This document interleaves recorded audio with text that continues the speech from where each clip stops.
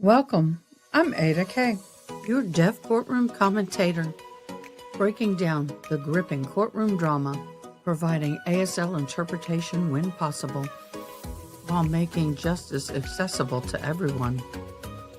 Grab your favorite cup of Java and let's dive in.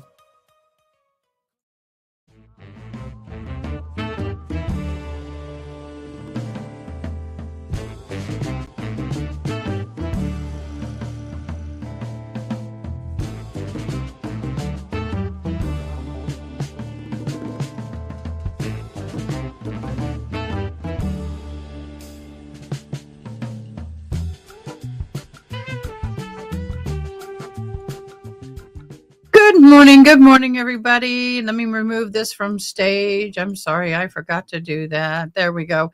I hope this finds everybody well. Good morning. I was not anticipating. No, that's not what I asked. Thank you very much. I was not anticipating going live today, but life has changed. Things happen. I won't be live too long. I will have to leave early and get some things done. But that said, that looks weird. But that said, we are going to be watching the Colin Gray father, who's alleged his son allegedly went to a high school and unalived some people. And that is such a sad thing. It really is. We have followed that case and in the past, and it's been kind of quiet, but it's kind of popping up again. So we're going to follow that case. I want to say good morning, Mr. 80s Music Man, first in chat. Dawn, second, and June, you've been here third. Hello, it's one sunny day. You got a surprise. One sunny day. I got to bring something up, y'all.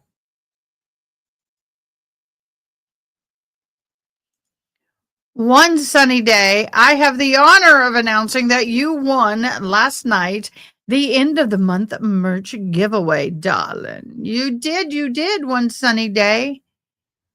Let's play on my computer so I can. I know. Thank you for sharing, June Walker. Hello. That darn get some things done, get in the way. I know it does. It does. I'm getting couches today. My sister's father had purchased couches for her and her husband a year ago this May. They're very nice couches, by the way. And unfortunately, my brother-in-law dropped dead. God love you, but he did. And so he's here to get some of my sister's heirlooms and from his side of the family. And he's blessing me with the couches. So I'm like, yeah. Couch, double ottoman, a little thing in between so we can watch some TV. This chick doesn't have a decent couch. It's sucked for years. I don't like having people over because I bought this couch and it was fine. And then after 6 months, the bottom fell out.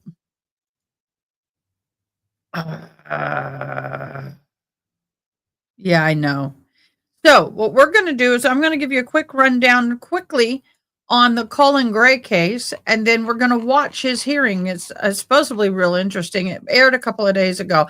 Morning, Christy. So on September 24th, Colin Gray, 14-year-old student, carried out a mass shooting in the Apalachee High School, unaliving 2 students, 2 teachers, injuring 9 others. He's charged with adult form 4 counts of felony redrum and other charges.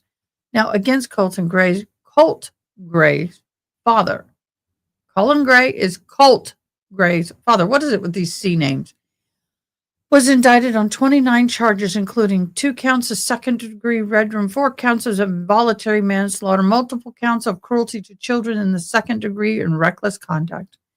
These charges stem from the allegations that Colin Gray had purchased a firearm, a Sig Sauer M400 rifle for his son as a Christmas gift. Also bought a laser sight, tactical vest, and ammunition. Ignoring warning signs from Colt's mother, Marcy Gray, about their son's deteriorating mental health and obsession with the school unalivings. So in the evidence, they found a notebook of Colton's room in the class and a classroom detailed malicious plan for the unaliving. Drawings including labeled stick figures referencing to self-harm and very disturbing imagery. Colt texts both parents before the unalivings, "I'm sorry, it's not your fault." The case seems to test the parental criminal liability in mass unalivings or lead shootings. Following the precedent set by the Crumley case in Michigan, prosecutors argue that Colin Gray, consistently disregarded the risk posed by giving his son access to the weapons, could face up to 180 years if convicted on all counts, and that is where we are. So on August 14th of 2024, Colt Gray enrolls in the high school, and through August 14th through September 4th, he misses 9 days of school. At 9:42 a.m., Colt texts his father, "I'm sorry, it's not your fault." And at 10:02 a.m., he texts his mother, "I'm sorry." At 10:18, Colt's mother texts Colin, "They're going to need you at the school." 10:20, Colt begins unaliving or dispensing of lead, being denied re-entry into an algebra class. Kristen, well, I'm not going to give the names of the victims. I'm not going to do that. At 10:32, the law enforcement arrives and apprehends him at 10:26. Colt is booked into the Gainesville Regional Youth Detention Center on the 5th. On the 6th, his first court appearance on the 13th. GBI confirms Colton Gray knowingly allowed Colt to possess the weapons used in the incident, and hence the charges. So that is a case rundown thus far for this hearing that we're getting ready to go into. Morning. Sorry I missed everything this weekend. It was a long weekend. Spent 5 hours. Oh, Christy, take care of yourself. There's always the replay crew. But boo, take care of you. That's kind of my saying. I was watching last night and couldn't comment. Was interested to learn members only was such the rest of us can still. I guess. I don't know. I guess. I had it on members only, so there you go. That is good to know. So what we're going to do is I'm going to come over here. I'm going to bring this up online. We are going to watch. And also today is the United States Coast Guard's birthday, August 4th.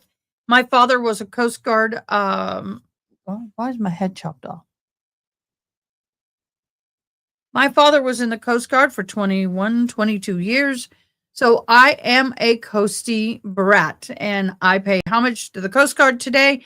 Thank you for all you do to keeping our nation safe and the war on illegal medical things like medication. We'll put it that way. I don't want to say the word this early and get in trouble.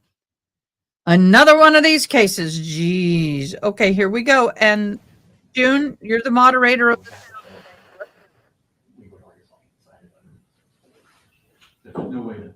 They are at a sidebar, so we can't do that.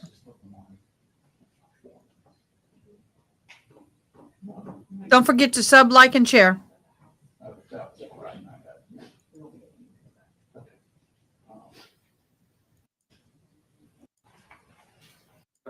Protective sweet Colt Gray.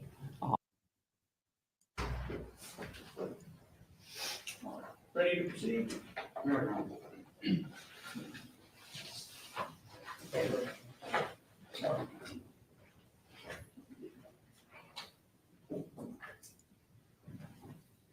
Let's take a call. Officer Bazinet to the stand, please. Does anybody want to make openings? Judge, we'll waive opening. I can give you like a synopsis of what's happening today, if that would help, Your Honor. It's up to you guys. Your Honor, The day of the incident, Officer Bazinet and Townsend were directed to the residence of the person in custody, Colt Gray. They arrived, the body cam was on. Mr. Gray came out and met with them. There was an interaction, verbal interaction there. So we'll talk about the statements that were made there. There was a protective sweep when other officers arrived shortly thereafter of the house, came back out. At that time, Officer Bazinet also approached Mr. Gray. Another exchange happened. The state would argue at that point he gave consent to search the house. So that would be Officer Bazinet testifying to those two separate instances, one being the Jackson Deno issue, the other being the consent to search the house issue. Officer GBI Special Agent Genta is going to testify. He did the search warrant for the house. He's going to testify about that. We're not doing the issue on the phone, Your Honor, because Agent Ward is the one that got consent to search his phone. However, since consent to search the house is an issue, we have the other GBI agent that was present when that consent to search the phone was given to talk about his state of mind and the consenting state of mind he was in at the time. But it goes towards the consent to search the house for this issue, Your Honor. And then the next day, he gave a statement to Jason Simpson. We have him to testify about that statement. So, Jackson. Just want to address anything in opening. I'm sure the court will get the gist of it as we go. I don't think we're going to need to make any opening statements. Okay, thank you. All right, go ahead.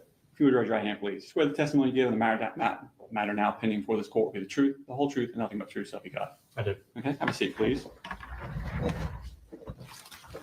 June, I'm doing a sound check. I have not seen anything from you. Is the sound good? And could you introduce yourself for the court? Brandon Bazinet, deputy with Bexar County Sheriff's Office. I want to take your attention back to September 4th of 2024. Where were you working on that day? Yes. Where were you working on that day? What agency were you working for? Bexar County Sheriff's Office. And what was your capacity with Bexar County Sheriff's Office? Deputy. Okay, and were you sworn? Yes. Okay. The morning of that morning, tell me about your morning. I received a phone call about 10:45. Okay, do you normally work nights? I normally do, yes. Okay. Received a phone call about 10:45. Let me know what was happening at the school. I got up, got ready. Basically, what were you told about what was happening? I was told that there was an active shooter. Okay.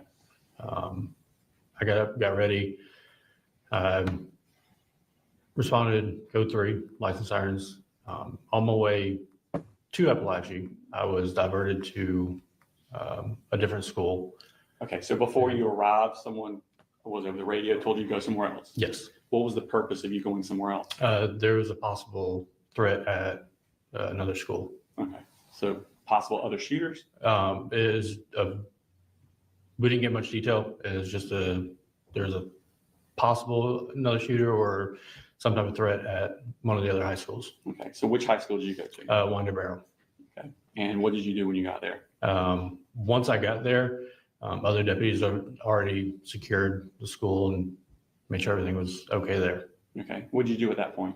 After there, I was instructed to go to the nearby elementary school, just make sure all the doors were locked, everything was secure there. Okay, did you do that? I did. Okay, what happened when you did that? While I was there, I was walking around the inside of the school and got a phone call from my lieutenant. Where was he located at? He was at Apalachee. Okay. Got a phone call from him telling me to get somebody to go with me and for me to go to this address and to meet GBI. Okay, and did you do that? I did. Did you know why you were going to that address? All I knew was we needed to secure the residence. Okay. Did you know it was involved with this shooting? I mean, it wasn't there for...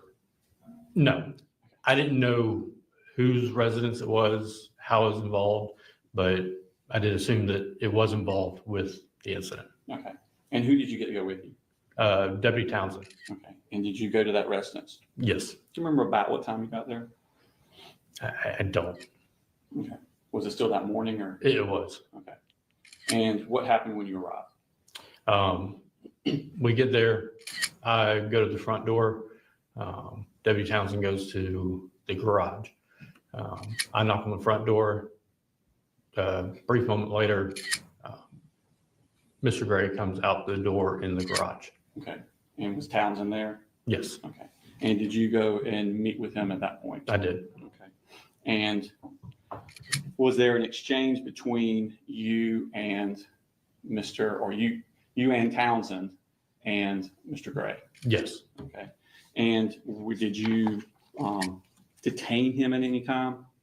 no, he wasn't detained. Okay. Did you put handcuffs on him? No, Did you make him get on the ground? no, Did you point guns at him? no. Okay. Your conversation with him, was it heated? Were your voices raised? No. Okay. Was it a calm conversation from your end? Yes, Was it a calm conversation from Townsend end? yes, Was it a calm conversation from Mr. Gray's end? yes. Okay. After you, and was your body cam on? It was. And have you gone back and reviewed your body cam? Yes, And was this recorded on that body cam? yes, And was it an accurate recording? yes, sir.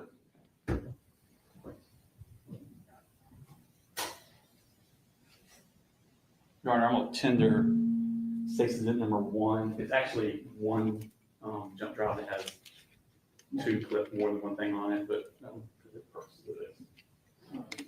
Stage one is the file, the clip that you're gonna play first, is it? It is actually the entirety of his body cam. It's about 30 minutes in length. The two separate clips are each 4 minutes, around 4 minutes each. Any objection? Not for the purpose of this hearing, All right. Stage one's admitted. So once you've had an interaction, what are you doing at that point? Once he comes outside, we are waiting for the GBI to arrive, or somebody else, so we can go do the protective sweep. Okay. We only had 2 deputies there at the time, so Okay. And how quickly did other people arrive? within a few minutes. Okay. And did y'all do this protective sweep? Yes, sir. And what is a protective sweep? Basically, just checking to make sure there's nobody else inside the residence, no other threats, anything. Okay. And did you do this? Yes, And were you part of the people that went in? yes, sir. Okay. About how long did this protective sweep last? Maybe 2 or 3 minutes at most. Okay. When you came back out, where was Mr. Gray? He was in the driveway. Okay. And did you go and speak to him again? Yes, Okay. And again, was he in restraints? no, sir. Okay. Was he free to walk around? Yes, sir. Okay. Did he have a cell phone with him? Yes, Was he able to make phone calls? yes, Okay. Was he actually on the phone with someone when you came out? yes, Okay. And did you speak to him at that time? I did. Okay. And what was the purpose of you speaking to him at that time? I was just letting him know kind of what was going on. Didn't go into detail, just letting him know that we're waiting for the GBI to do their thing, and Okay. that was it. Did you say anything to him about anything you had seen in the house during your protective sweep? No. Okay.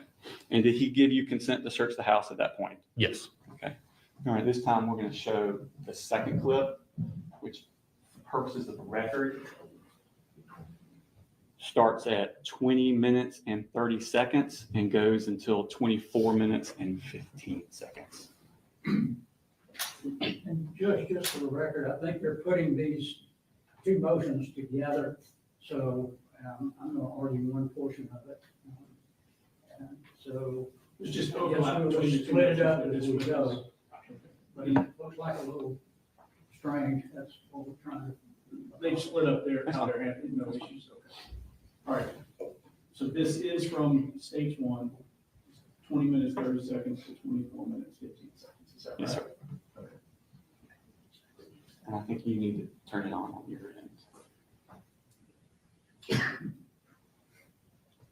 on your TV's already on, your computer's already on, is that right?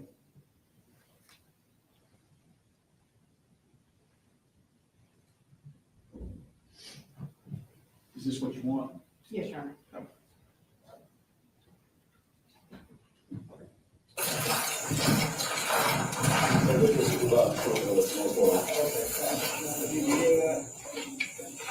No, there's a supervisor on the way.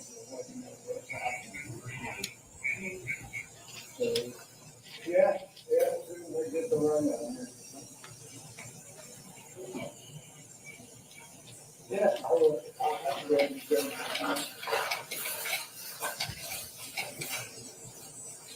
Got Mr. Gray there? All right, well, as soon as Yeah. I talk to somebody, Yes. I'll let you know.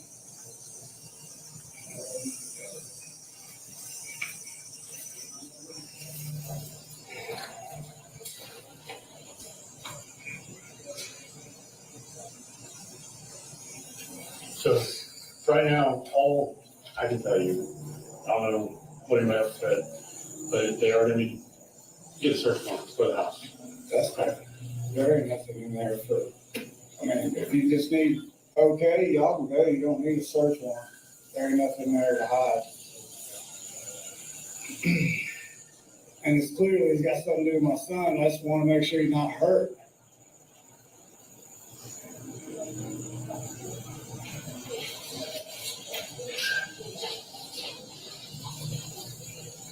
Jesus Christ. Drop on it, man.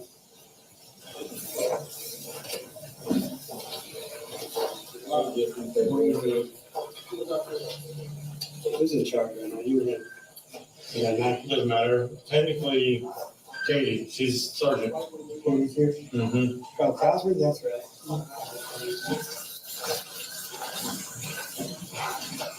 You ready, Bobby?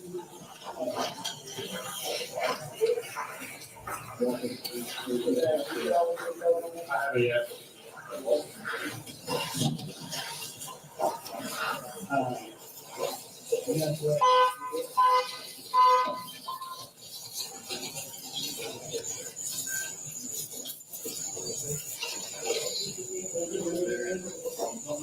What's your name? Colin? Yeah. I'm sorry for the, I don't know, but I know it's bad, obviously, and nobody will say anything about my son. Well, just making sure he's not. Like, Well, when we gotta get some stuff figured out here before we can just talk to you. But thank you. somebody will explain the situation here briefly. Okay. So What's just the bear with us. It'll be my work phone number. Yeah.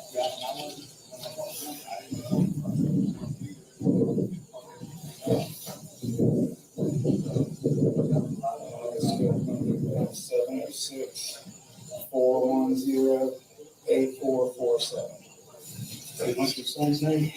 Oldest one is Colt, and my little boy, Colin Jr., is in elementary school. Which Austin Road?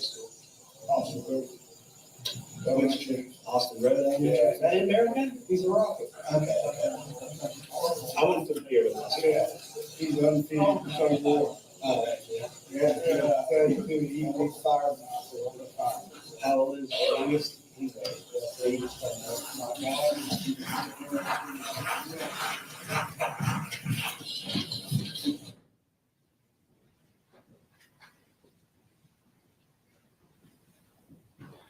And at that point, you walk away from the Yes. defendant. Do you see the defendant here in the courtroom, Mr. Gray? I do. Okay, you point him out to us. He's wearing an orange and white striped shirt. Make the record reflect, you pointed out on the defendant, Colin Gray. Now, did you ask him for consent to search his house? No, Okay, so at any time, did he revoke that consent that he gave you? not to me. Okay. And what was his demeanor like while he was talking to you? Calm. Okay. Did anyone speak to him in a confrontational tone? No, Okay. And was he ever restrained? no. Just a second, please.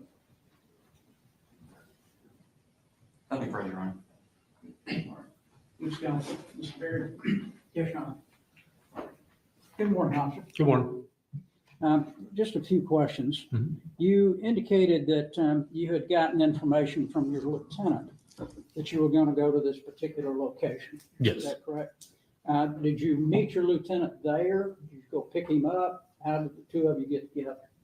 No, he was at Apalachee High School. Okay, Like I said, I received a phone call from him telling me to get somebody to go with me and meet GBI at this address. okay. So you met him there at that location. Not my lieutenant. Okay, who did you meet there? When we first arrived, it was me and Deputy Townsend. And then GBI showed up a few minutes after that.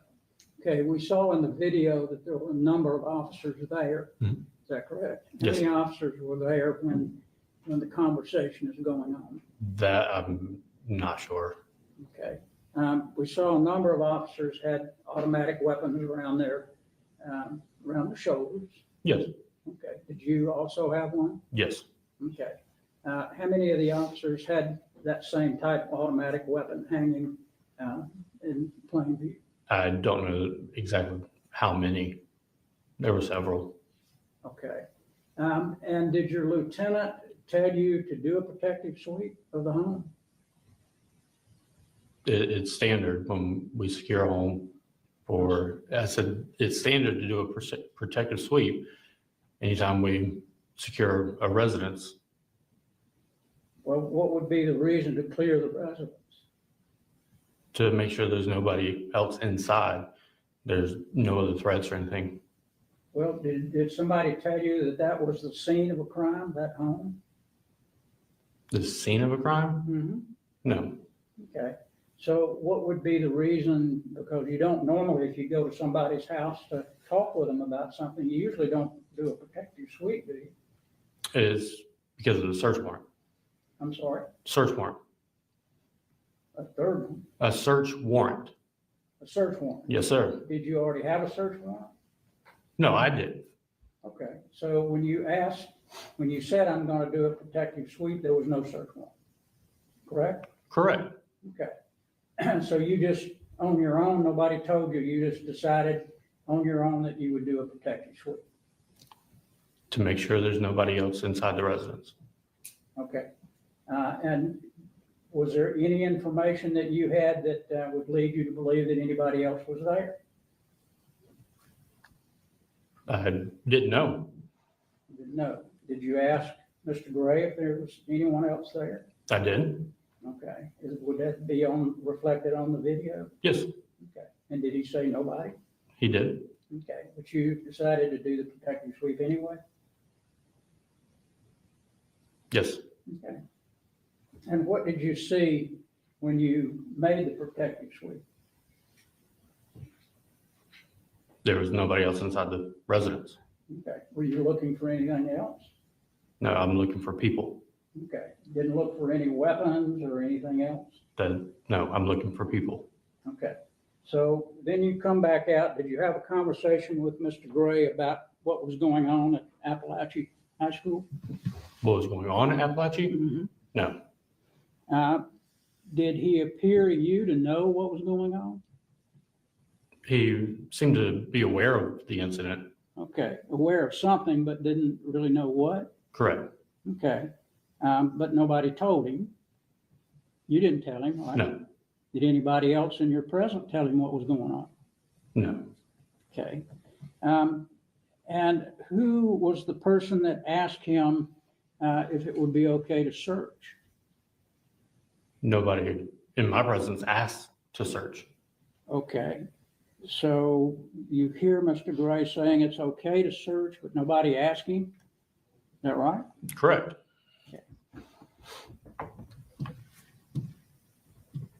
Did anyone have any idea that at that point that Mr. Gray would be involved in the shooting at all? No. Were you given any information at all about who all was involved in the shooting? No. So you didn't know whether it was Mr. Gray's son or family member, or didn't know who, right? Correct.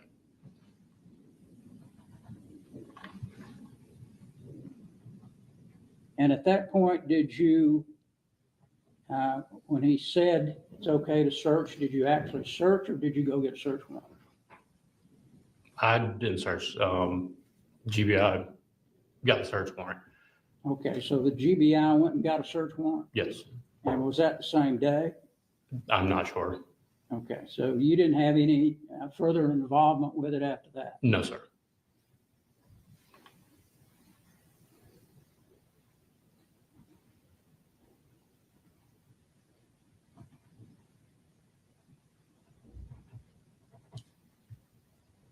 And did you have any conversation with the GBI about Mr. Gray consenting to No. searching the house? No. Okay, how did they know that he consented? That I'm not sure. So I don't know. you don't know whether they knew that he consented or not, right? I don't know. And they didn't consult you about what information they gave to the magistrate in order to get a search warrant issued? No, sir.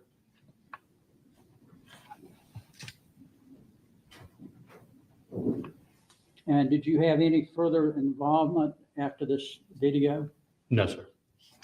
This was a sum total of what you'd done, Yes. right? Okay. Do you have any idea who may have talked with Mr. Gray before you got there? Before we arrived at the residence? Before you got there? No. Okay. Were there other officers there before you got there? No. You were the first one? Yes. Okay. So the sum total of what had been told to him would be reflected on your video? Correct. All right. Thank you. Thank you. Yes, sir. Mr. Barry asked the questions I would ask, so we're watching. Can you redirect? Yes, Your Honor, the redirect I would have would be about the contents of the first clip, and I don't think I put on the record, the first clip is from the beginning, 0000 to, no, it's from 1919, so 19 minutes, 19 seconds. I think the clip starts with him driving, him arriving at the house, and he gets out of the car at 19 minutes and 19 seconds, or excuse me, 9 minutes, 19 seconds.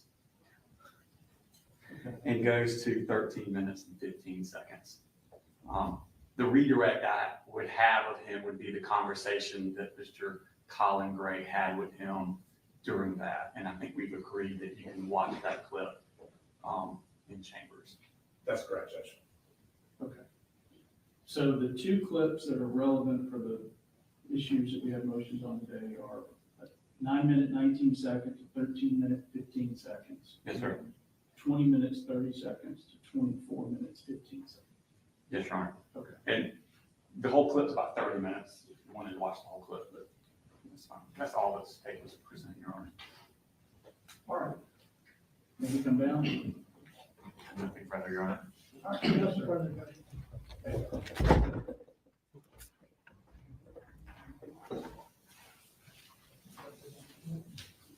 State would call Special Agent Genta to the stand.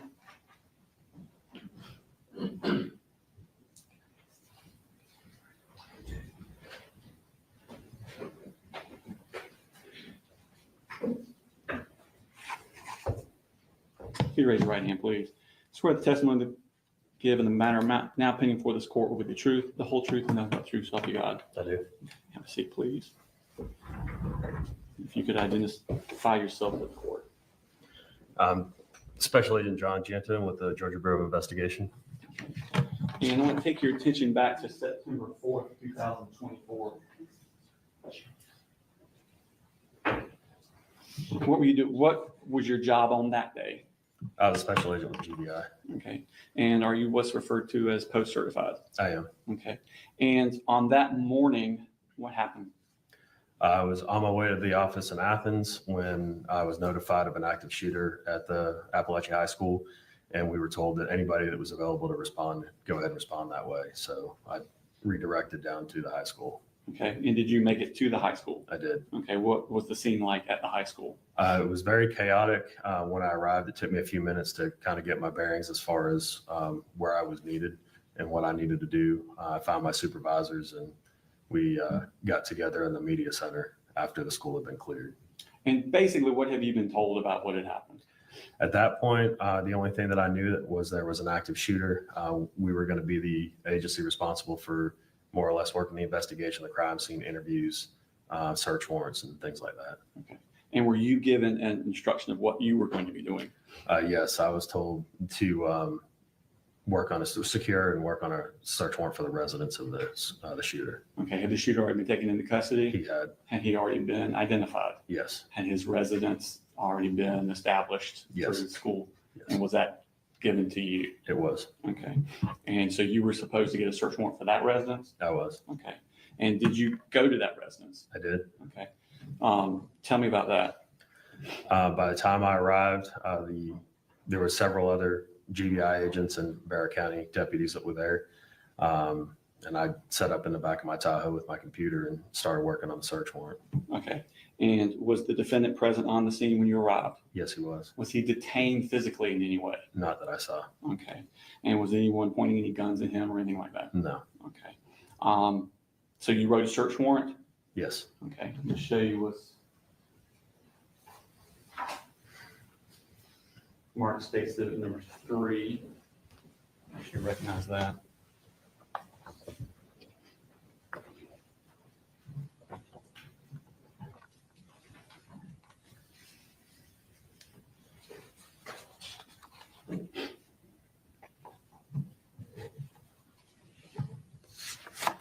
Do you recognize that? I do. And what is that? This is the search warrant that I wrote that day. And is that a certified copy? Yes, it is. Okay. Your Honor, State Exhibit number 3 in the evidence at this time. Okay. All right. Your Honor, so you can proceed to produce that day without going into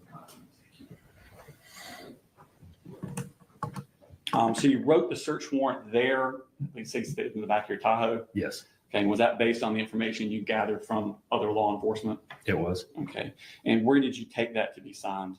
Here to the courthouse. Okay, and who did you go to see to sign it? Judge Mingledorf? Okay, and was he an active Superior Court judge in this county at that time? Yes, he was. Okay, and were you sworn in when you went to see him? I was. Okay, what did you tell him the search warrant was for? I don't remember specifically what I said, but I gave him some kind of context as far as this is the residence of the school shooter, or this is the residence of Colt Gray, who has been identified as school shooter. Okay, and did he ask you any questions about anything? We talked about the warrant. I don't remember specifically what he asked me. Okay, it was all your information for probable cause that you had gotten in the affidavit written down in the search warrant? Yes, it was. Okay, and did he find that there was probable cause and sign the search warrant? Yes, he did. Okay, and what did you do with it at that time? At that time, I would have made a service copy to leave with the residents, and I notified the agents that were on scene that the search warrant had been signed so they could begin the search. I made my way back to the residence to bring this copy of the search warrant. Okay, so you went back to the residence with a copy of the search warrant? Yes, I did. Okay, and was the search of the residence executed while you were there? Portion of it, yes. Okay, were you involved in the execution or were you just there? I was just there. Okay.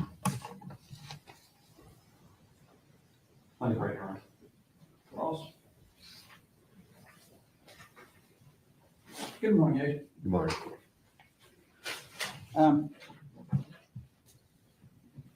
Who did you get a telephone call from that morning?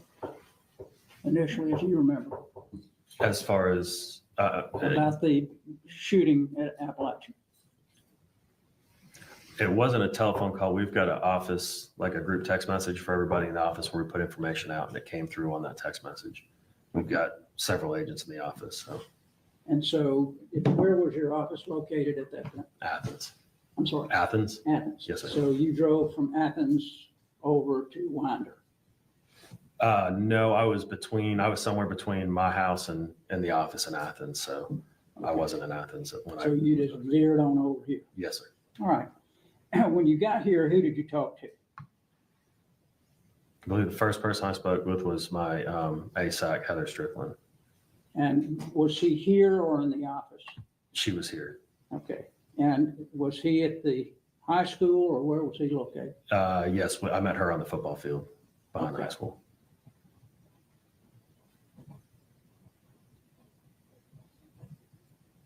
And what information did you glean from that conversation? At that point, we were told that high school had been secured, and that we were going to meet in the media center and start trying to figure out what our next steps were. Okay.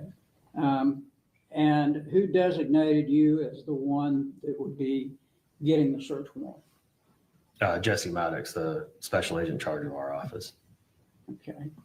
And had you been given the information at that time where Mr. Colin Gray resided? Yes. Okay, and who gave you that information? I don't remember who gave me the information. Okay. And at that point, you proceeded to that location? Yes, sir. And when you got there, how many officers were there? I don't know. There were several. Now, did you have any conversations with any of the officers there? Yes. And who did you talk to there? I spoke to specifically, I remember speaking with Special Agent Cameron Karate and Special Agent Andrew Steele. Okay. Did you have a conversation with Mr. Colin Gray at that time? No, sir. Okay. Never spoke with him? Not initially, no, sir. And did any of the people that you spoke with there, any of the officers or agents, did they give you any information about what Mr. Gray may have said before you arrived? No, sir, I don't believe so. Okay. So I understand then that the search warrant that you were writing out was based entirely on the information that you received while you were at the football field. No, sir. The information in the search warrant was information.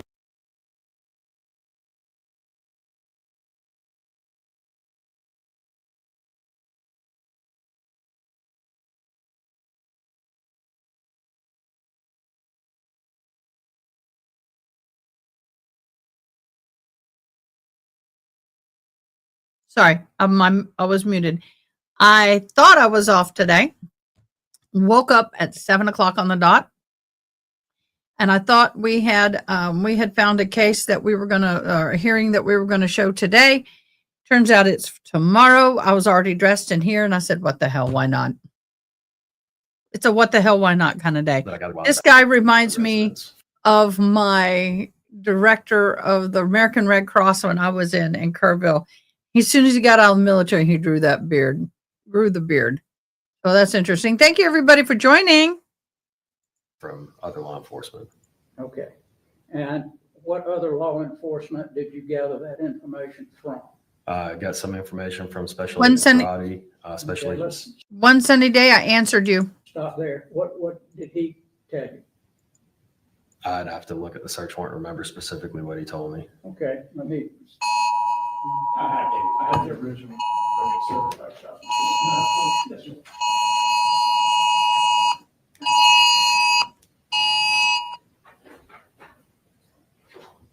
Show you state's exhibit. Come on. It's 3. 3, sorry. Can't see. Yeah. Thank you. Bad when you get old. Show you states 3 and see if that refreshes your memory.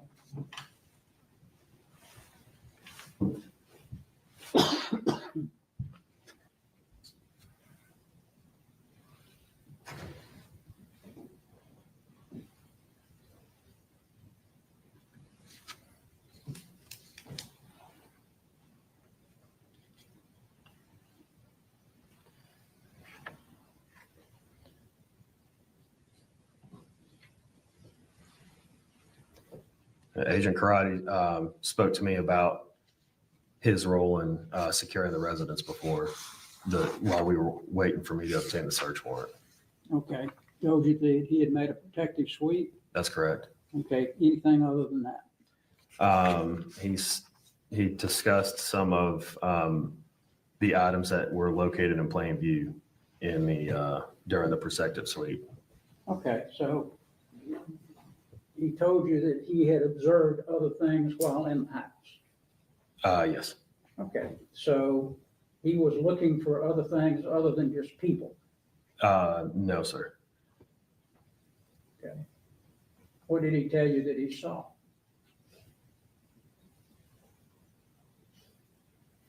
Pictures hanging on a wall and what appeared to be a letter on a desk.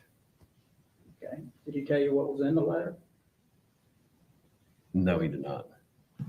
Okay, who else? I'm sorry, go ahead. It just that he noted at some point somewhere in the letter, it was that he was asking, Colt was asking for forgiveness.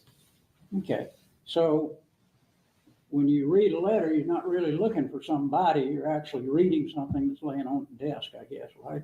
I don't know what Agent Karate did while he was doing the sweep. This was just information he gave me and Okay, based off a letter on the desk. and who else did you talk with other than him?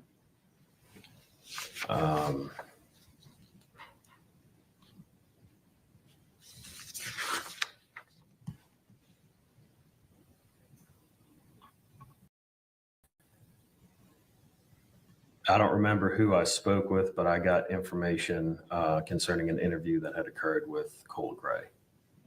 It was on the phone. I don't recall if it was Agent Johnson or Deputy Smith that I spoke with. Okay, and what was that information that you gleaned from the phone call? It was information that they had gathered during the interview that was conducted with Colt after he was detained and as part of the shooting. Okay, was that something like his home address or something more than that? Do you remember? It was information that he provided them as far as some context to the shooting and what he'd been dealing with personally. Okay. Any other information that you got before the search warrant was issued?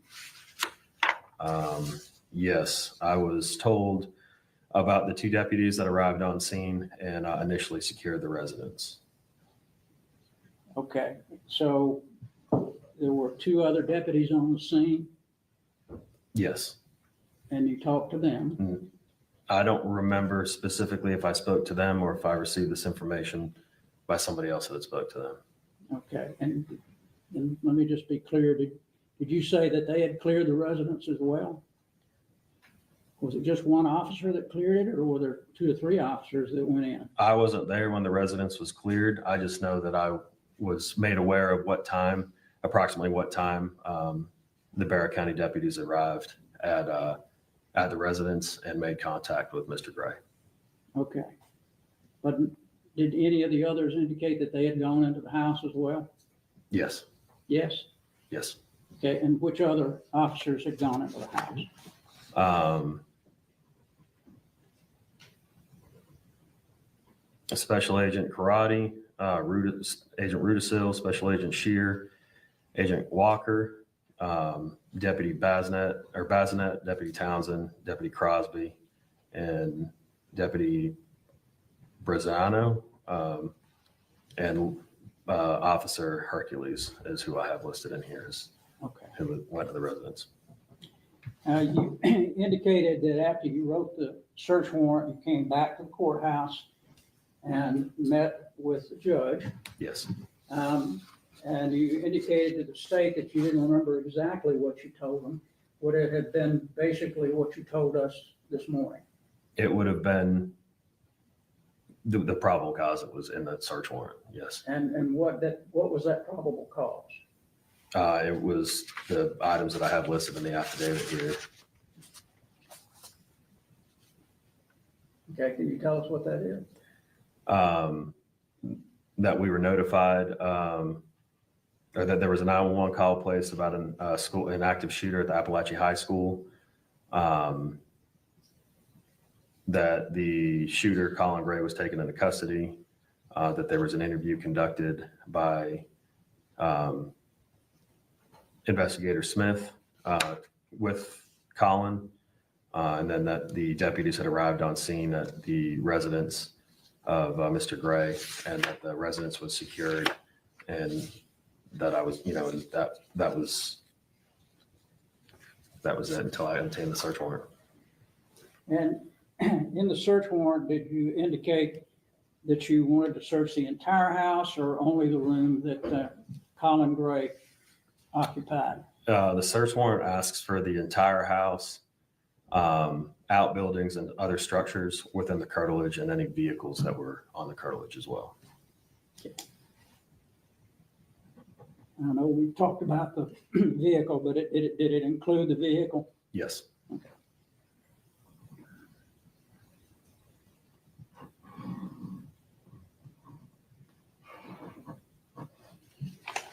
Do you remember any other conversation at all that you had with the judge before the issuance of the search warrant? I don't. And did you, I think you indicated to the state that you were there when the search actually started. Did you stay there the entire time? I wasn't there when the search actually started. I called and let them know that the warrant had been signed. I was on my way back. But I did not stay the entire time. Okay, do you know whether the search had already started before you got there? I don't.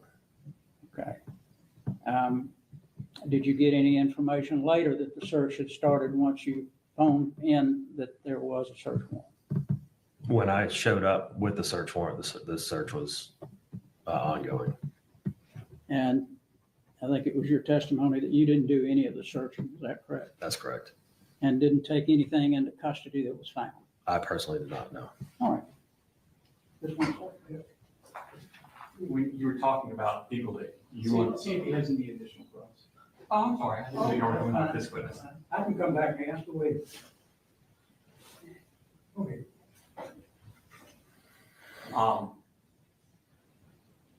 When you were talking about the additional people that had gone in the house before you got the search warrant, was it your understanding from them talking to you that they were going in individually, or was this all the one protective suite? No, this is one protective suite. Okay, so they were all participated at that one time. That's correct. Okay. At any time did you hear or see Mr. Gray tell anyone, I don't want you to go in the house, I don't want you to search the house, I revoke consent, or anything of that nature? No. Madam President. Did you ever ask Mr. Gray about going in the house? No, sir. Okay. And nobody told you anything about Mr. Gray saying it was okay or not? No, sir. Thank you. All right, Did you come down? Yes, sir. All right, thank you, sir. Thank you. Say we call Jason Smith.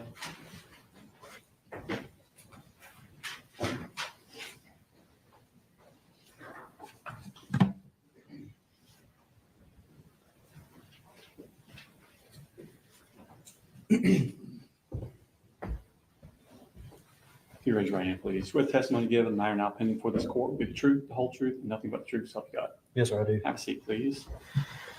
If you could introduce yourself for the court. My name is Investigator Jason Smith. I'm an investigator with the Barrow County Sheriff's Office. Okay, and I want to take your attention back to September 4th of 2024. What was your employment at that time? I was employed with the Barrow County Sheriff's Office, specifically their Criminal Investigations Division. Okay, and were you what's referred to as post-certified? I'm sorry, sir. Are you what's referred to as post-certified? Yes, sir, I am. Okay, and were you on that day? I was, yes, sir. Okay, tell me about what happened that morning. We were contacted in reference to an active shooter at Apalachee High School.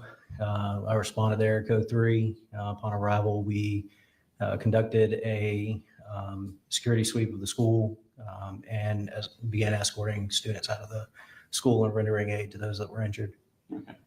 At some point, was the person who believed to be the shooter of the school, were they apprehended? Yes, sir. Okay, and did you have an opportunity to interview that person? I did. Okay, and did that person speak to you and give you information? He did. Okay, did you relay that information to your supervisors? Yes, sir, I did. Okay. Did you have any further involvement that day at the school? Other than going back through with crime scene, no, sir. Okay. Did you have any involvement at a residence with Mr. Colin Gray? No, sir. Did you have any interactions with Mr. Colin Gray on September 4th? No, sir. Okay. When was the first time you met Mr. Colin Gray? I met him on September 5th at a forensic interview that was conducted with his juvenile daughter. Okay, and where was that located at? That is located at the Treehouse here in Barrow County at 173 Highland Drive. Okay. Had you asked Mr. Colin Gray to go to the treehouse for that interview with his daughter? No, sir, I did not schedule that interview. Okay. And the interview was specifically for his daughter? Correct. And about how old was she? I believe she was approximately 12 years of age, 13 years of age. Okay. And where did you locate Mr. Colin Gray? After the interview with his juvenile daughter, I made contact with him and asked him if he would like to speak with me at the Barrow County Sheriff's Office concerning his daughter's forensic interview. Okay. And when you spoke to him, was your tone conversational? Yes, sir. Okay. Did you make any demands that he come speak with you? No, sir. Okay. Did he put up any resistance or say anything to make you think that he did not want to come speak with you? No, sir. Okay. Did he agree to come speak with you? Yes, sir, he did. Okay. And how far away is your office from the treehouse? Maybe 100 yards. Okay. And how did you get from the treehouse to your office? I drove my assigned vehicle. Okay. And to the best of your knowledge, how did Mr. Colin Gray get from the treehouse to your office? He drove his vehicle. Okay. Where exactly in the building did you have the interview? We had it in a regular interview room. Okay. And was this interview room, did he go in there and speak with you? Yes, sir, he did. Okay. Was he restrained in any way? No, sir. Okay. Did you order him about, I guess is the best way to put it, or? No, sir. Okay. And when you went into this room, was the door locked? No, sir. Okay. Did it ever get locked while you were talking with him? No, sir. Okay. And did he have a cell phone with him? I believe he was using one of his juvenile children's cell phones. Okay. But he had one with him that he could use? I believe so, yes, sir. Okay. And is there a recording of what happened inside this room? Yes, sir. Okay. Have you seen this recording? I have. And does it accurately reflect what happened in that court? Yes, sir, it does. Are there any material additions or deletions to it? Not that I'm aware of, no, sir. Now we're going to have this as state exhibit number 2. It's on the same jump drive. Any objections? No objections. All right, 2 submitted. Did he agree to speak with you? Yes, sir, he did. Okay. And did you make any promises to him in order to get him to speak with you? No, sir, I did not. Okay. Did you give him any hope of benefit for speaking with you? No, sir. Did you threaten him with anything if he did not agree to speak with you? No, sir. Okay. How was the conversation as far as the demeanor of the conversation? Much like you and I are talking now. Okay. Did you ever get belligerent with him? No, sir. Okay. Did you ever raise your voice with him? No, sir. Okay. Did he ever get defensive with you? Towards the end of the interview, yes, sir. Okay. Did he ever get heated with you? No, sir. Okay. How old was the defendant at the time? The defendant, Yes, sir. Colin Gray, Yes, sir. I would assume in his 50s. Okay. Did he appear to be able to read and write? Oh, yes, sir. In fact, did he have a notebook with him that he wrote into? Yes, sir, he did. Okay. Did he appear to you to be under the influence of any drugs, narcotics, alcohol, or anything of that nature? No, sir. And in your training experience, have you been around people that are under the influence of drugs? Yes, sir, I have. Okay, so you would recognize it if you saw it? I would. Did he appear to understand the questions you were asking him as Yes, far as what you were asking? Yes, sir, he did. Okay. When he answered your questions, did they seem appropriate to the question you had asked? Yes, sir. Okay. And how long was this interview? Approximately between an hour and a half and 2 hours. Okay. Did he ever refuse to answer any questions that you asked him? No, sir, he did not. Did he ever attempt to leave the interview? No, sir, he did Did he not. ever attempt to end the interview? No, sir. Did the interview ever get heated or contentious? No, sir. How did the interview end? I asked him if he was ready to go, and he said yes. Okay. And what happened at that point? He was placed under arrest. Okay. Did you ask him any further questions after you placed him under arrest? No, sir, I did not.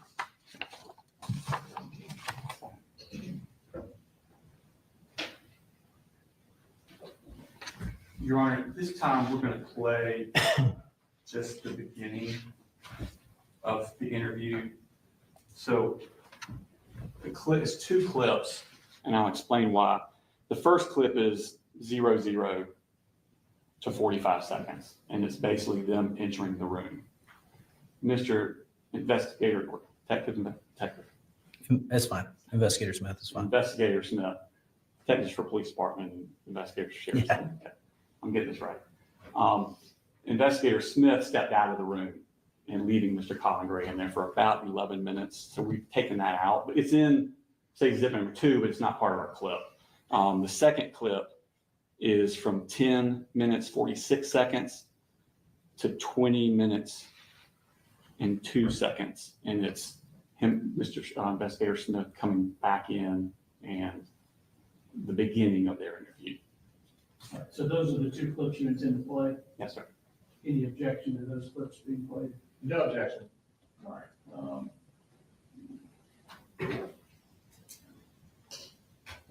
You want the TV? Yes.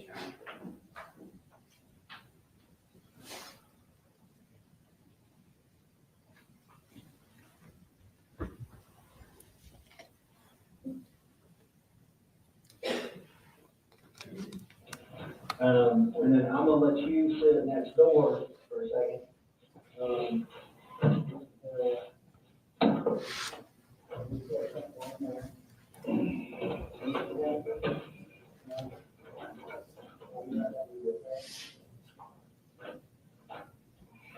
This door is not locked.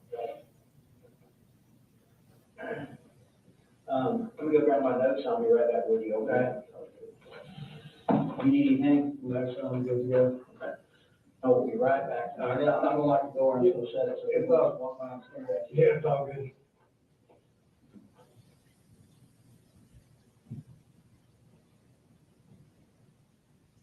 You're right, this time we'll fast forward to 10 minutes, 46 seconds when Investigator Smith comes back in.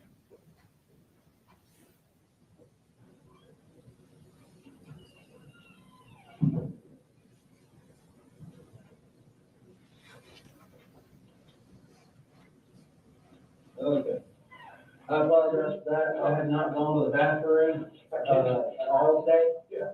It's all good. So I promise I'll wash my hands. It's all good. I'm gonna introduce myself again. Yeah. My name is Investigator Jason Smith, and I'm with the Bexar County Sheriff's Office. Yes. And you're Mr. Colin Gray, correct? Okay. Sorry, we're meeting like this. No, yeah. Unfortunately, that happens. And I'm gonna apologize beforehand, there's only been 1,000 text messages and emails, and I'm trying to keep them, turn all them off right now. So I've heard a little bit, I understand that you talked to law enforcement, I heard a little bit about, kind of your statements to them. I'm just gonna go ahead and explain my involvement. Yesterday, we were here at the office, we got a call. Sure. Go out to the high school, and while at the high school, after everything was secured, and you know, the medics assisted with life-saving measures and everything like that, I conducted an interview with your son. Okay, and he did, you know, we respected his rights, he was read Miranda, you know, he was very respectful, yes, sir, no, sir. And he basically explained to us what he did. I mean, he explained to us exactly what we observed on the cameras. Okay, well, let me have it. What the hell did you say? Like, what happened? Okay, so, and I'll get into that and answer as many of your questions as possible. In order for me to kind of help better articulate that with you, because it's kind of like when you work a case like this, it's kind of like putting together a puzzle. Yeah. And right now, I don't have a very good view of what's going on. Yes, sir. So I understand he's been solely living with you for the past couple of years, give or take. And while we're talking, is it okay if I take some notes? Yeah, I'm doing the same thing. Okay, good. Yeah. Because my memory, while it's okay some days, Colin, you spell your name C-O-L-I-N? Yes. Okay. Do you have a middle name? No middle name. No middle name. Colt didn't have a middle name either.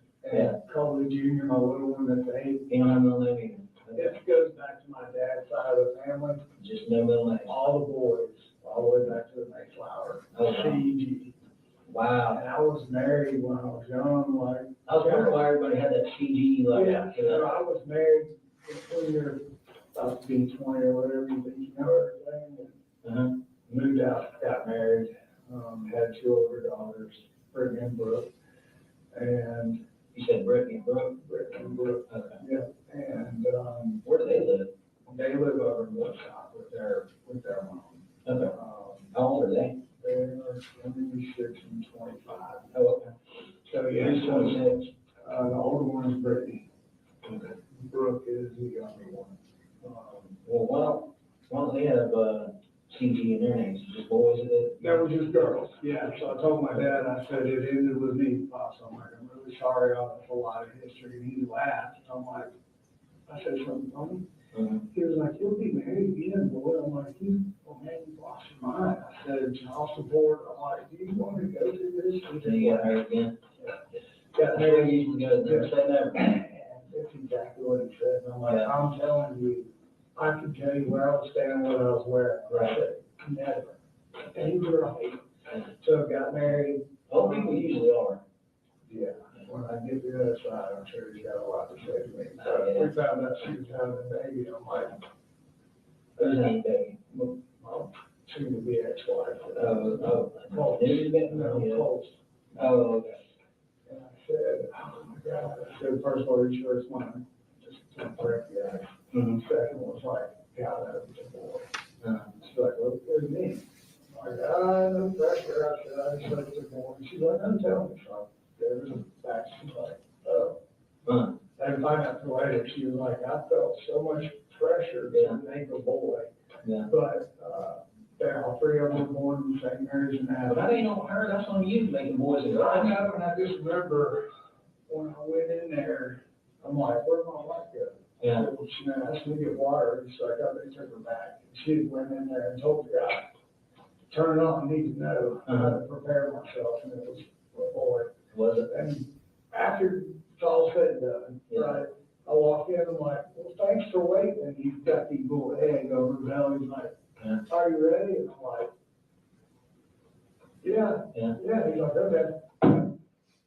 You know what that is? And I'm like, out the door, down the hallway in the parking lot, call my dad. He was just dementia, colon cancer. It wouldn't take him over yet, but you could see right from the wall. So I was like, hang on, I'm trying to give him a carrot. Like, we'll push through this together because you're now grandson. Wow! He was just so happy. You know, Colt. So you were only his only grandson? Yeah. So the very name was on, with you? Wow. Yeah, so. Okay, well, let's get back to, which one's older, Brittany or Brooke? Brittany. Brittany's older. Brittany, is she Gray? She is Gray. She is Gray. Is she all right? She may be divorced now back to Gray. I'm not sure where all that stands yet. Okay. Tom, what's your date of birth? 8/10/70. 8/10/70. And you have a telephone number?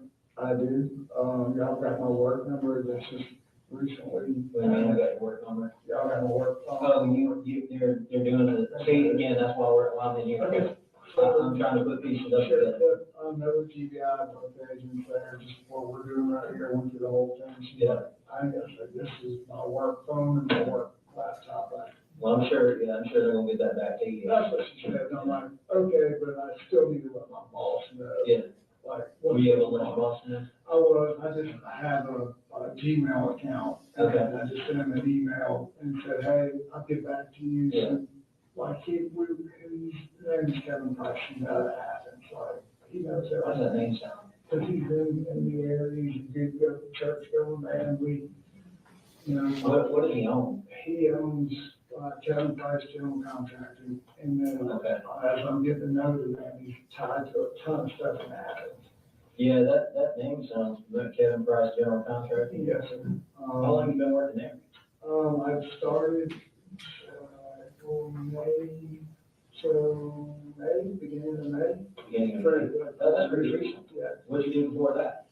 I've done the same thing my whole career as commercial building superintendent. I'm in charge of building from dirt up high rises, hospitals, whatever. Yeah, you just bring everybody together and make it happen. They entered drums and said, go make it happen. So that's what I do. Your address, is that 896, Harrison Mill Road? Okay, I just want to make sure.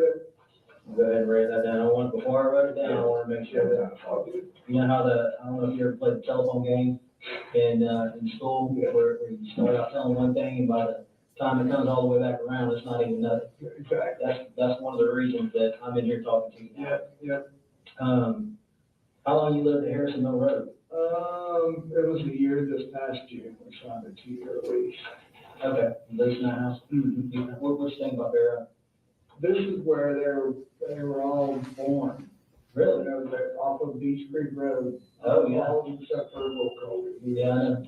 We moved from Beach Creek and bought a farm in Salem, and that's really where we lived for the majority of our life. Okay. How long did you live out at Beach Creek? Oh, man, probably 10 years or so. Okay. 8, 9, something like that. It was a long time. Okay. All the kids went, they started off at State Elementary and Helping Hands used to do that. Your Honor, just for the record, the State Exhibit 2 is the entire interview. We've agreed that you can, if there's anything else that you want to look at or think about or that comes up, can be brought up, you can look at it in chambers. Right? That's correct, Judge. No further question, Your Honor. Cross? Yes, sir. Good morning, investigator. Good morning. Just a few questions. If I Yes, sir. ask a question that doesn't make sense or is ambiguous, let me know and I'll go ahead and try and rephrase it, okay? Yes, sir. All right. So let's go to September 5th of 2024. Okay. That would have been the day that you did the interview of Mr. Colin Gray. Yes, sir. Okay, just to kind of orient us to the same day. No, I believe that you testified earlier, you first encountered Mr. Gray, and just for the court reporter and everyone else, when I refer to Mr. Gray, I'm simply referring to Colin Oh, yes, Gray. Okay. So you first encountered Mr. Gray at the treehouse for a forensic interview for his daughter. Correct. And you had conversations with Mr. Gray about meeting with you after that interview to do an interview of Mr. Gray. That's correct. And you asked him to meet you at the Barrow County Sheriff's Office. Mhm. Okay. And that's where you work out of? Yes, sir. That's correct. And you said it was about 100 yards or so from Treehouse? Yes, sir. So real close. Yeah, you can just about throw a football to it. Okay. Maybe you can. So Mr. Gray drove over there by himself. Yes, sir. He did in his Correct. vehicle. Okay. And you were not in his vehicle with him or anything like that? No, sir. He wasn't escorted over by law No, sir. enforcement? He wasn't. Okay. When he arrives, are you there waiting for him or does someone else bring him back to the interview room? I don't remember the answer to that question. I can go back and listen to some audio, but I don't remember Okay. if I answered it. So where in the Barrow County Sheriff's Office is this interview room located? If you could, best you can, describe that for me. So if you're looking at the very front of the building, it's going to be on the right-hand side of the building. And it's located, that's where our criminal investigations division is. And it's located within that area. Okay. So safe to say this is a private part of the building? Yes, sir. It's a secured building. The whole building is. Okay. So I or any other citizen couldn't just walk in and wander around this building? Correct. Okay. You can get So- out, you just can't get in. Okay, Yeah. gotcha. And I think I may have talked over, but you said you can get out, but you can't get in? Correct. Okay. Now, based on that, so someone from Barrow County Sheriff would have had to have taken Mr. Gray back to that interview. Correct. I believe it was me, but I'd have to go back and double check. Okay.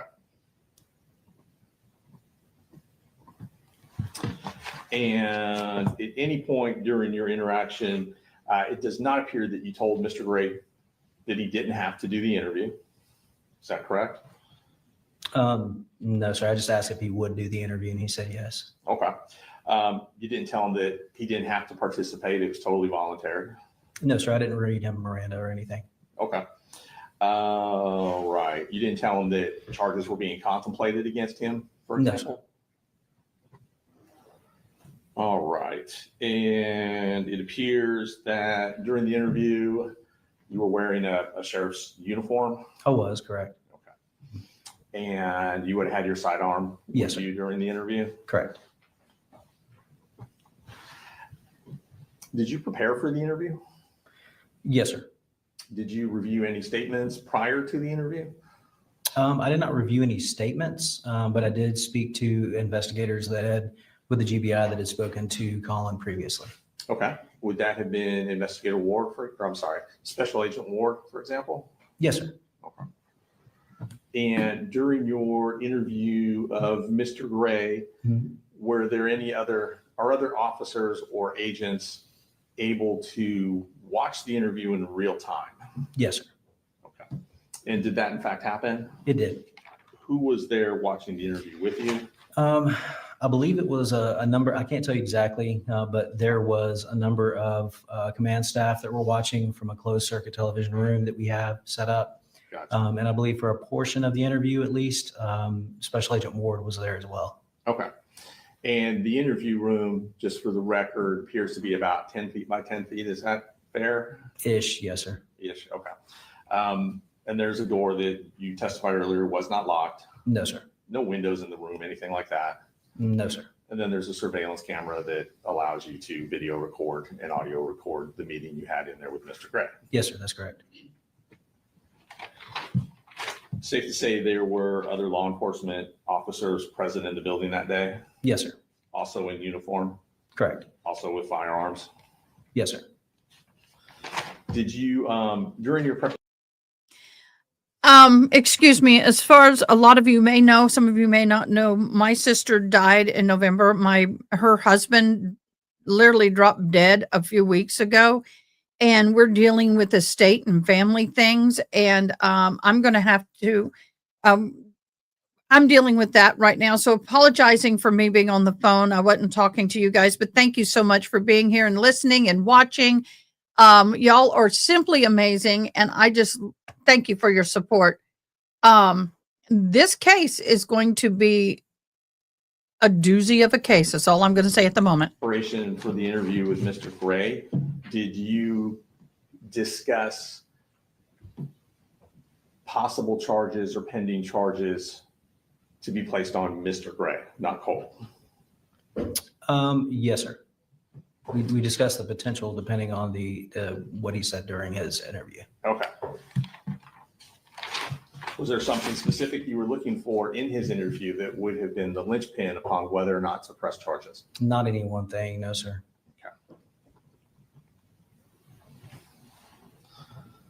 Okay. And those discussions were had with presumably Special Agent Ward, or Yes, sir. were there others in the command hierarchy you would have had those discussions with? Yeah, I'm sure that my command staff would have known, my supervisor would have known as well. Right, okay.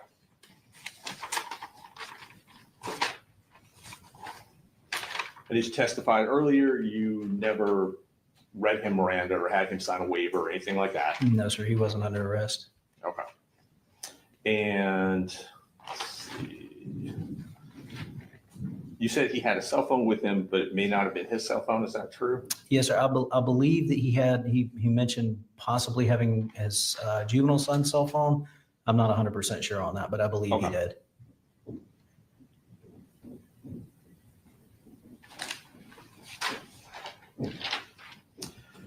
And your testimony is at the beginning of the interview, there was no arrest warrant for Mr. Gray, Mr. Colin Gray. That's correct. At the end of the interview, was there a warrant for Mr. Gray?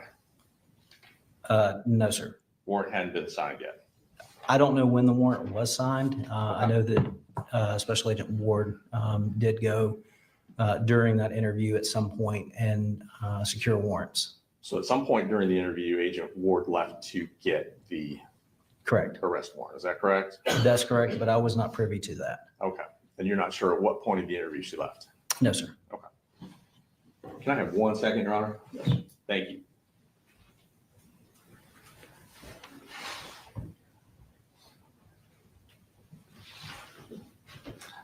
Investigator, that's all the questions I have. Thank you very much. Perfect. Thank you. Can you redirect? Just one brief, the stuff you talked about warrants being taken. Yes, sir. You found that information out after your interview? Correct. So you didn't know anything about it during? No, sir. No further question. Any recall? No, Your Honor. All right. Thank you, sir. You can begin. Yes, sir. Thank you.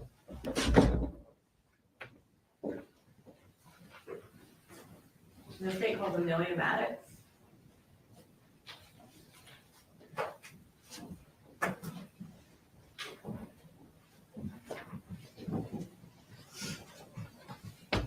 Please raise your right hand. Do you swear to tell the truth, the whole truth, and nothing but the truth, so help you God? I do. You can have a seat. Can you introduce yourself to the court and tell us what you do? So my name is Amelia Maddox. I'm a special agent with the GBI, specifically out of our Atlanta field office. Okay. And how long have you been a special agent with the GBI? For 6 years. And are you post certified? Yes, ma'am. Back on September 4th of 2024, did you become involved in the investigation into the Apalachee High School shooting? Yes, ma'am, I did. And how did you become involved in that? So our Region 10 field office in Atlanta borders the Athens field office, which covers Barrow County. And we were requested by the supervisors to assist kind of an all hands on deck situation when it came out that there had been an active shooter. And as part of your role in this investigation, did you have an opportunity to speak to Colin Gray? I did, yes, ma'am. And when and where did you do that? Myself and Special Agent Kelsey Ward interviewed Mr. Gray in a vehicle in the driveway of his residence. Okay. And did he voluntarily come to that vehicle to talk to you? Yes, he did. And was it one of y'all's vehicles, yours or Special Agent Ward's? Yes, ma'am. It was Special Agent Ward's. Okay. At the time you spoke to him, was he under arrest? No, ma'am. Was he free to leave at any point? Yes, ma'am. How long did that interview last? It was about an hour and a half. Was he calm and cooperative during the interview? He was. He was very cooperative. He was emotional at times, just about the circumstances of what was going on, but he was cooperative throughout. During the course of your interview, was the search of his house ongoing? It was, yes, ma'am. And during your interview with him, did he mention whether or not he was okay with people or the special agents searching his home? He understood that we had a search warrant and that was going to be ongoing. I think at one point he said that his sister was a Las Vegas detective or somehow involved in law enforcement, and he was familiar with the process. Did he specifically give consent during the interview to search his cell phone? He did. Throughout the interview, Mr. Gray showed us text messages, like the last text message from Colt, some emails, and he consented to S.A. Ward taking photographs of those messages and pictures. And then after the interview was concluded, he signed a consent form for the cellular device. At that point, did y'all take custody of the cellular device and have it downloaded? I believe S.A. Ward, Special Agent Ward took custody of the device. At any point during your interview with him, did he ever revoke consent to search his phone or to search anything? No, ma'am. Nothing further. Good morning, Edmund. Good morning. You indicated that Mr. Gray had consented to you looking at his cell phone. So he was consenting to Special Agent Ward taking pictures of his phone screen during the interview.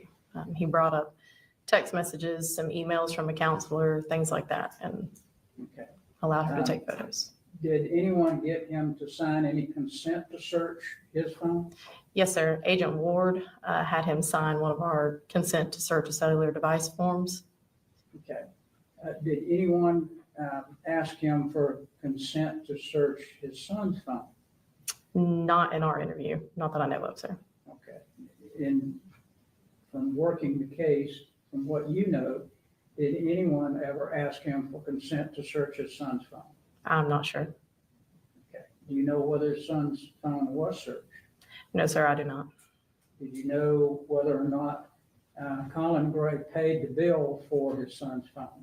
I do not know that. Okay. Nobody asked you? I didn't ask him, no, sir. Okay. These photographs that you or Agent Ward, Detective Ward took, those are in evidence? I would believe so. Agent Ward documented the interview with Mr. Gray, so I'm unsure as to everything attached. But all right. To your knowledge, was there ever a search warrant for Mr. Colin Gray's phone? I believe there was, yes. And do you know when that was issued? No, sir, I do not. Okay. And when you spoke with Mr. Gray, did you ever contact any other agents, especially agents that were attempting to get a search warrant? I believe we let Agent John Genta know that Mr. Gray had signed consent for his phone, but that For the was phone. for his phone that he had. Yes, sir. All right. And what day was that on again? September 4th. And what time?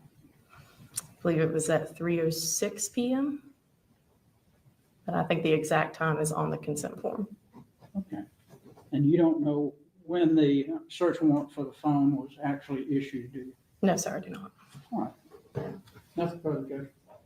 You redirect. Nothing from the state, Your Honor. Thank you.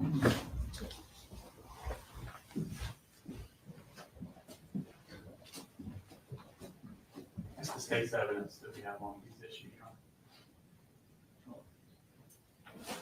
Any evidence from the defense?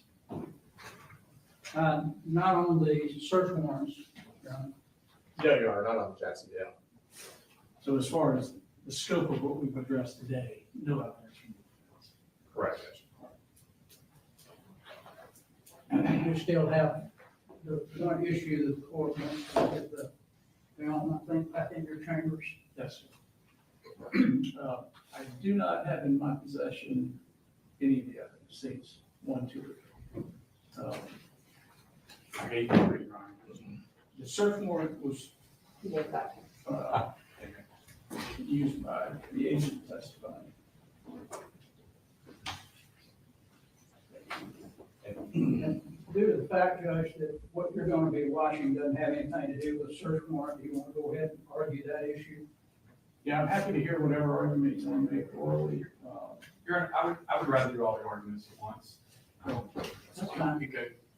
It goes to frame of mind. We're talking about voluntariness, which is a frame of mind of the defendants, which they frame up. So I think kind of want to argue them all together.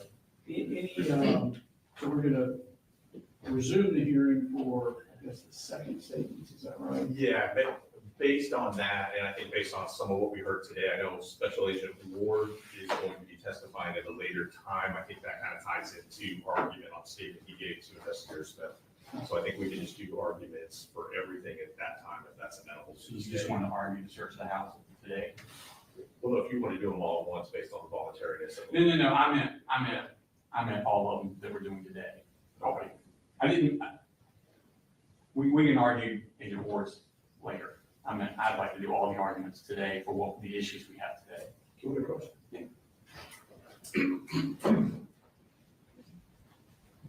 I misunderstood. You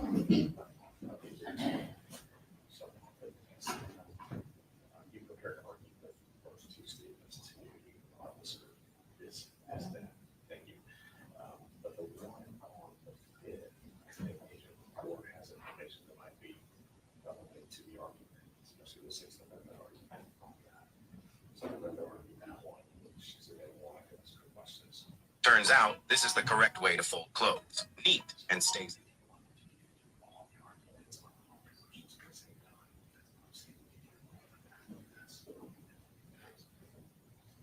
So let me make sure I understand. So Ward hasn't testified, she's got missing pieces of evidence. So if I'm not arguing statements that guys have had. We can do that today if the court wants to check that box. And is there At the search. search of the house? Is that where we're at? Yes. So if that's.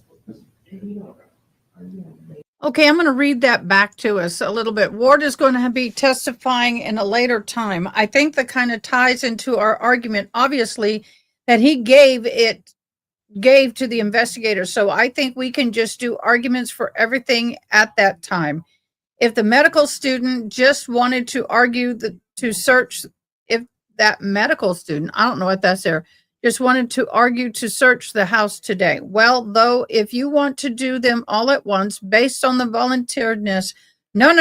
I meant all of them that we're doing today. I didn't.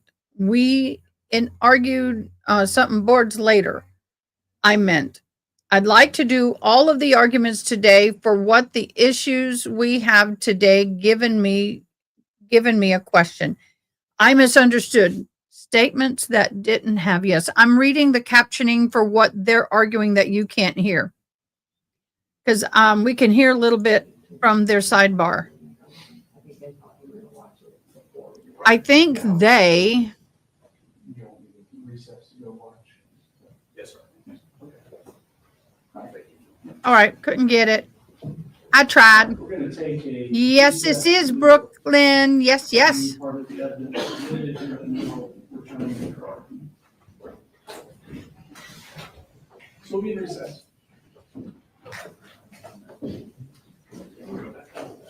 They're going to take a short recess and they're going to come back, argue some more. Go ahead.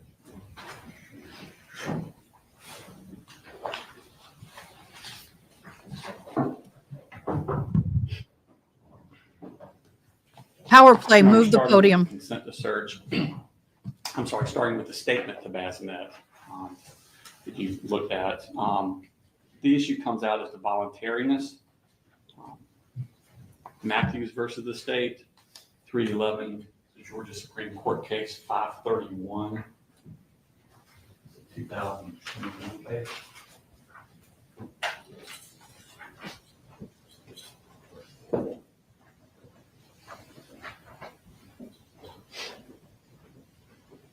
In that case, Your Honor, he said that in determining whether a defendant's statement was voluntary as a matter of constitutional due process, a trial court must consider the totality of the circumstances, and the state bears the burden of by preponderance of the evidence that his statement was voluntary. Under Dean versus the state, 292 Georgia Appeals, 695, 2008 case, Your Honor.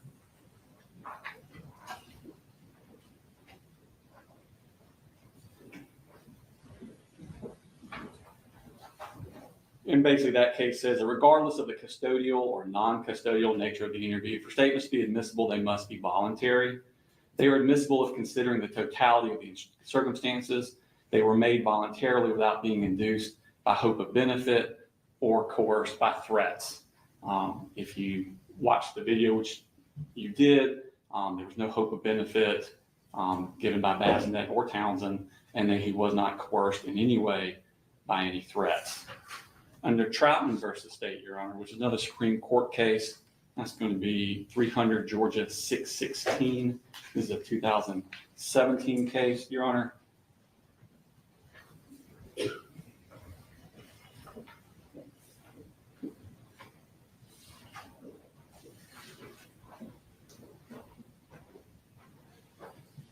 And in that one, Your Honor, when it's talking about the hope of benefit or coercive threats, when it's going into the voluntariness, he's really referring to coercive police activity is a necessary predicate to the finding that a confession is not voluntary within the meaning of the Due Process Clause of the 14th Amendment. The circumstances of the investigation and arrest in the case reveal none of the extreme tactics identified as the hallmarks of coercive police activity, offensive to notions of due process, such as lengthy interrogation. This was less than a 4-minute conversation. Physical deprivation. He was not restrained physically in any way. Brutality or deception. None of that was in this case, Your Honor. These are techniques and methods which create circumstances in which the suspect clearly had no opportunity to exercise a free and unconstrained will. In these statements they gave, Your Honor, it's obvious that none of these tactics were used to be coercive, to override his free and unconstrained will. In fact, if you look at the jury instruction on voluntariness, which is 1.32.17, this is the law that's given to the jury about this voluntariness. And it says to be voluntary, a statement must be freely and willingly. Okay, I want to talk about this quickly. The problem is, and I feel bad for this attorney because, you know, the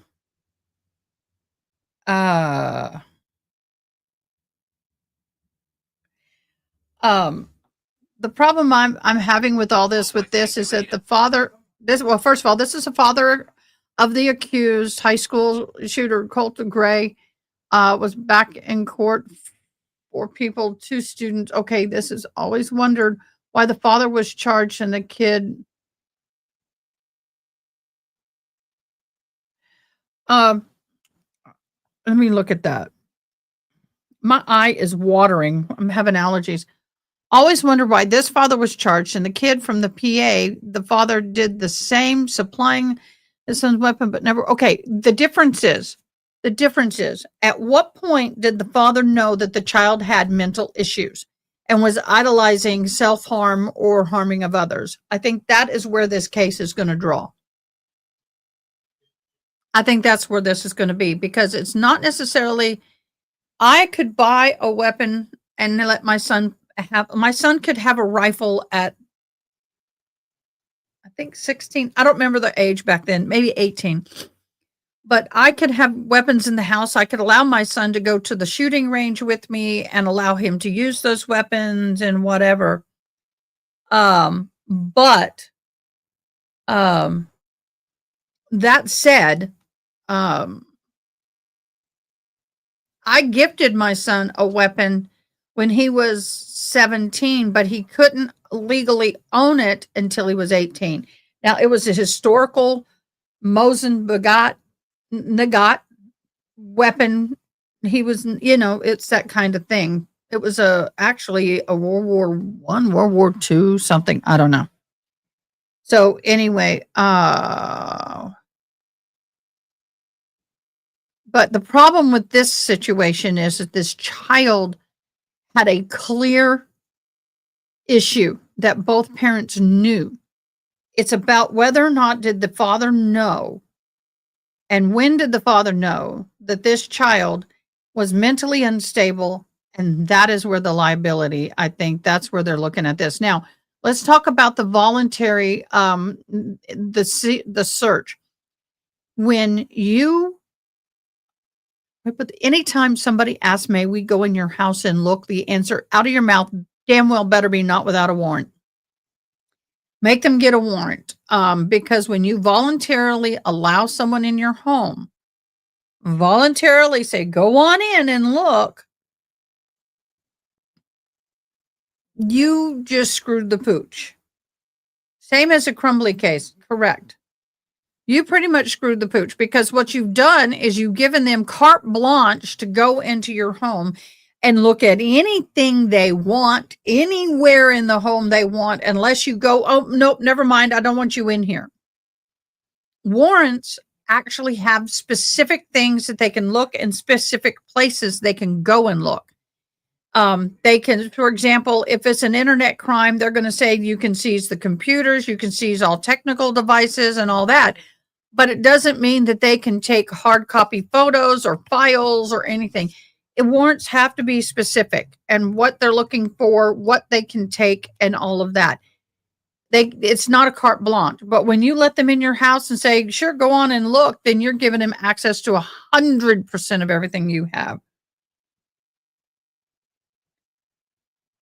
Joe just let me know that he is home and safe. He drove a straight shot. So that's 12, 18. I don't know. How many hours? I don't know. But he drove from Kerrville all the way up to Iowa, I guess. Made it home safe and sound and drove straight through, except for a 20-minute catnap at Lowe's.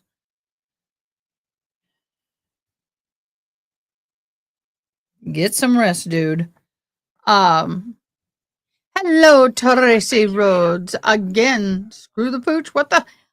That is a saying. That is a hillbilly saying, meaning you're not just screwed, you're just royally screwed. I mean, you royally messed up. You did something very bad that you shouldn't have done. You should never have given permission for those people to walk into your house. Your son has unalived people. There's a major investigation going on. They're at your home, and you give them permission to walk in your home and search your home. Sheriff, go on in. I got nothing to hide. Never, ever let anybody in, because unfortunately they can do and take whatever at that point. There's no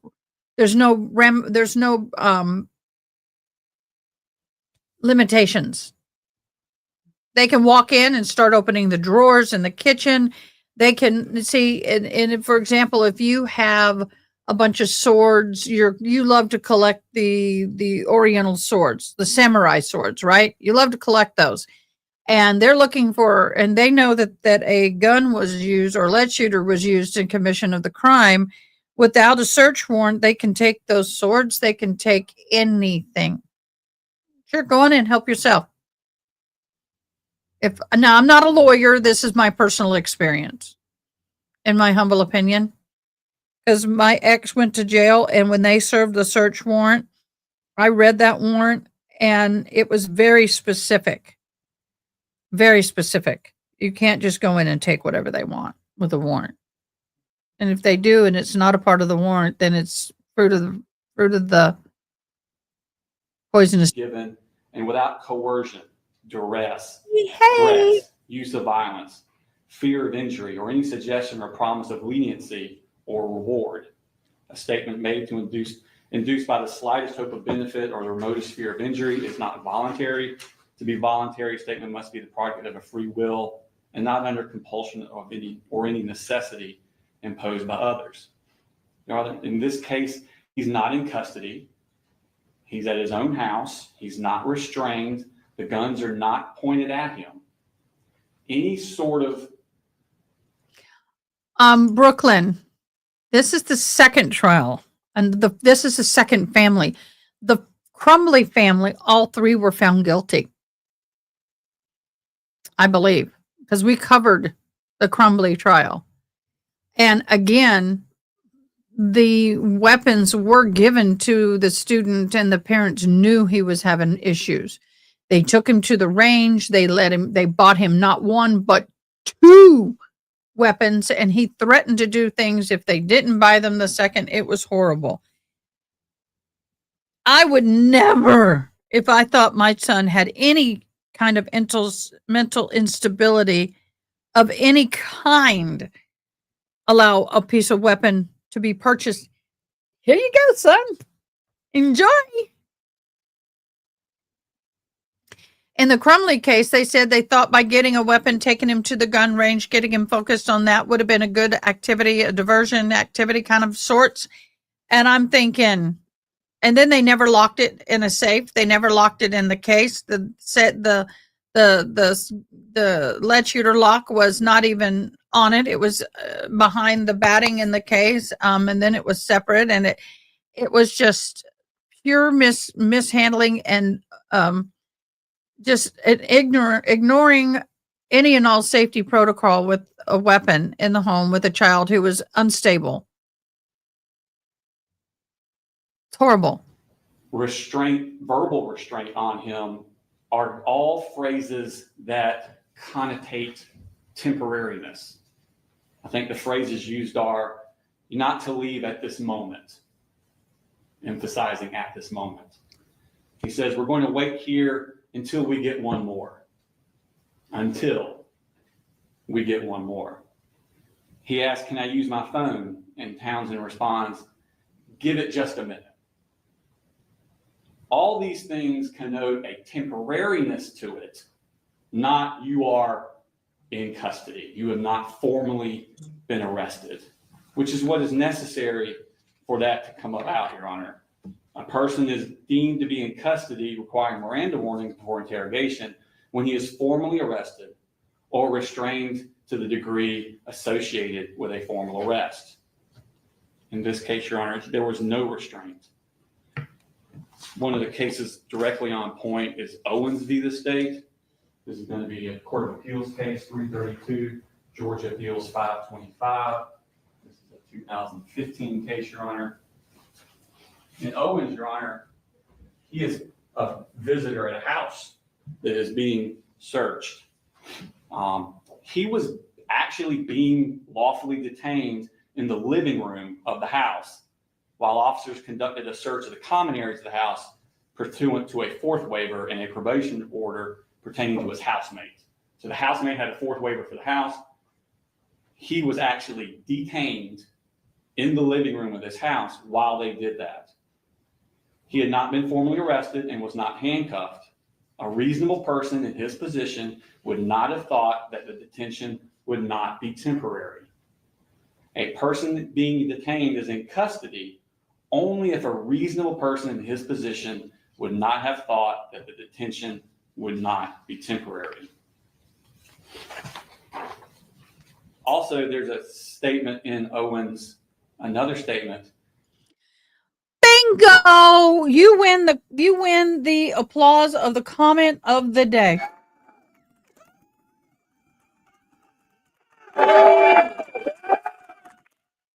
Amen.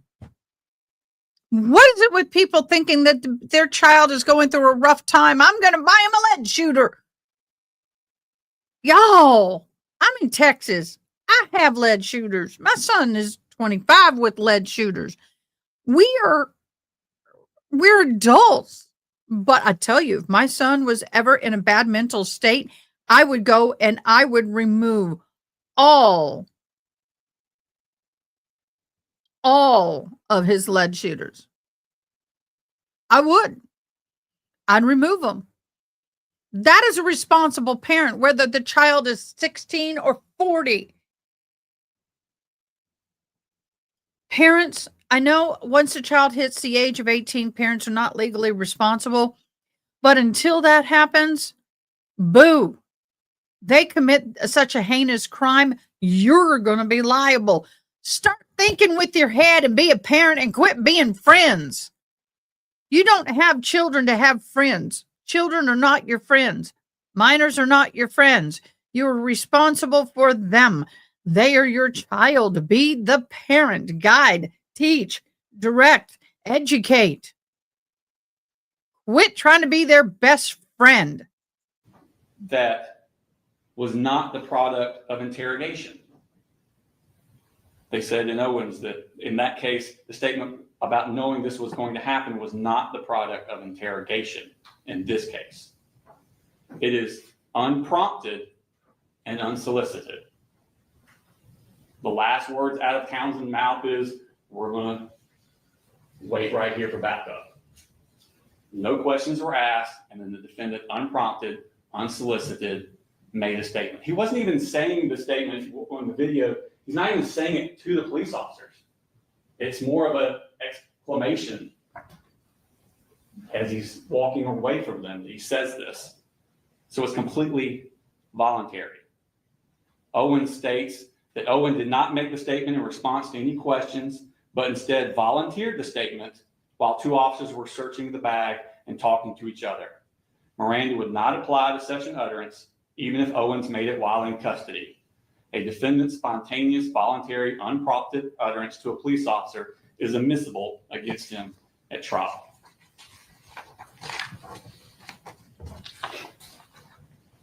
Do you want me to go through all the arguments or back and forth for each one? That's for the statement to Bassinet. I mean, I'd probably prefer. Boo. Anytime a police officer is in front of you, just everyone's educational from here on out. For everybody who has ears to hear this, hear ye, hear ye. Take heed.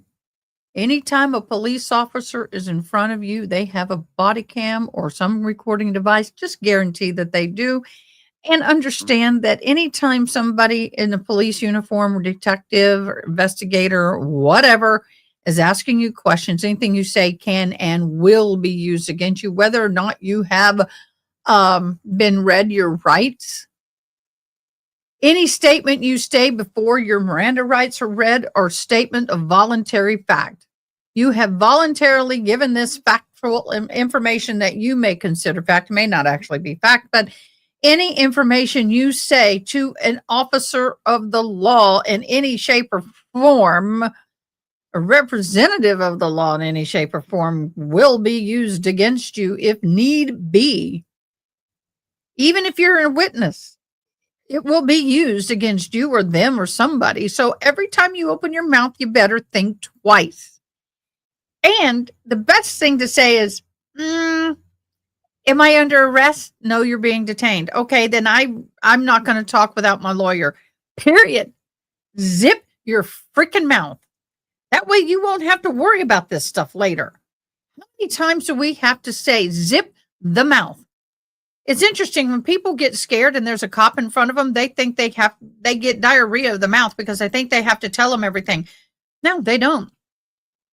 Police officers are wonderful. They're there to help control society, uphold the law, bring charges, arrest, protect, and all of that. But you guys, God, it ticks me off. Zip your mouth. We wouldn't be here. Just saying. For hearing it back and forth, unless that presents an issue for you all. Just not.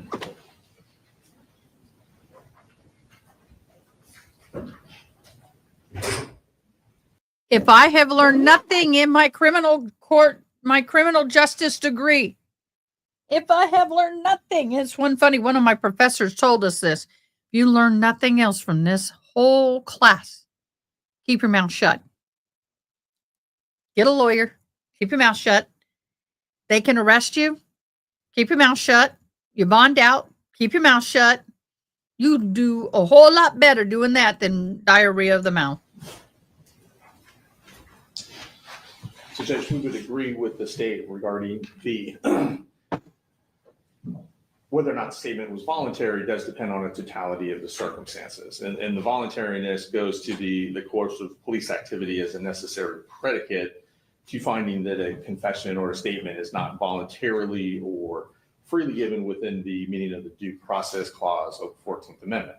So when you take into account the totality of the circumstances surrounding these two brief statements that Mr. Gray made to Officer Bazinet, the circumstances are such that whether he knew they were temporary, whether he knew the detention was temporary, hasn't been shown. What has been shown is that he was under the belief that he was not free to go, that he was not free to use his phone, that he had been escorted from his home, moved to the outskirts of the property away from the home, and that he had been surrounded, as you can see from the video, by many agents, what appears to be over 10, 12 agents or law enforcement officers in tactical gear with automatic weapons slung around their shoulders.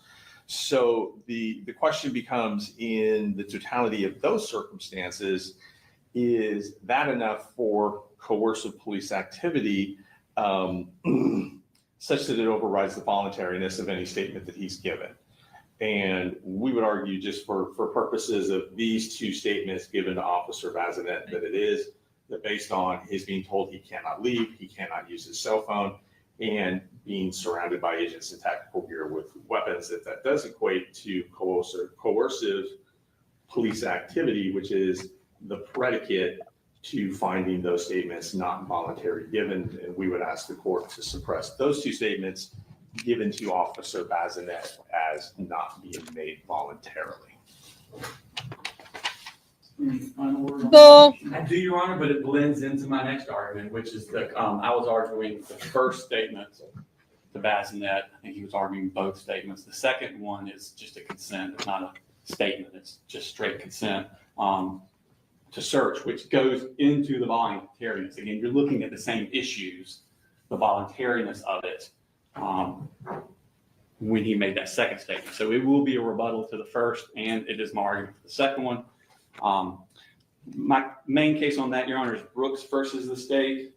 This is a Supreme Court case decided in 2009. It's going to be, 285 Georgia 424.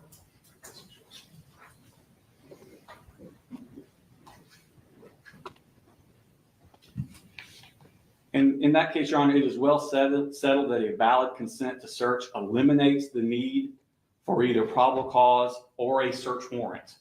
So my next argument is going to be about the search warrant, but this consent eliminates the need for that argument at all. You don't need that search warrant. It doesn't matter. They talked about that wasn't the consent from back to Bazinet wasn't conveyed to Agent Genta, but there's nothing in the case law that says the consent has to be told to every single officer. But because he consented to the search, that eliminates the need for either probable cause or a search warrant. Now, the state has the burden of proving that the consent was freely and voluntarily given under the totality of the circumstances, the same as the state we talked about earlier. And in that case, Your Honor, there was nor is there evidence of coercive police activities. The uncontroverted testimony of the officer who conducted the search showed that Brooks was cooperative, even friendly towards him, and offered to assist him in locating the gun. There is no allegation that Brooks's age or level of intelligence rendered his consent involuntary.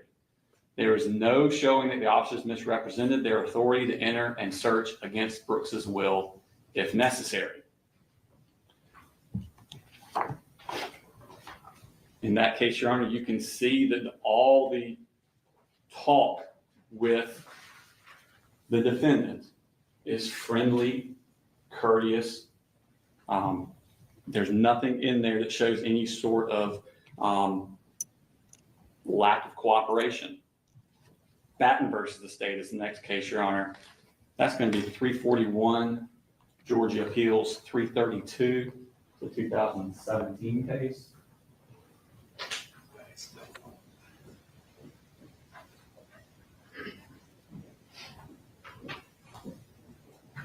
In Batten, Your Honor, the voluntariness of consent is determined by the totality of circumstances. No single factor controls. The standard of measuring the scope of a suspect's consent under the 14th Amendment is that of objective reasonableness. And in that case, in Batten, Your Honor, there were several officers on the scene at the time. The defendant was not in handcuffs, and there was no evidence he was threatened, misled, or subject to lengthy detention. And that is exactly what we have in this case, Your Honor.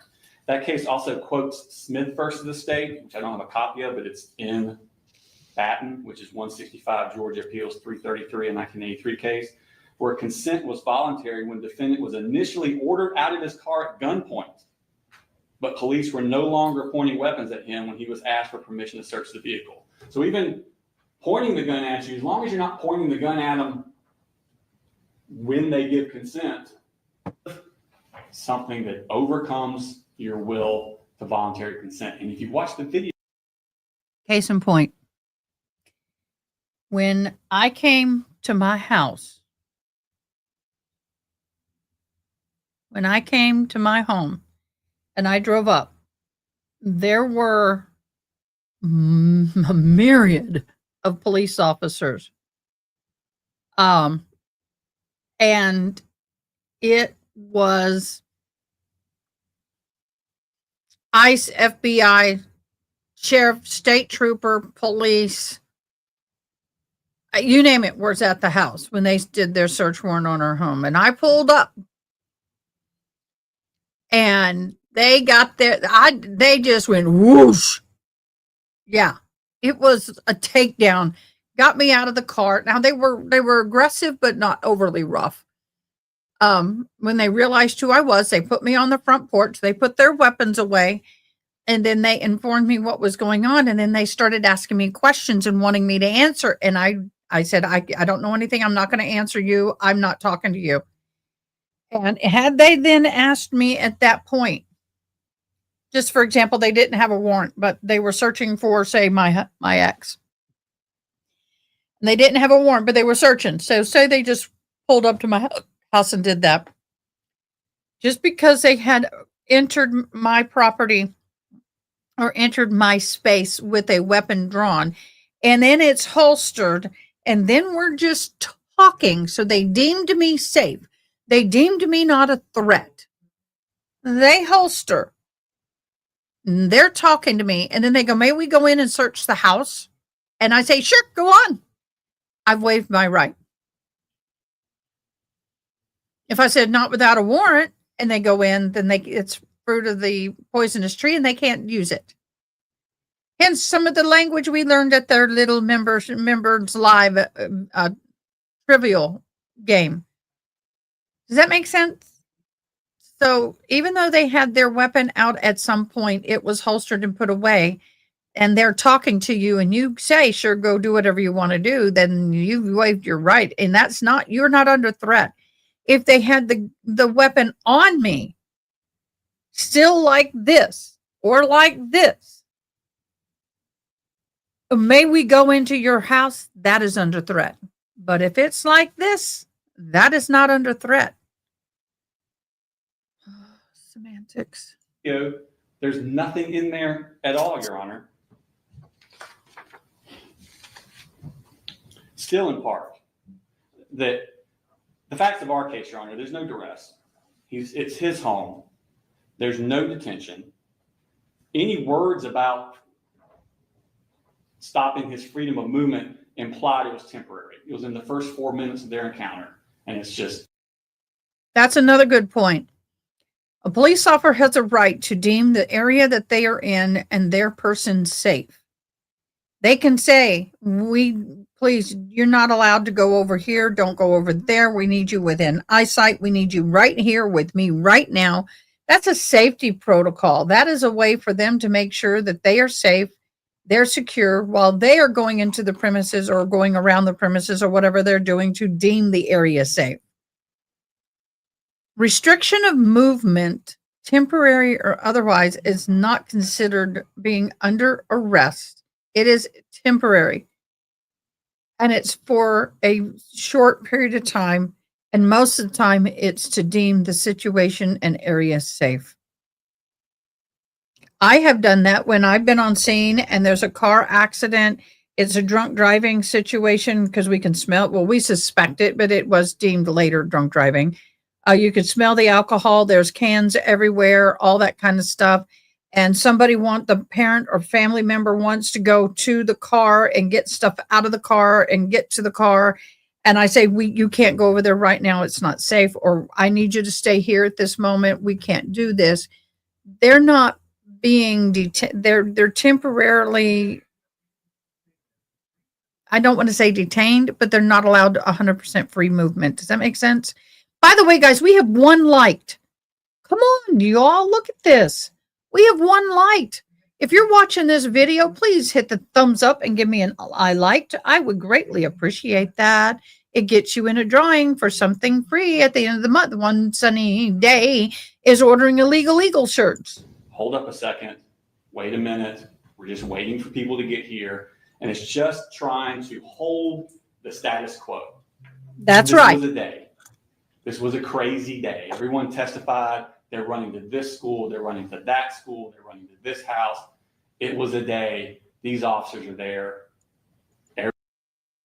There are 34 likes, but there's only one I liked, commented, and registered. So come on, guys. You can do this. It's free. You can do it. Everybody just hold still for a second. Thank you, Karate Cat Mom. That an objective person would think, oh, I am detained. I am been tortured. I have been threatened. I have been tricked. And therefore, I have to test. I have to give consent. There's nothing evidence of that, Your Honor.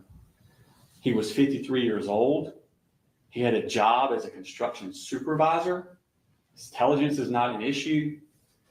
Everyone was being extremely cordial. We let the video play because there was a lot of talk about these officers with guns. We let the video play to show the interaction with some of these officers. Oh, your son goes to elementary school? Which one's that? Oh, is that here? And he's like, yeah, he's a rocket. He's the tug of war champion. And they're smiling at each other, shaking hands, being pleasant, being cordial. This was a completely voluntary encounter, and his consent was voluntary. It was never withdrawn or revoked. He kept consenting over the next 2 days. Let me check something.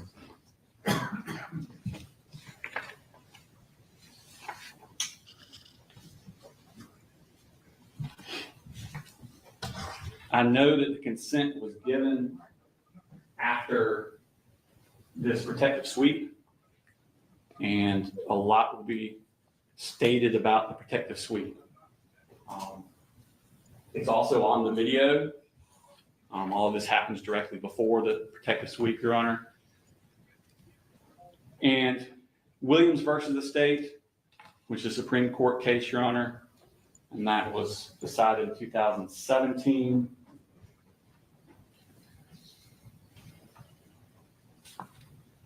And that is 302 Georgia 474.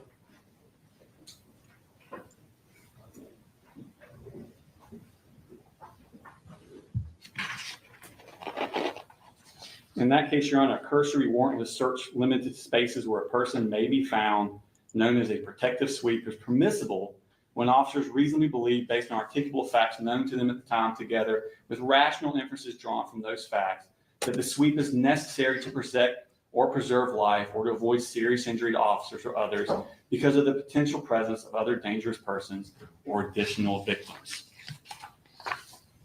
We also have State versus Brennan, Your Honor,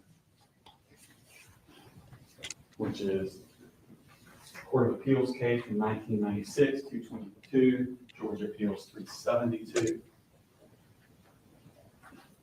What? YouTube is now rejecting my comment I liked because it thinks it's spam, or try changing it a bit. Is that what y'all are getting? Are y'all getting that same notice? I may have to change it to all lowercase because for some reason YouTube just blocked it. Let me go into my YouTubes and see what I can do. And in that case, Your Honor, exigent circumstances allowed police arresting a suspect inside a home. Do you know what, guys? Do all lowercase. It just accepted it. Do all lowercase. It got you. So go ahead and do it that way. It got you, honey. To make a cursory search of the house based on a reasonable belief that another occupant of the house might present an armed threat. Upholding such a protective sweep to detect any immediate danger. Although we review police actions from the standpoint of a hypothetical reasonable officer, we must measure those actions from the foresight of an officer acting in a quickly developing situation and not from the hindsight which judges have benefit. And that's reiterated in Nelson versus the State, which is Court of Appeals 2005 case 271, Georgia Appeals 658.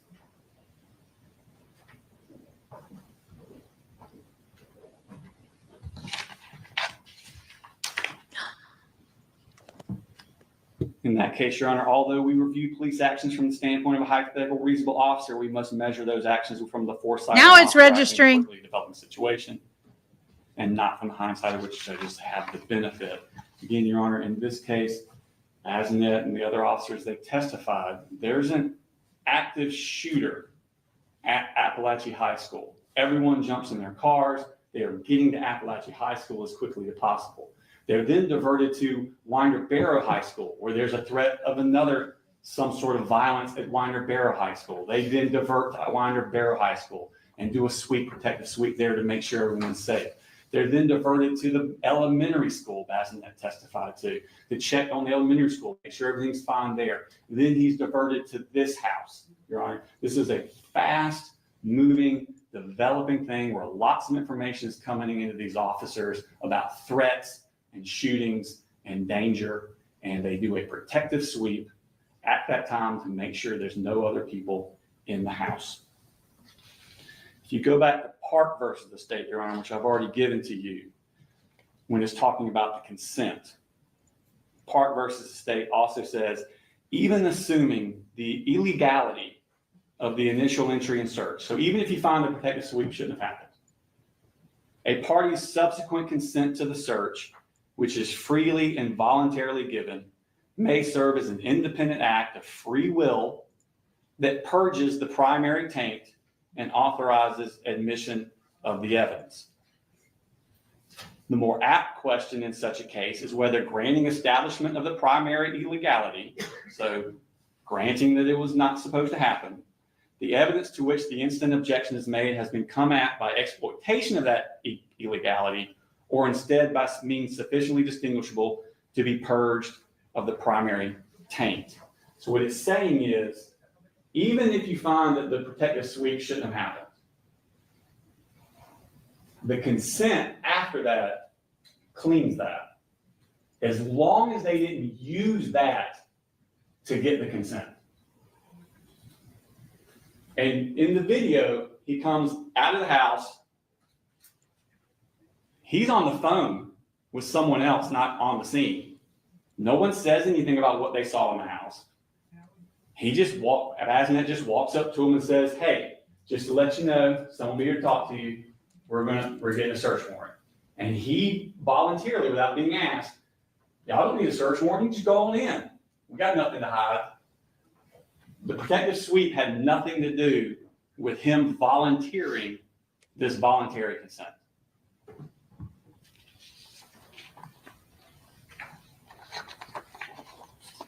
it's hard to say that you were coerced into consenting by law enforcement when no one in law enforcement even asked you to consent. You just volunteered it. Volunteer, root word, voluntary. Do you want me to argue the search warrant now or come back? Do you have a preference? Do you all have a preference? Go ahead.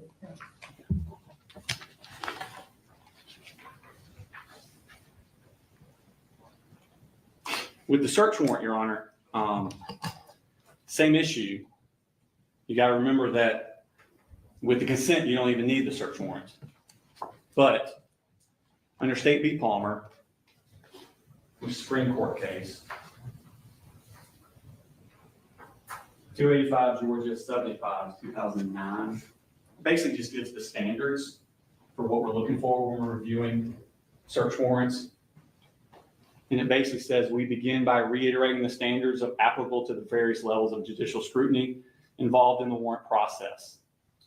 The magistrate's task in determining if probable cause exists to issue a search warrant is simply to make a practical, common sense decision, whether given all the circumstances set forth in the affidavit before him, including the veracity and basis of knowledge of persons supplying the hearsay information, there is a fair probability that contraband or evidence of a crime will be found in a particular place.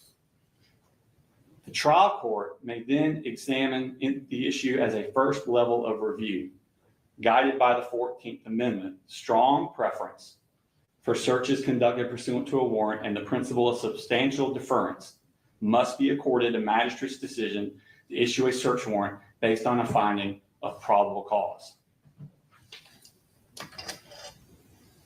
Although in a particular case, it may not be easy to determine when an affidavit demonstrates the existence of probable cause, the resolution of doubtful or marginal cases in this area should be largely determined by the preference to be accorded to warrants. So when the warrant's signed, the trial court, when you're reviewing it, are supposed to give a strong deference, a substantial deference to the magistrate's decision. And you're also to keep in mind, this is under State versus Palmer, keeping in mind that affidavits are normally drafted by non-lawyers in the midst and haste of a criminal investigation, which is exactly what we have here.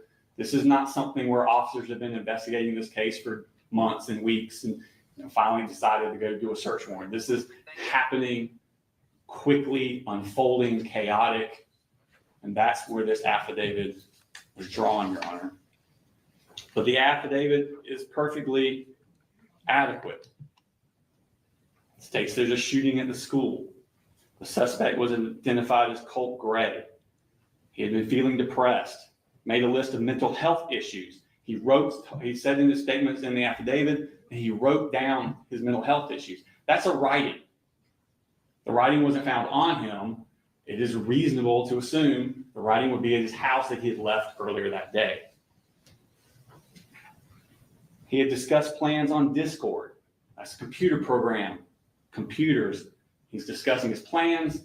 It's perfectly reasonable to assume there's evidence of that, evidence of motive, evidence of scheme in a computer in the house.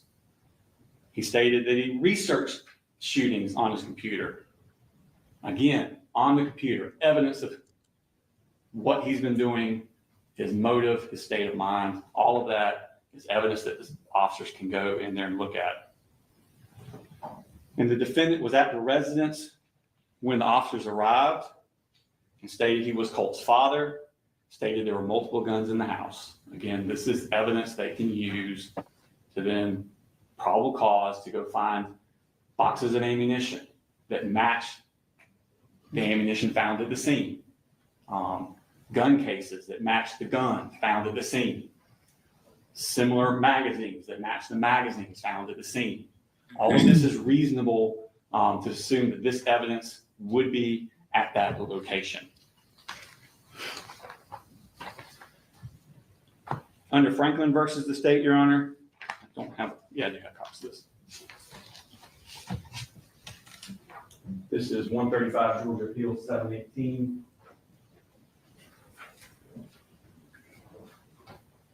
And it basically just says that oral testimony can be given. The very last sentence, the oral testimony was sufficient to fill the deficiencies in the affidavit, and the trial court properly overruled the motion to suppress the evidence seized in the search resulting from the issuance of the warrant. The officer testified that he swore to the magistrate, which was actually the Superior Court judge in this case, that this was the residence of the shooter who was in custody. And then that goes with the affidavit of what they found. Again, Watley versus the state also talks about oral testimony, Your Honor. This is a Court of Appeals case. February 335, Georgia Appeals 749, 2016. Again, basically just says that oral testimony can fill in the gaps of the written affidavit. And then again, Your Honor, we've already argued that the consent to search, which obligates the need for a search warrant, was not tainted by the protective sweep. Same thing with this, Your Honor, under the independent source doctrine, that if they're going to get a search warrant anyway, so we're assuming that you find that protective sweep was illegal. If they're going to get a search warrant anyway, and the search warrant was not because of something they found in the protective sweep, which is what we have in this case. Genta said he went to his job was to go get a search warrant, and that was what his assignment was. And he was going to the place to do the search warrant. So he was already in mind to do the search warrant before he was talked to the officers on the scene about anything they may or may not have found inside the house. So therefore, you would use the independent source doctrine under Tatum versus the state. That's a Supreme Court case, Your Honor, 2024. So it just came down last year, 319 Georgia Appeals 187. In that case, Your Honor, what they're saying is as long as the search warrant wasn't gotten because of the illegal search, that what you would do is take out the things in the affidavit from the illegal search and go with just the things in the affidavit that he knew before that, and if there's probable cause, the search warrant stands. So view this affidavit without the information obtained from the protective sweep. Exactly. That's what Tatum says. And but to get to that point, Tatum was trying. The reason it was a Supreme Court case was trying to go over two different tests that the 11th Circuit had that was different from other federals, and went with the 11th Circuit. And so the first test is you. So what they're arguing is the intent. The search warrant wasn't gotten because of the illegal search.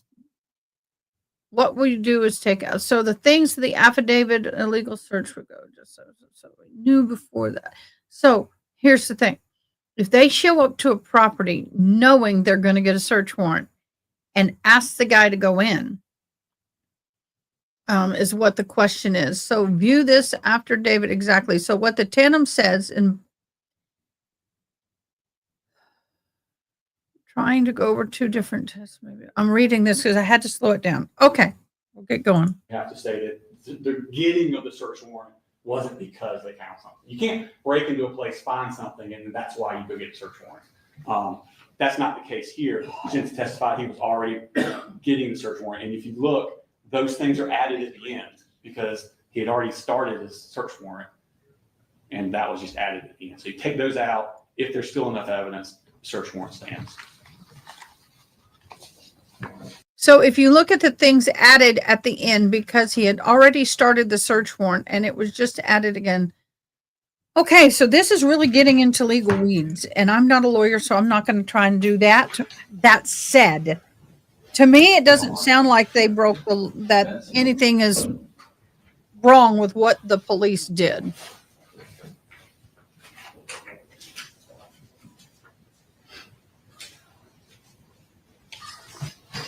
Try to be brief, Your Honor. This is kind of what we learned. We understand that the deputy first person on the scene, had gotten information, but not really sure exactly what that information might be. He got information from his lieutenant. He went to one high school, nothing going on there, then went to a grammar school, as we understand, and then ultimately was told to go to this particular location. When he got there, immediately he did a protective sweep. The thing that is bothersome is this was not any active crime scene. There was no crime going on there. The cases that the state gave you, for instance, the Berry versus the state, not any relation to me. In that case, they came to, I think this was a probation warrant that they came there to see him about. In the case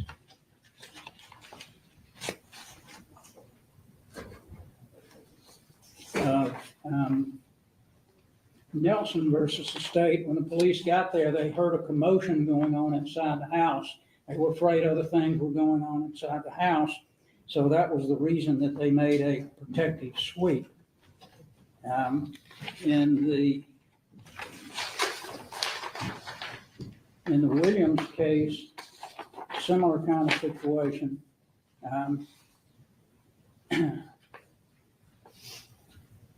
There was a standoff in that case at the house. So once that got resolved, it was certainly wise to do a protective sweep, but that's not what we really have here. We have an officer that really doesn't know what's going on.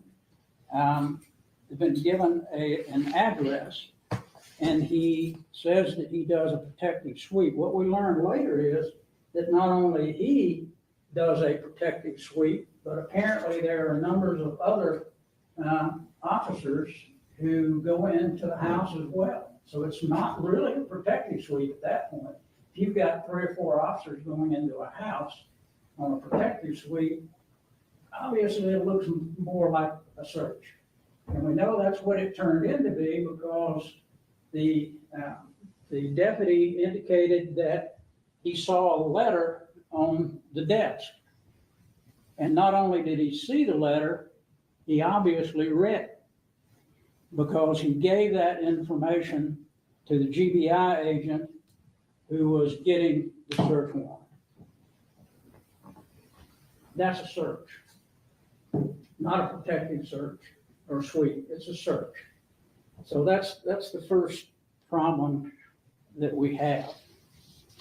The consent, as the state pointed out, if you would call it a consent, was not, those words were not spoken until after that protective sweep had already been accomplished. Just go on in. We don't know under what context that was said. Nobody ever got a written consent. Nobody indicated that they spoke with him. It's interesting too that nobody told the GBI agent that he even said anything like that. The GBI agent, based on only information, we asked him specifically, what information did you have before you got the search warrant? His job may have been to get the search warrant, but you can't just go get a search warrant. You got to have a reason. You got to have a probable cause in order to get one. Well, what was that? What was the probable cause? Who did you talk to? What information did you get in order to get a probable cause? Well, part of that information was I read a letter, and he referenced it in the search warrant itself. So the officer based his search warrant on information that was gathered in a search that was improper. It was an illegal search at that point in time. It was not a protective sweep.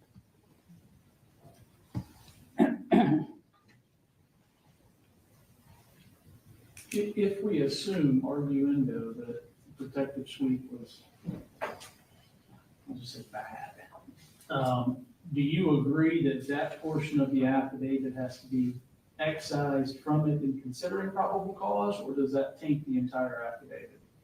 Well, Judge, we feel like that information obviously should not have been given to the magistrate. If the magistrate used that in his decision to issue the search warrant, then the search warrant accepted that. Own information that was gathered in the search that was improper illegal search at that point in time. So he's arguing that that is still illegal at that point. It was not a protective sweep. So searching through the home or the sweep of the home was not protected under the warrant.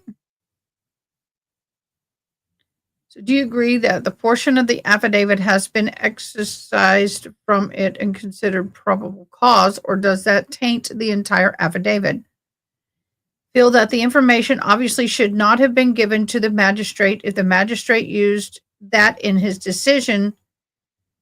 Okay, so there is some issues here. Information that's bad in a search warrant, it invalidates. I think we've all seen many instances where that has occurred. So we feel like, due to the fact that the GBI agent was given information that was fruits of an illegal search, then that would invalidate the search warrant itself.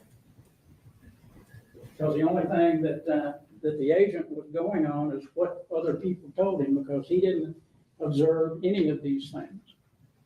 So that, we think, would certainly be a problem. So part of what he's claiming is that the agent that went to the judge to get the warrant was depending and basing his information off of hearsay. He didn't see it himself. He's solely relying on other people.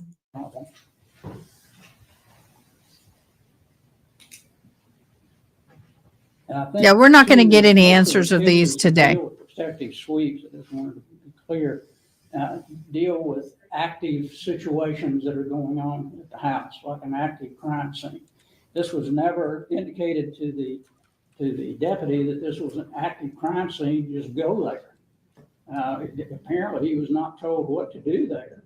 But when he got there, the first thing he decided to do was a protective sweep, along with all the other officers that went in.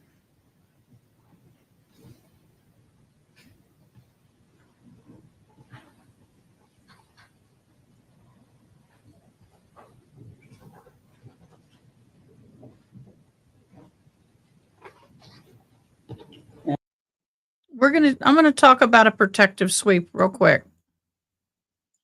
A protective sweep is a legal concept in the United States law enforcement that refers to a limited search of the premises conducted by a police incident to an arrest, aiming solely to ensure officer safety, not to gather evidence. So if the officer says, may we go in the house with the intent to just secure and make sure there's nobody in the home that has something pointed at their heads through a window, to do a sweep, but not to gain information for a warrant, that is fine. Now, a protective sweep is a quick and limited search of a premises or area where a person could potentially be hiding, conducting this during or immediately after arrest. So just say the boy is at the school, he's arrested. They believe there could be something going on at the home. They go to the home, they're there on the premises. They do a sweep of the premises, including the home, to ensure their safety and the safety of others is legal. Okay. An immediate area sweep, officer can search an immediate adjoining areas to a location, closet, hallways, without any suspicion, just to ensure that no one is hiding nearby. An extended sweep is a search beyond that. The officers have reasonable suspicion that somebody dangerous is hiding elsewhere on the premises. The scope is the only areas where the person could hide, not drawers, not containers. They can go room to room, but they can't open drawers. They can search under a bed. They can search in a closet. They can search anywhere where a body could hide, a person can hide, but they can't go into cabinets and laundry, well, depending on the size of the laundry basket, but you got my drift. It must be a quick search. It cannot be a long extended. It is just long enough to make sure there's no threat. It is solely for safety, not evidence collecting. However, if evidence is found in plain view, it may be admissible. So if I'm if I'm an officer and I go on scene and it's there because there's an unaliving and it was acclaimed that is unaliving over a drug deal, and we go in the home to ensure that everything is safe. And as we're sweeping the home, we see that there is baggies of illegal substance with a lead shooter sitting openly on the coffee table. That information, the contents that are on that coffee table can then be a part of the warrant. A proactive sweep is expectation to a warrant requiring under the Fourth Amendment. It occurs even if officers only have an arrest warrant, not a search warrant. Courts can rule that the officers must have articulable facts suggesting danger to justify the sweep, especially if no arrest is made inside the home. Does that make sense? Did I help you with that? I hope so.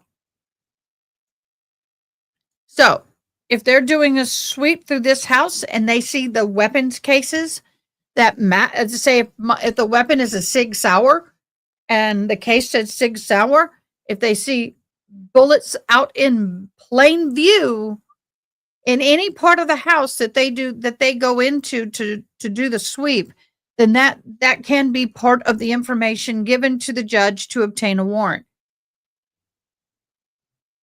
Can I have a response from somebody to make sure you're hearing me? As to the voluntariness also of Mr. Gray making the statement, just go in. We don't know exactly how, what context that. Okay, so he said in his statement, just go in. That's giving permission. Okay, I got company here. I'll be right back. We can't see everything that's going on in that video. We don't know whether somebody spoke to him. We really don't know much other than that one statement, just go in. Go into what? Go into the basement, go into car. We really don't know. And we will adopt the argument as to voluntariness of that particular statement. But based on these, and I don't believe any of the case law that the state gave the court really fit into this particular situation, because all of those were issues where there was something actively going on at that particular residence. They had no information that there was anything active going on there. They were told that there was nobody else in the residence anyway. So why do a protective sweep if there's nobody else there? Plus, why do you take so many officers in if it's not a search? Thank you, Judge. Does it depend on any case law you want to do a review?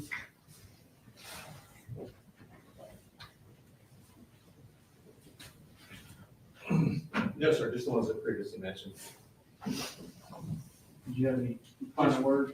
Real quick, Your Honor, going to the search warrant and the consent. Part B state, which I've already given you a copy of, just for the record, 308 Georgia Appeals 648.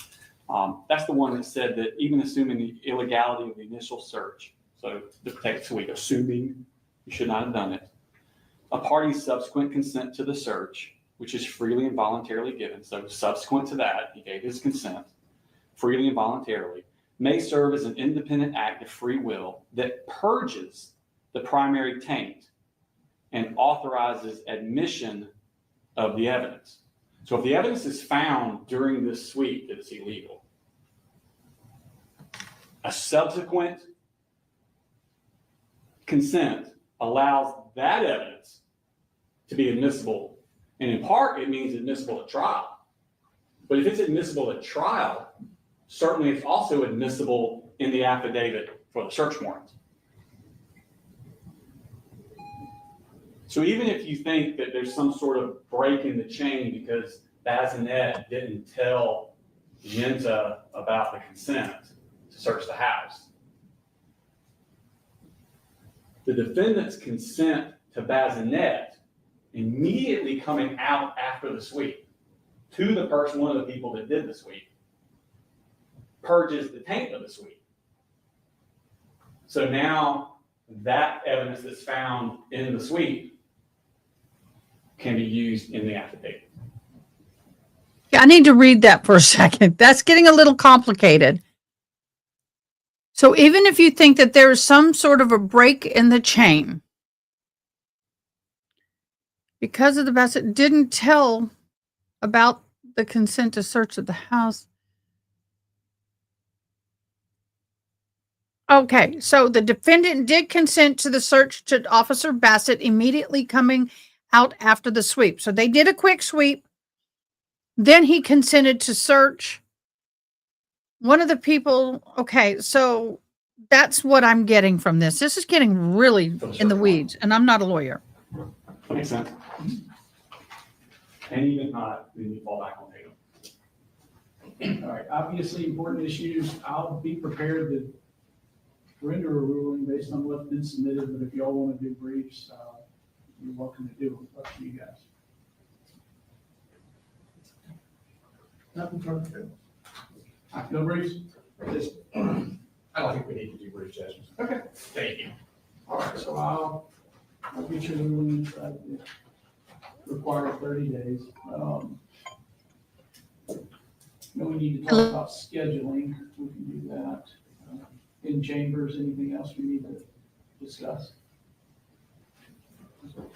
Not for the defense. Okay. All right, we will adjourn for the day here.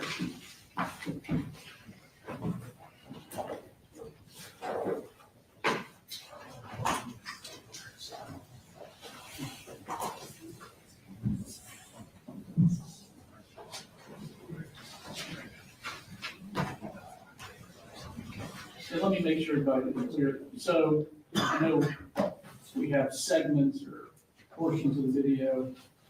Is anybody objective? I wanted to watch additional portions of what was admitted, but I can't. I just would encourage you, if you have time, to watch all of it. No objection. All right. Thank you.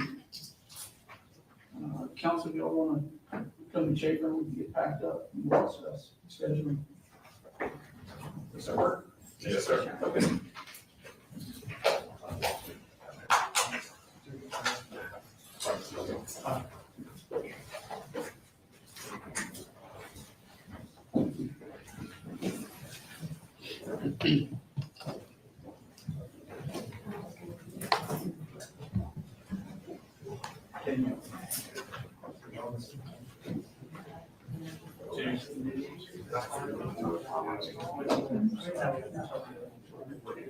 Okay, so we're done with this. That is done.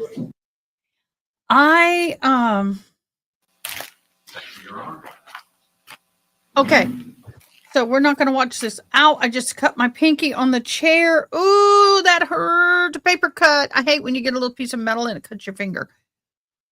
Okay, we're going to switch over to this. We're not going to watch that. Okay, we're just going to watch another case.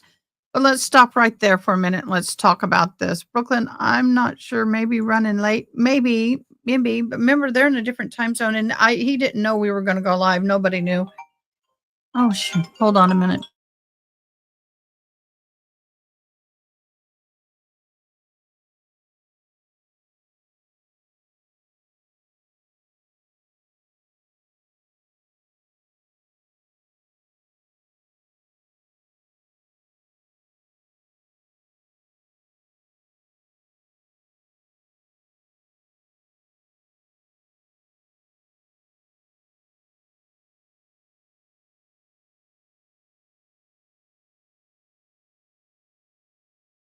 My mom is like, I've sent you 2 texts and I haven't heard from you and I'm worried about you. And I'm like, I'm busy. I want to talk to my mama so bad, but I'll do it later.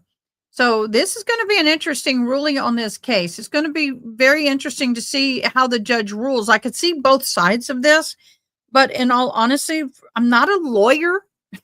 So I can't give you the legal side, but if I'm sitting in a jury pool and I'm listening to this, I'm going to say I'm going to side with the prosecution on this. He gave consent to search. They did a sweep and then he gave consent to search and they did. That's just how I feel. Oh, what croissants are making your mouth water? Oh my God, don't say anything like that. Don't talk about food. Don't talk about food. Oh, I gotta take my minute. So right now we're going to switch gears a little bit. We're going to go to the Devil's Den suspect, Andrew McGann, after the victim's girl. So this is a trial TV live thing that we're going to, not trial TV. This is court TV thing we're going to watch. We, spoke to him and he made statements indicating that he had committed these heinous acts. Our suspect's DNA has been a positive match to the DNA that we suspected to belong to our suspect at the scene. What we heard consistently is what a loving mother and father they were, loving husband and wife, and they absolutely protected those girls. So was the Devil's Den murder suspect targeting the two young girls? We'll talk about the red flag behaviors alleged from former students' parents. And what will happen to the children now? Our power panel weighs in on the legal fight that may be ahead. And also coming up this hour, a massive manhunt underway this morning still for the man who allegedly murdered a family of four and left a baby abandoned. 2 arrests were made over the weekend, but the alleged killer remains at large. Plus, Slenderman stabber Morgan Geyser set to be released as early as today. But some community members aren't happy about it. We'll discuss. It's all coming up next. No, a lot of people are not happy about it. Opening statements.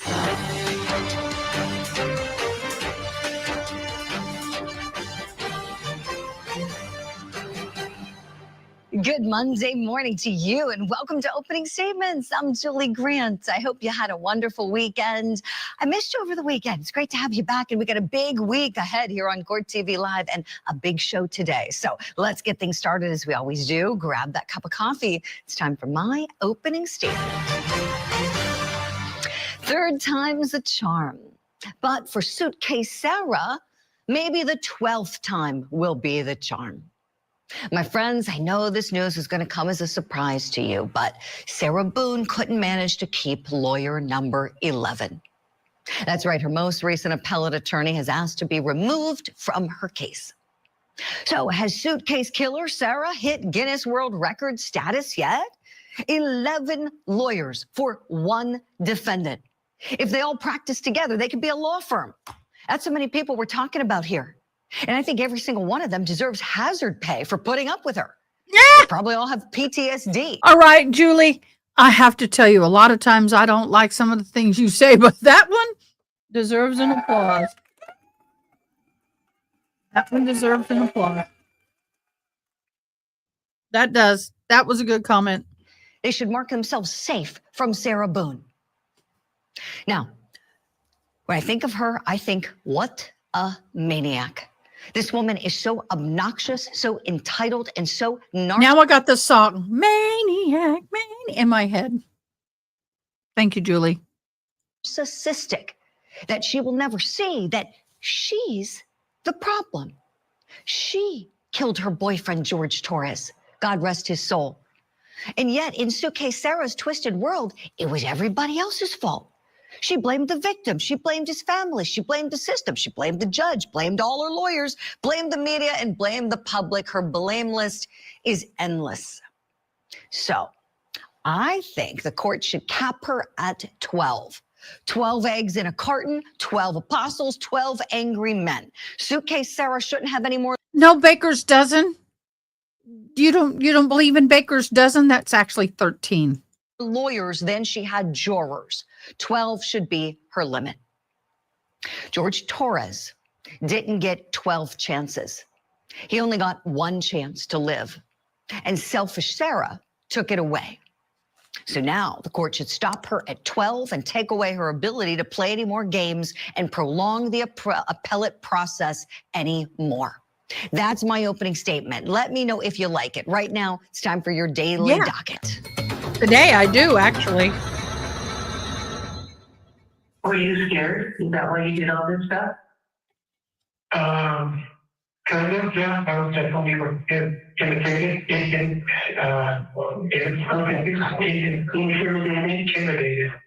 Intimidated. Just prepared for your life. Intimidated. Yeah. In Montana, the state's case continues in the return mail murder trial for defendant Jordan Palmer. Court's going to resume at 11 a.m. Eastern time. In Georgia, we've got a brand new trial starting up today. We're calling it the dismembered wife murder trial. Nicholas Casotis is accused of murdering and dismembering his wife, Mindy. And we have another trial starting up in Florida, the retrial of Sheila Agee. This is from the STD Revenge Mom murder trial. Remember this one? This lady's accused.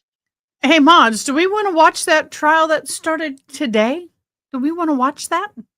Accused of helping her son murder 18-year-old Brooklyn Sims in a Home Depot. First trial ended in a mistrial after incidents of jury misconduct. Right now, let's turn to our top story as we're learning more about the Devil's Den murder suspect and his reported red flag behaviors. 28-year-old teacher Andrew McGann made his first court appearance on Friday, and he was held without any bail. This guy's accused of killing married couple Clinton and Kristen Brink. This is them. They were killed while they were hiking with their two daughters at the popular state park in Arkansas. Police caught him while he was getting a haircut. And they say they found his DNA at the crime scene. So let me go back and get the name of the person that she talked about. Made his first court appearance on remembering his wife, Mindy. And we have another trial starting up in Florida, the retrial of murder trial for defendant Jordan Palmer. Court's going to resume at 11 a.m. Eastern time. In Georgia, we've got a brand new trial starting up today. We're calling it the dismembered wife murder trial. Nicholas Casotis is accused of murdering and dismembering his wife, Mindy. And we have another trial starting up in Florida, the retrial of Sheila Agee. This is from the STD. Whoa! Whoa, whoa, whoa, whoa, whoa, whoa, whoa, whoa, whoa, whoa, whoa, whoa, whoa. Guys, I'm bringing breaking news from San Antonio, Texas. We have a police standoff in San Antonio, Texas. Woo, let's see what's going on here, y'all. Let me see if I can figure out what's going on. All I know is there's a standoff in San Antonio. You see the police officers here.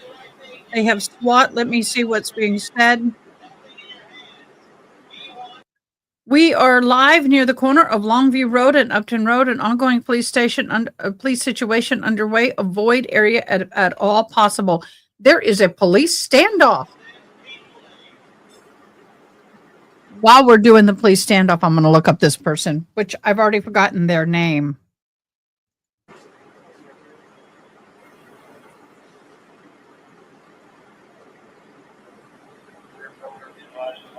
So I don't know what's going on. I'm watching it with you at the same time.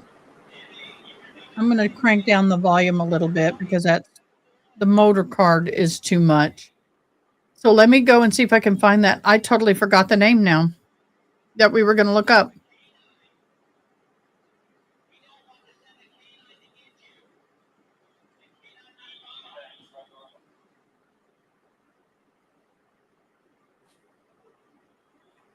Let me go to Court TV.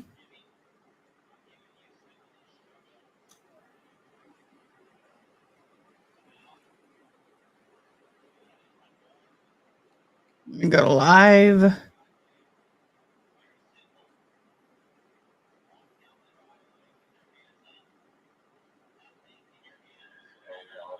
I don't have anything for today. That's what's strange. Everything I'm showing is 10 and 15 days ago. Popular. Latest. Videos.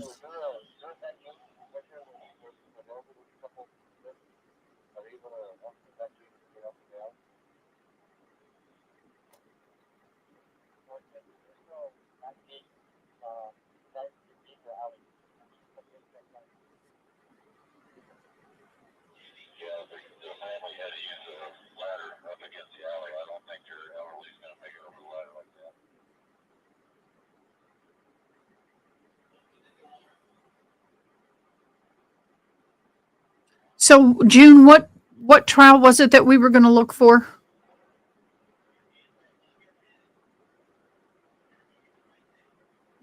Oh, here it is. Let me go back. I got it.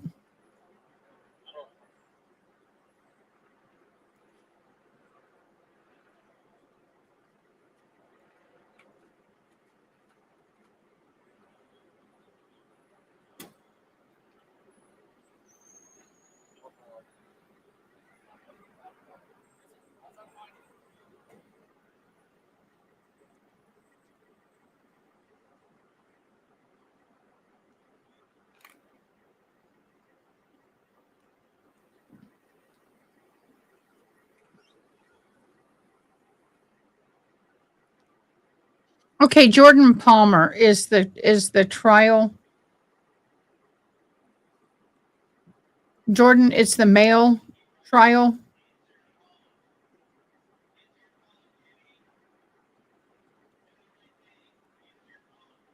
June, can I get a response?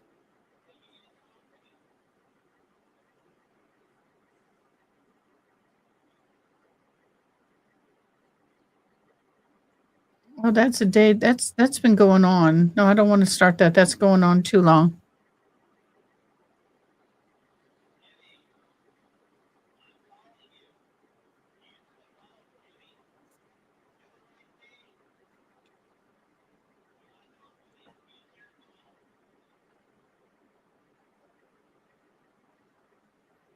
Okay, I need to get the name on this person. It's hard to.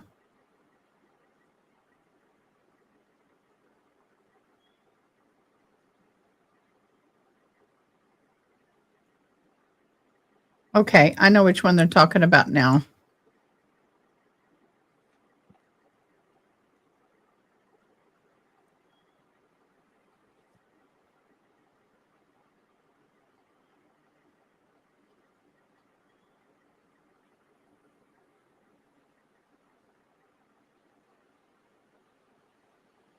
Okay, we're going to get caught up on this trial real quick. And then while I'm getting ready for it, don't go anywhere, guys. Don't go anywhere because I'm going to pull this up and then we're going to do a quick review of this trial.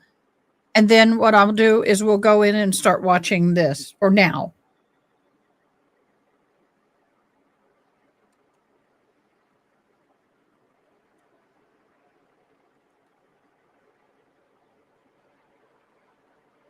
Oh. Yeah, I don't know what the standoff is in San Antonio, but there's a standoff in San Antonio. I don't know why they're standing off, but there is definitely a strong police presence.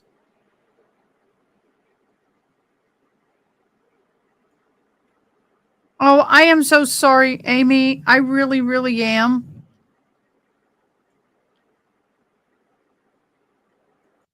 Okay, I'm going to mute that. I'm going to go over the other trial, Nicholas Casotis trial.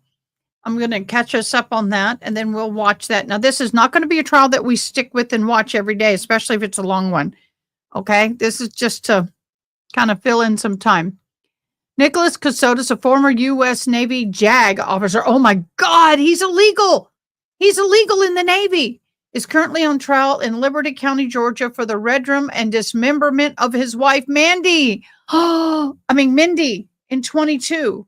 Mindy was unalived in 22 November.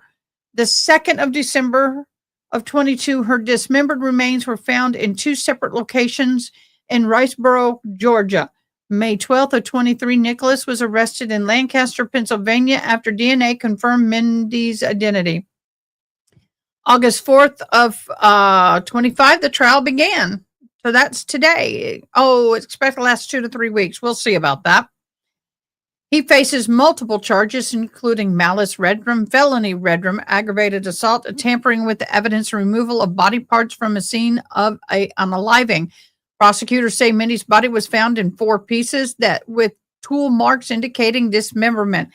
A $1.5 million divorce judgment was won by Nicholas's ex-wife, may have been the motive for the couple to go on the run.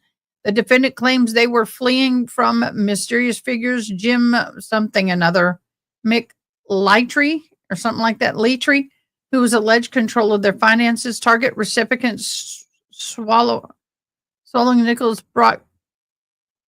The target receipt showed Nicholas bought condoms and Old Spice shortly after Mindy's unaliving and is being used into evidence. Okie dokie. So I don't know what's going on with this situation, but it is a live targeted situation in San Antonio. We're going to switch over to this. We're going to get going into the court. I will keep an eye on that and we'll see what's happening. But this is the beginning Riceboro, of this Georgia, case. found the torso of a nude, headless woman deep in the woods of a local hunting club. This is a review. Then we're going to go into the case. This was months before the victim, Mindy Casotis, was identified by her husband, Nicholas Casotis, and he is the one that's facing multiple charges, including malice murder for the dismembered wife murder trial. That's what we're calling it. All right, Court TV legal correspondent Kelly Craft joining us live in studio with all the details that's happening there in South Georgia, this murder mystery. Kelly, get us caught up on this one. Well, hi there, Matt and Julia. So this case, it begins in Liberty County. So this is about an hour south of Savannah, Georgia. Now, hunters who were looking for a deer that had run off after being shot discovered the remains of a headless woman. Her legs also were missing. As deputies searched the property, they found the victim's remains scattered within a 3 to 4 mile radius across 3 counties. The injuries were described as sharp force injuries to the head and abdomen, likely inflicted by a knife.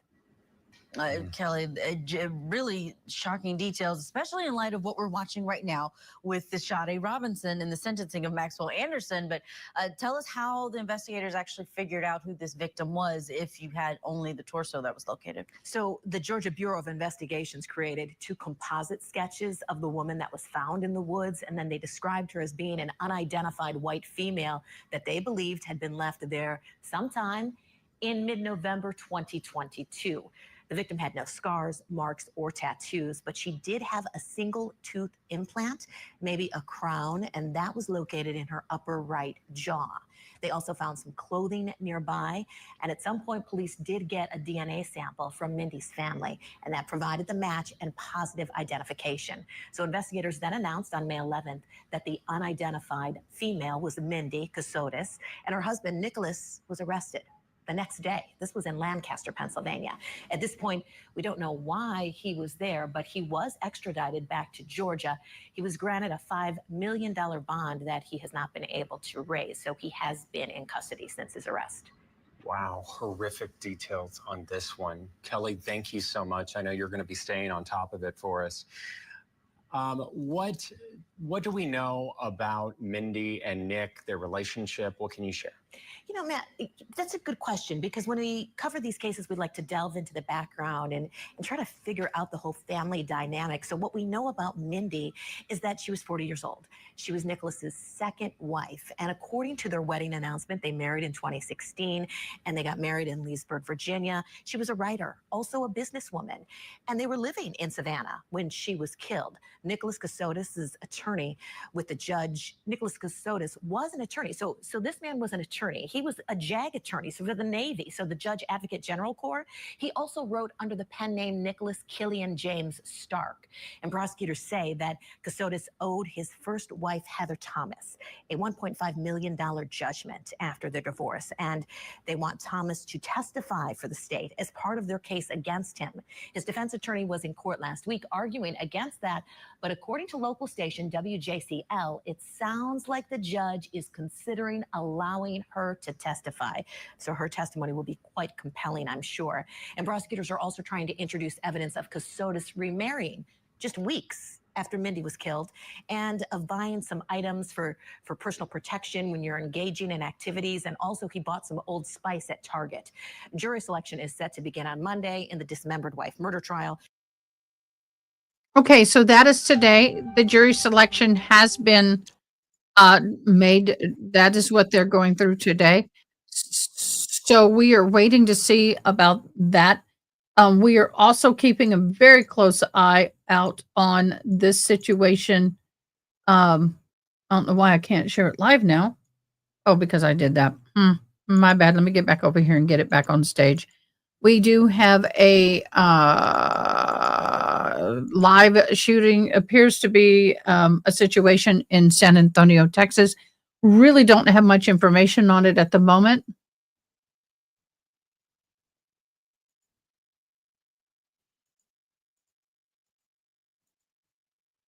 Okay, so I'm looking for footage of this. I'm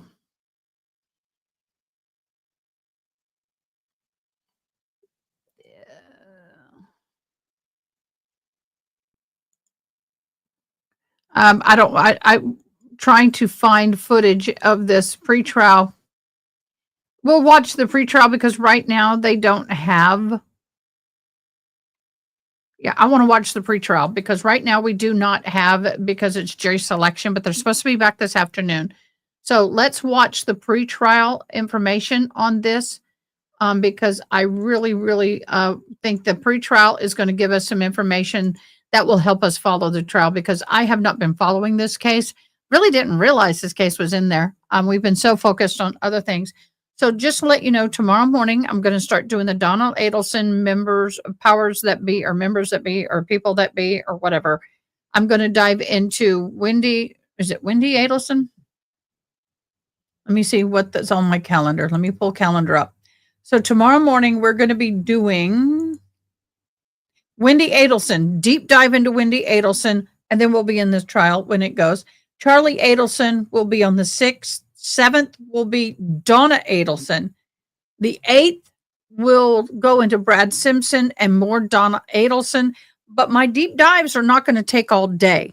So what I'll probably do is we'll run this trial for this week, depending on how it goes. I'm not 100% sure. I want to confirm with my mods.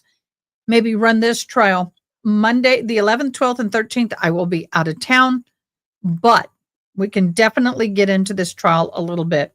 I could potentially run this trial once I am in Austin. I can go and do a remote live in Austin and run this trial from where I'm sitting.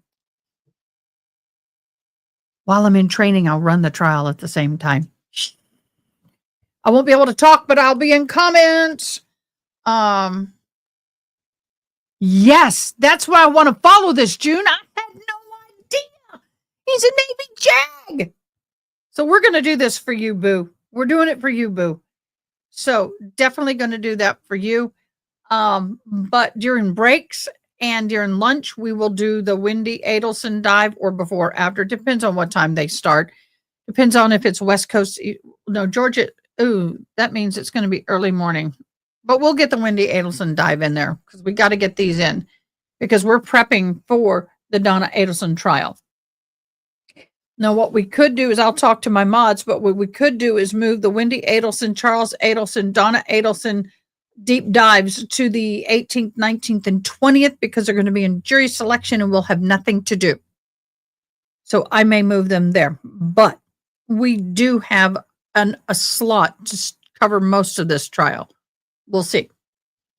All right. So are you good with that, June? I need to talk to Ronnie and, of course, Tinkatude as well. That would be a good thing. And also, I want to thank again Ms. C. Morales for being a 12-month member. I can't believe we have reached our first year of memberships, and that is absolutely amazing. So let me view this over here, get this down here, get this embiggened again, get this here. There we go. Get everything up and running, and let's start kind of looking at this. Let's start learning and educating ourselves on this because I don't know anything about this case. 2 years have passed, and soon the murder and dismemberment of Mindy Mebane Casotis, Nicholas Casotis' second wife, will be fleshed out in court.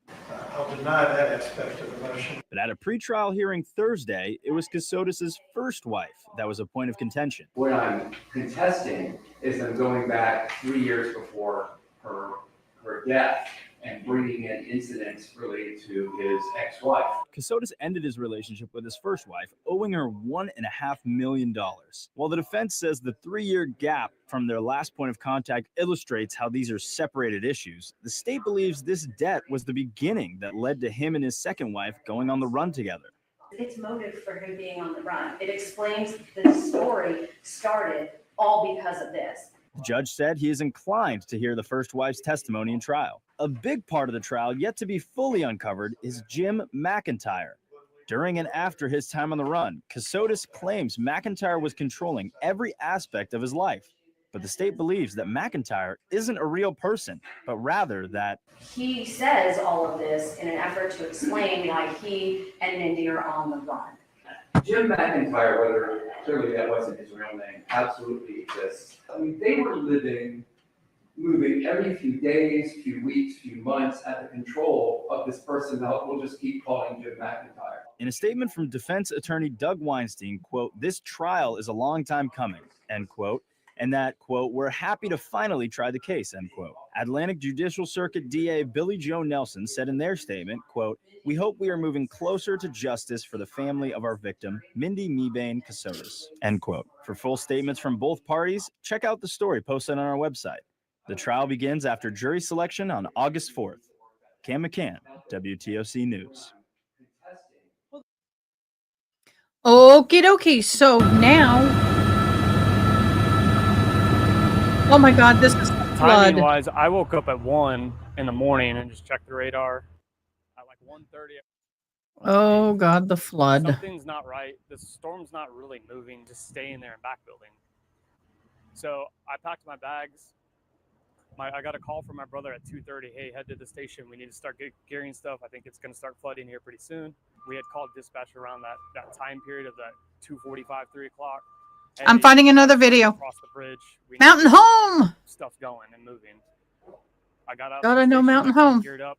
It was pouring down rain here. So we pulled into Ingram about 4 o'clock. So in between that time frame, that's really what was going on. It's just getting there. The first call. So we have an app called Active 911 that we get dispatched from. And when that went off, it was 3:37, and then the report was for people stuck on a roof in Hunt. And so that was our first assignment. Going from here at our station, heading in, this was my entire mindset. This is just like any other flood. There's going to be people that need to be evacuated, but we'll get them out. When we got to the Give me a minute. right before we lost this truck, it started to, hey, why is Okay, give me a minute. I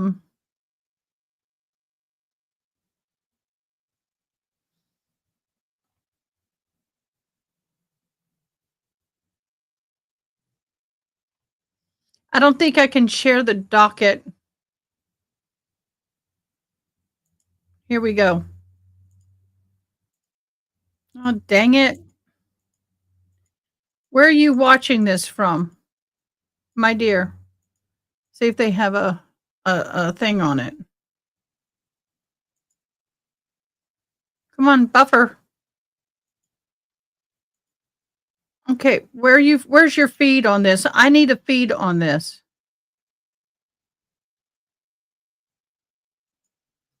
Where is her feed on this?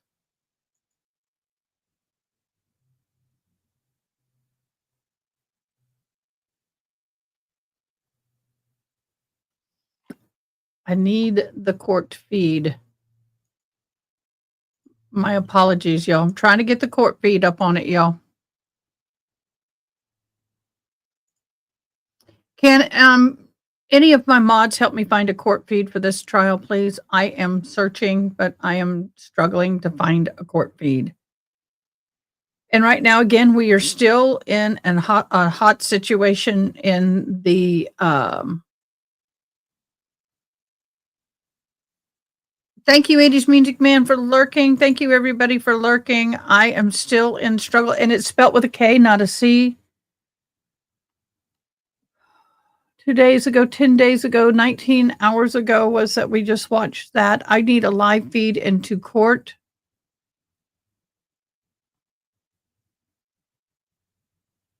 Why can I not find a live feed? Other than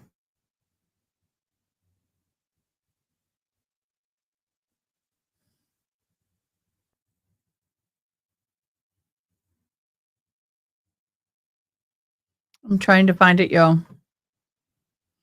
So they're in jury selection right now, so we probably won't. So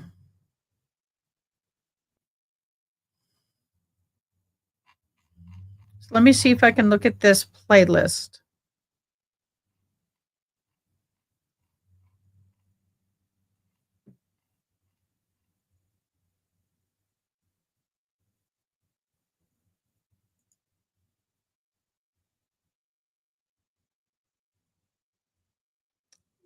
Nope, can't do that.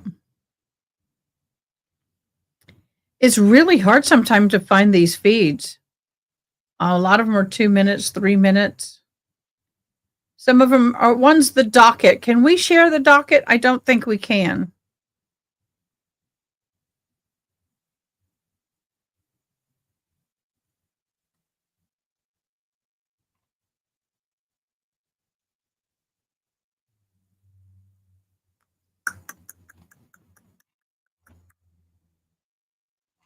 I'm looking for the news station in Georgia that's going to be covering this trial.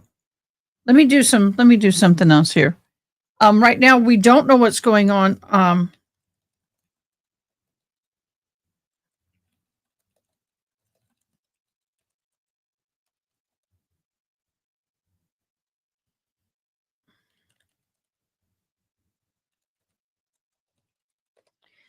Right now we are watching a scene in San Antonio. There appears to be some kind of a standoff going on.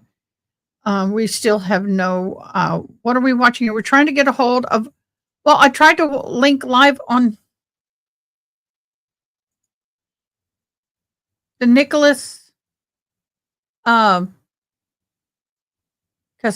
trial.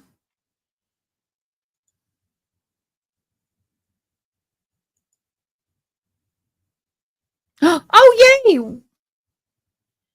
1:30 p.m. their time. So you have come to the correct site, Nicholas trial free stream. It's Nicholas trial. Broadcast starts at 1:30 p.m. on Monday the 4th. Please note the date and time is Eastern. So 1:30 Eastern is 11:30 our or 12:30 our time. So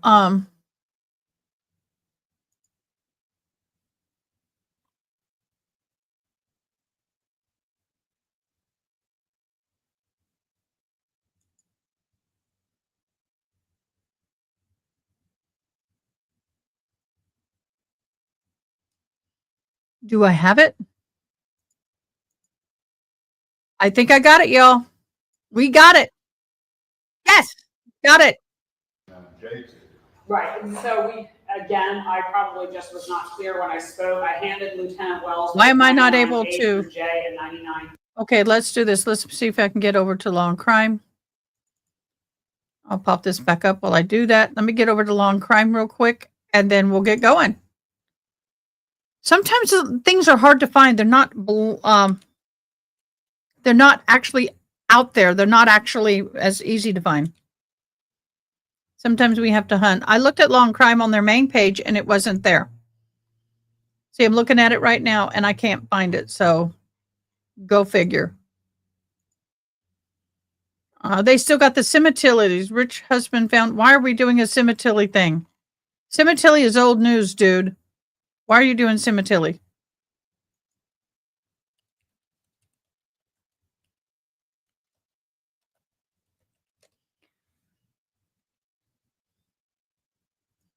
What? Now they said there's nothing on there, Nicholas?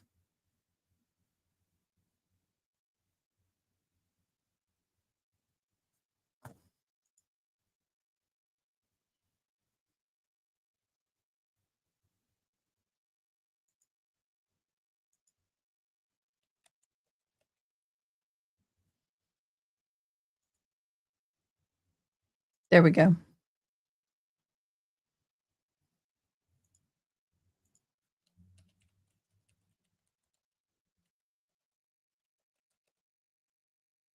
Nothing. See, the watch. See, this is what I mean, guys. Look, there you go. Why can't I embiggen this? That's not what I want. I apologize, guys. I'm trying so hard.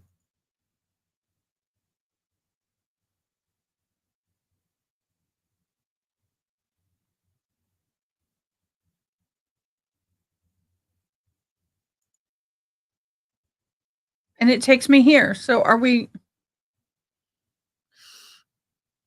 Look. I know, right?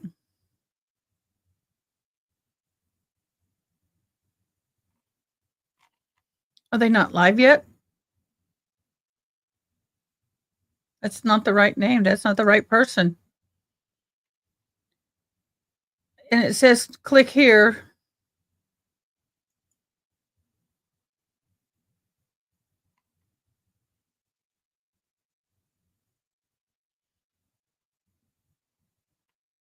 Y'all, this is frustrating. And when you click on it, it takes you to CVS to make a totally different trial. It does not take you to the Nicholas trial.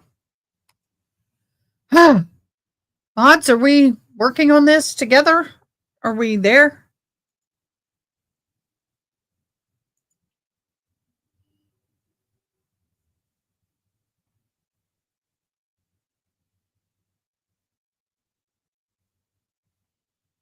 A lot of slaughter and laws and other ones, but I don't see anything with this trial.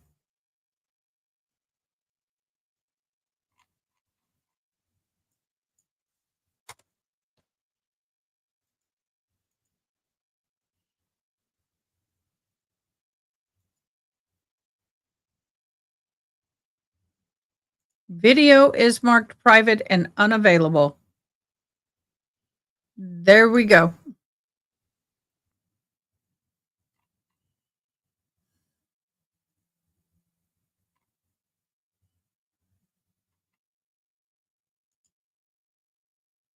It shows Court TV has it, but I don't see it on Court TV.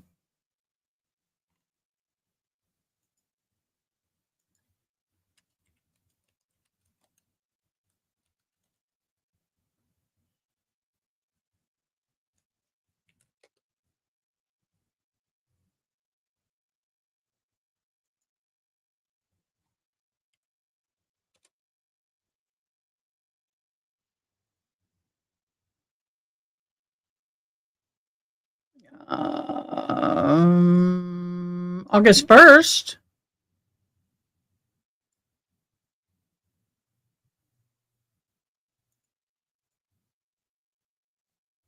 But that's only 3 minutes. That's not it. We're trying. It's live. Where? Where is it live? I'm not upset. Oh, is it? Okay. I think I know where you're going. It's not that I got upset. Just go to me in Discord. Let me go look there. I don't want to use that, but I will if I have to. Not trying to be mean.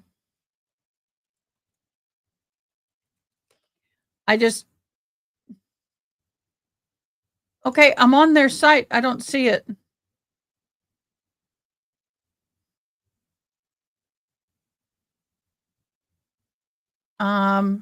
Do me a favor, Brooklyn. Brooklyn, just send me the link. Post the link, and I'll go there and put it up. But I don't even see it on their stuff. I'm on their site right now, and they're live, and I don't even see it in their live. Why don't I even see it in their live? Look, I'm there. It's not in their live, unless I'm missing it. It doesn't even show their live right now. This one, the Ego, that's the Florida versus the Adelson. So just send me the link, Brooke. I'm okay with that. See? Yeah.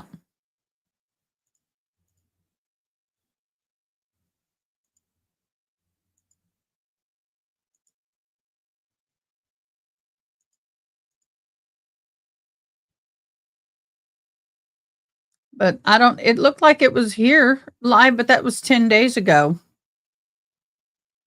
I hate it when you have a hard time finding a live.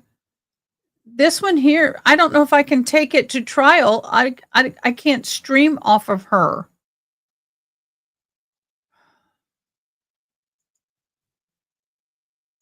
That's the problem. I can't stream off of somebody else. That's the problem.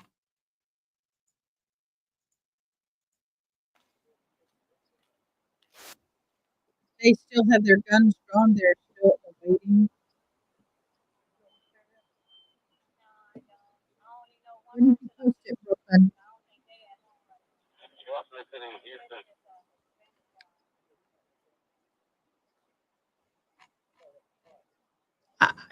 I'm in court TV. Where did you post the link? I don't see a link anywhere. Did you post it? Tell me where you posted it, love. I see no link.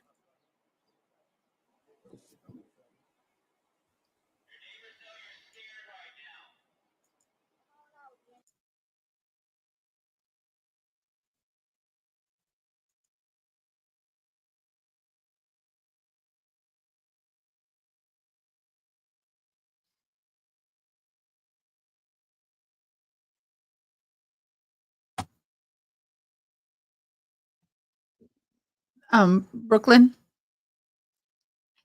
that doesn't help me. I need a link because obviously it's not showing up over here. See? Everything is, none of it is his case. Why does it have to be so difficult, guys? I apologize. This is so frustrating on my behalf. I get really frustrated where people, you guys can see it, but I can't.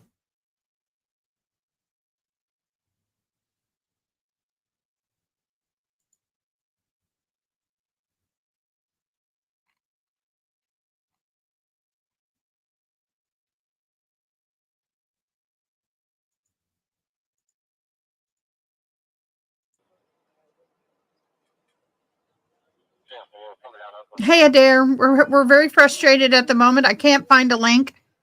Brooklyn, I need to know where you posted it. Not being mean. I just have no post.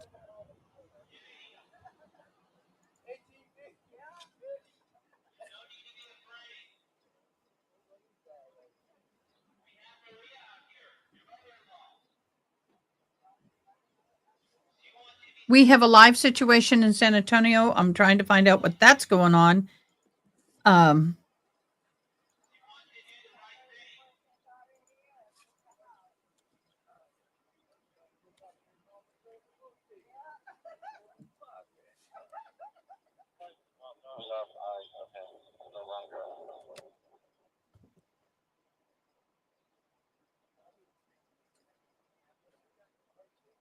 This is the only thing that comes up when I put his name in.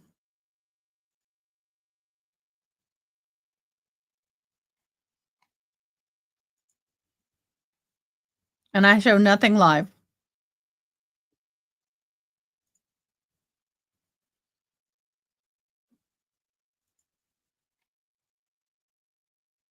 Ooh, the thunder and rain's coming into San Antonio. Wow. Yeah, I might go to that. I'm going to go to a mod call. Hold on a sec.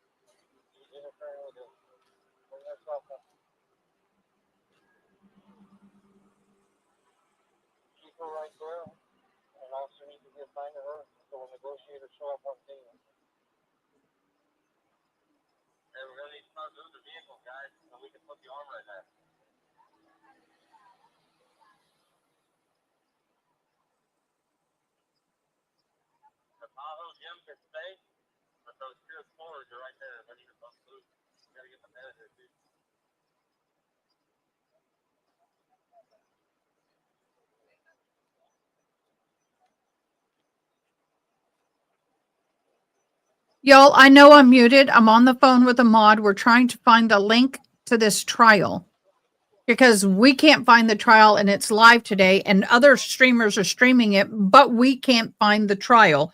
I've gone on to all four major TV trial networks and I can't find the trial.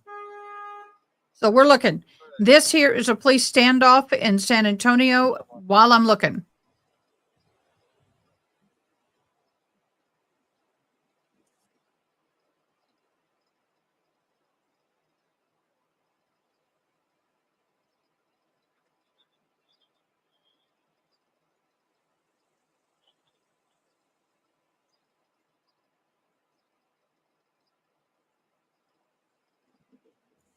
Y'all, nothing is more frustrating than you can't find a trial that other people have. So frustrating.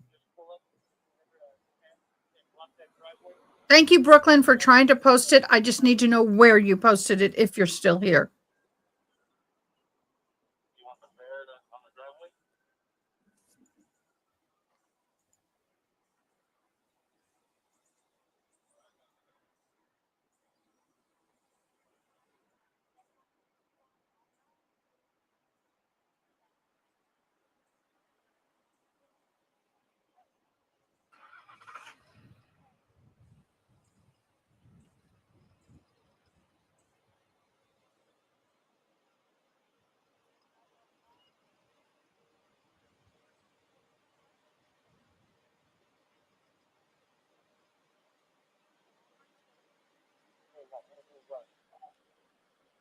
Okay. Their app? She's not live. It's a replay. Sorry. What do you mean their app? They have a separate app versus the regular YouTube? That's crappy. And is it only on cell phones or can I use it on a PC?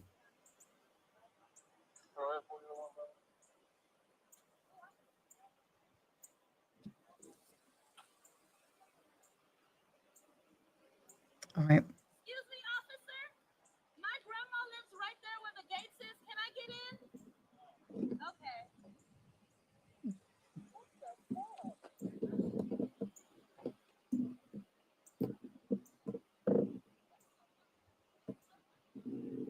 Well, I Googled it and I get all kind of weird stuff, but I don't get the page.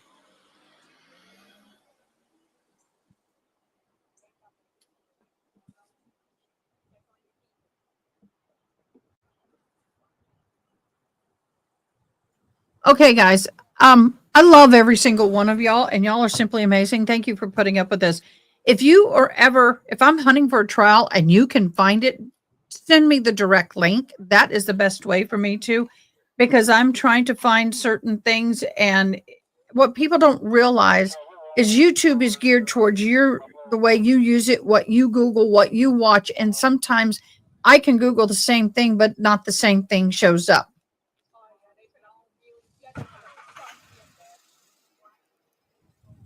So that's one of the things that so now I'm looking for Court TV app for PC. It's all Google. That's all Apple. I'm on a PC. So that doesn't help me much. Sorry.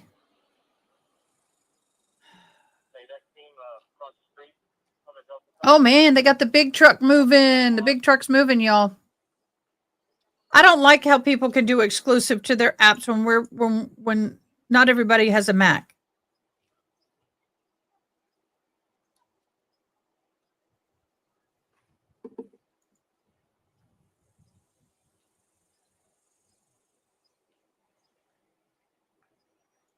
Let me do this. Subscriptions.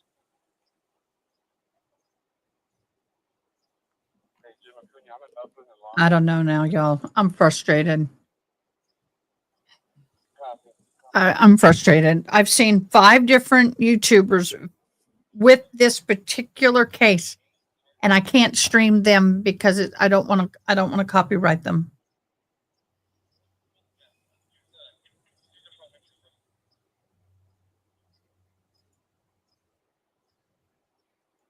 But I'm going to take it to trial. If I stream her, I'm going to get in trouble, right? It's AI at air. I'm gonna call him Nicholas James. Back he trials that we. Oh, he goes by first trial. See, I don't even know. Is the entire As you tell. See, I can't do that. Can't do it.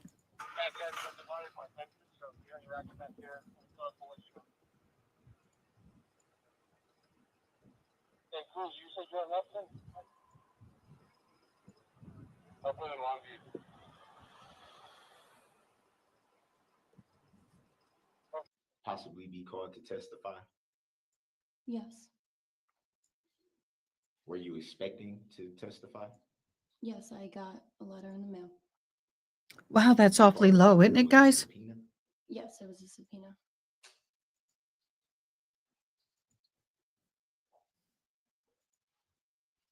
And this is somebody else's feed. How are they getting it? It's court TV. You frequently refer to the vehicle as the car. Do you recall those statements? Yes. So for clarification, Wait a minute, that's not even the right trial, y'all. Was it a car? Dang it, that's not even the right trial. I give up. I give up. I give up. I give up. We're not going to do this. Yeah, this is so frustrating.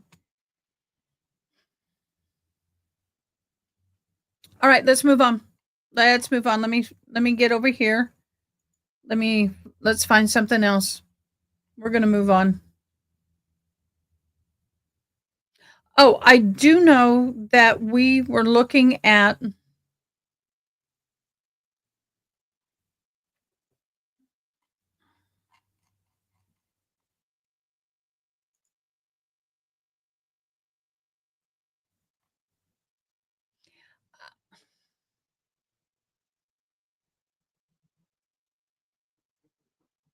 give me a minute.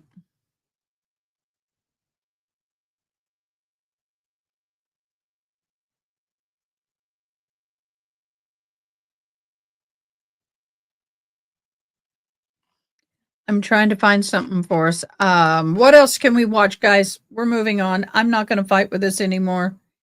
It is beyond frustrating and not fair to you guys. But it bothers me to no end when I can't find something like that. It just drives me back crazy. It really does. So let's go somewhere else.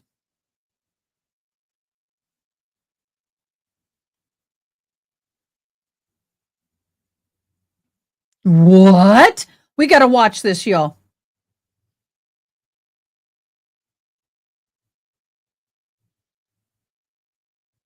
Hold on, I got something we're going to watch. Hold on.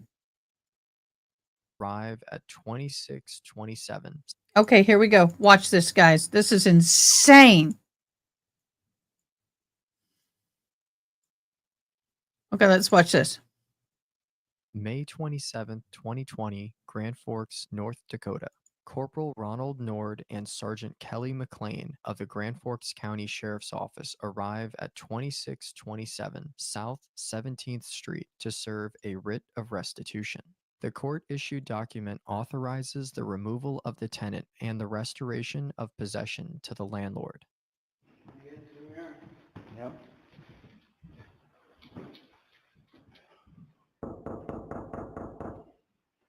Sheriff's Office.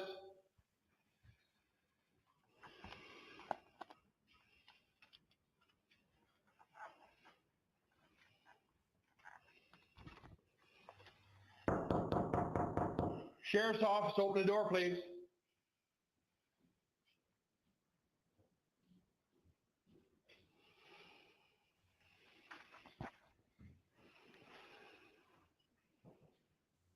What can I help you with, sir? Open the door, please. Sheriff's Office. What can I help you with, sir? I have eviction papers, sir.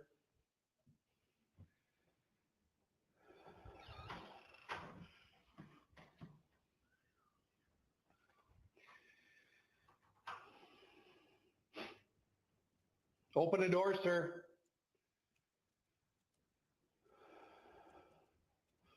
You want to just leave those papers at the door, sir? No, sir. We'll be making entry in just a moment. Please open the door. You don't have permission to have entry, sir. You got a key? Yeah. Are you sworn in under oath of office? Yes, we are. I have a judge's order, sir.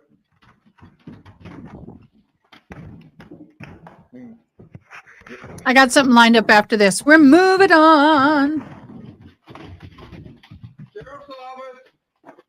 Y'all, this is going to get real bad, y'all. Real bad, real quick. Hello, miss. Where is he? Bring him out now. He's that way. All right. You had her jumped off the third floor balcony. No, he's got the door locked. 410-2. Open the door, Open sir. the door. Are you sworn in under oath of office? Yes, we are. We are. Ma'am, we have eviction paper. Have Okay. Open the door, sir. not had my day in court. That is not my fault. Open the door. You do not have to open the door. Central 19, 410-2. You have had your opportunity. It is now time to open the door. Open the door, sir. Due process. You're violating my rights. You're violating my constitution. Do you have another? He's got a lock on that door. I am demanding that you leave now. Sir, you need to open the door. You will go to jail. I am not going anywhere. You need to open the door or you will go to jail. I'm gonna kick it. Go.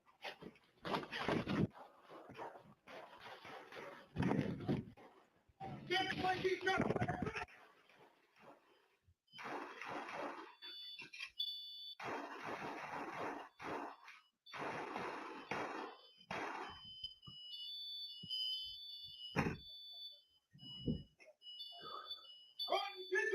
Yep, I'm dead too.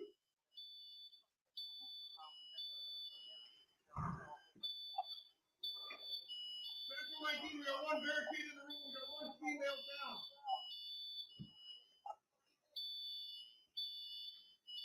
Demanding that you leave. And I'm not on my due process. There will be no other shots fired. I'm demanding you leave.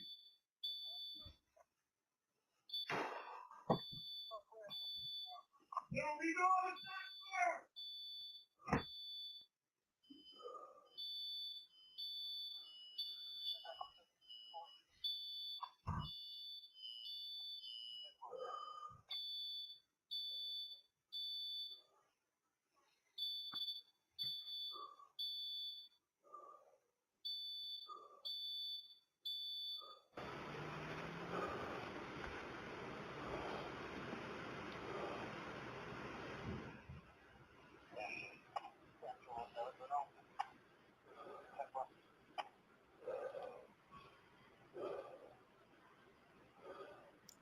The couch moving is going good.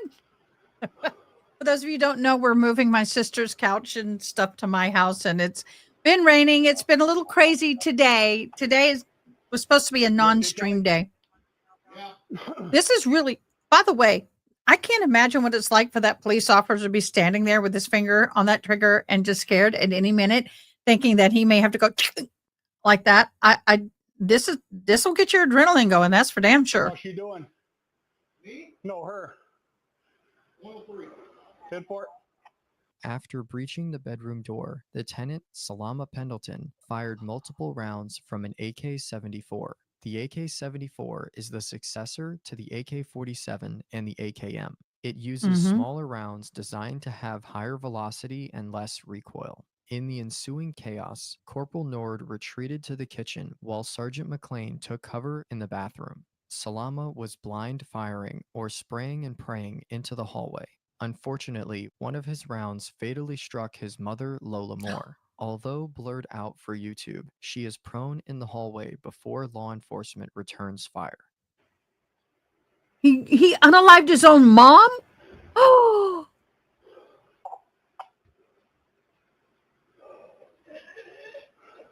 Corporal Pat Torok and Officer Cody Holty with the Grand Forks Police Department arrived on the scene and made their way to apartment 303. I love the body cams, y'all.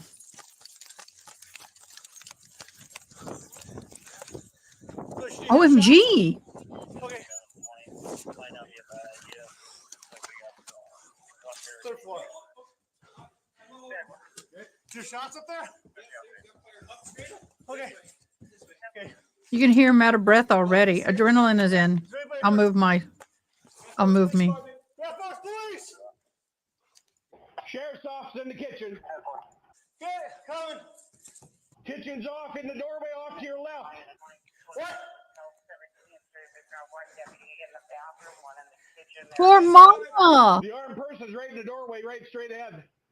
Is he still in? Yes, he is. Jesus Christ. He's still in the bedroom right now. Okay, clear that. Get out of the fire. Kelly's in the far room at the end of the hall. I think the female's a 103. Room here. He's got a long gun. Long gun? Yep. Right here. He's right here. You can see in the... We got one on the floor, no female. And then he's in the bedroom right here off to the left, first door. The door shut? Yes, it is. He closes again. And look, you got one down here covering that door. Kelly's at the end hall. He's in the bedroom. Yep.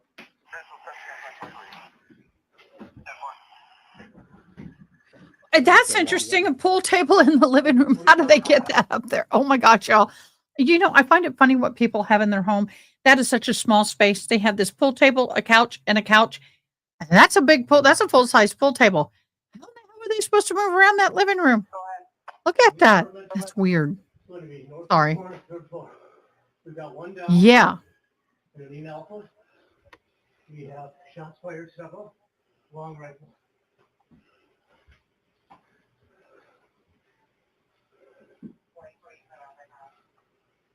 Take a deep breath. Long rifle. Come on, Chief. You're right, Pat. Pendleton's mother and an officer. Oh, the officer was shot too. Holy crap. I didn't realize that. I know, right? Priorities. An officer was shot. Oh my gosh. That's horrible. Lord have mercy. Oh, I don't like this. Behind Rydell's cleared. Several people walking around the Rydell. Oh, I don't want to hear not yet. You have access to them through the window. Activate SWAT. So one of these three get unalived? Oh my God. Not what I want to see or hear.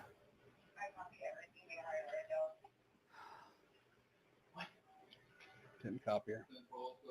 Rydell is wide open. Huh? Kelly and I, 2 of us. One's in this room. Kelly's in the bathroom, across the hall. Suspects in this bedroom.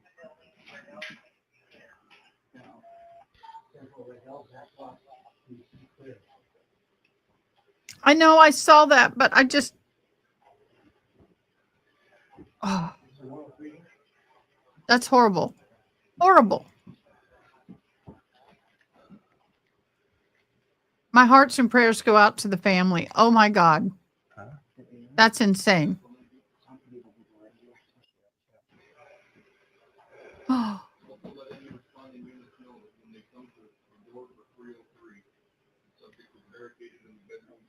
That's insane.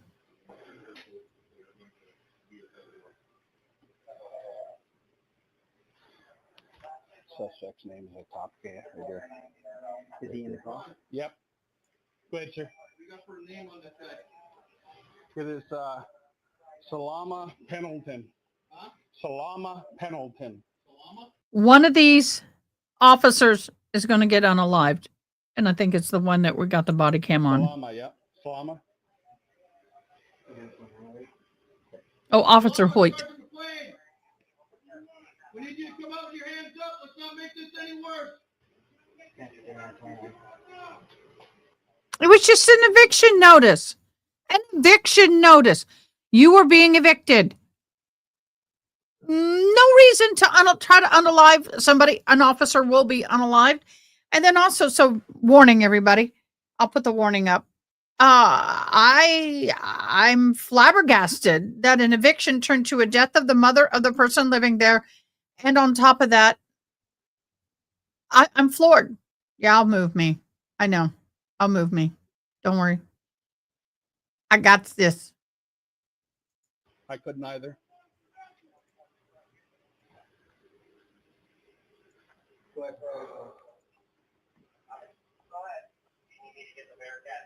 Oh man, this is going to be horrible. They're getting the bear cat.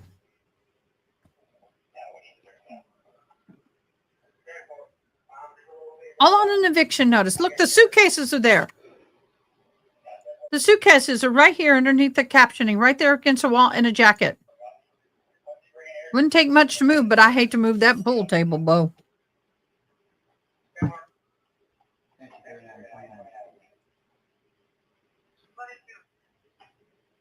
Yeah.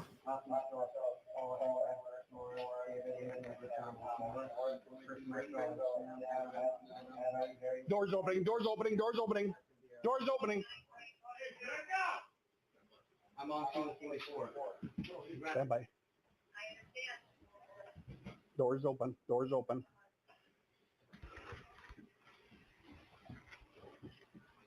That gets tiring, holding that long. That's why he's holding it against the wall. I know. Yeah, that would surprise me. Poor mama. She's deceased. He shot his own mother with that big bullet close range. God. I don't like this.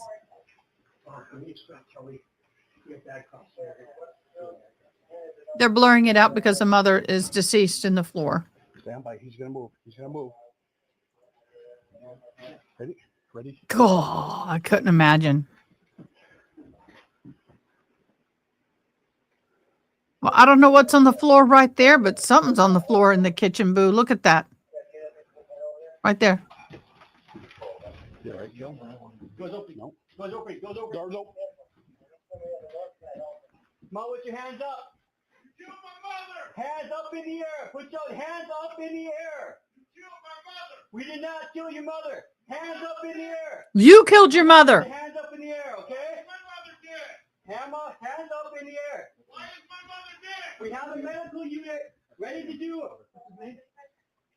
We have a medical unit. Solano, we can't help your mother till you come out. Why is my mother dead? Oh, it's a glass door on the stove. Come out so we can get medical up to her. Okay, that's a shot hit the glass stove. That's the glass from the oven door. Solano, you need to come out so we can get medical to your mother. We need to help your mom. Get an ambulance. We can't until you come out.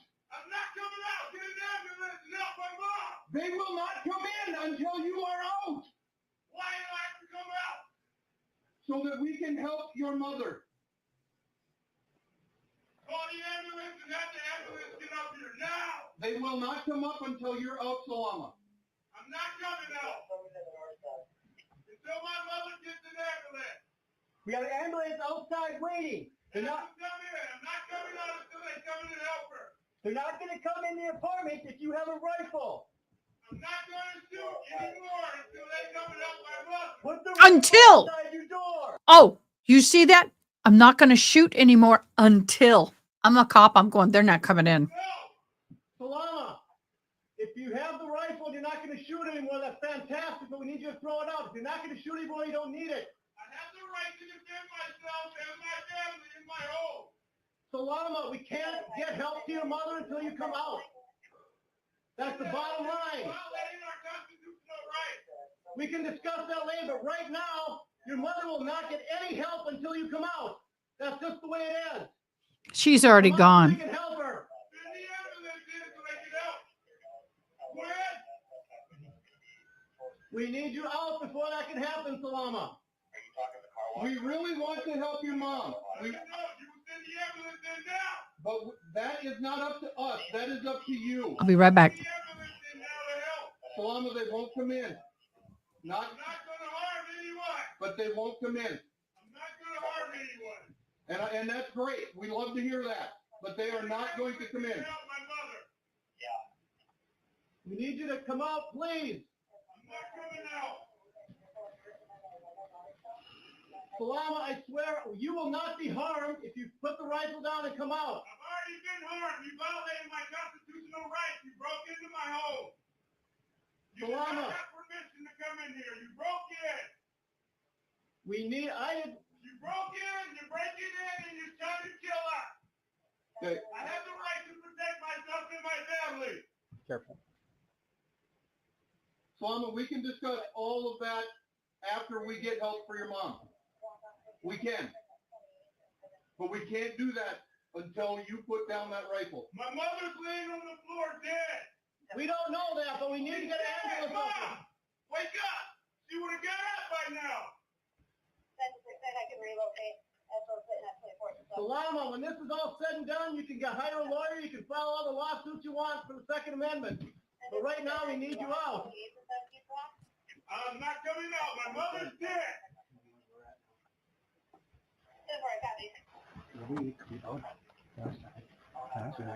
He has nothing to lose. His mother is gone. He's acknowledging his mother is gone. So now he has nothing to lose. That is not going to be a bargaining chip for him. Unfortunately. We need every apartment on the third floor and every apartment on the north side, second floor and first floor.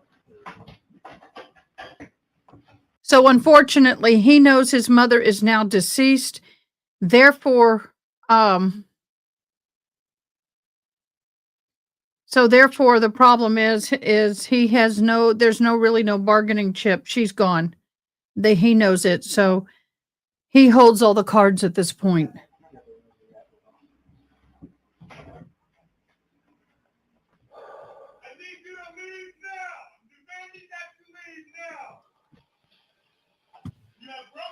Good luck with that, boo. I'm demanding that you leave now. You have broken into our home. You have violated our constitutional rights. You violated your oath of office. To support and uphold the Constitution for the United States of America, 1789.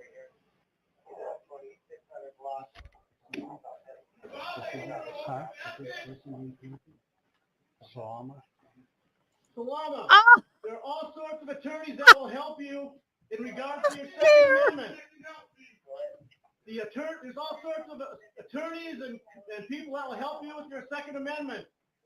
We can see one that can help me. You killed my mother. Laying on the floor dead, and I'm demanding that you leave.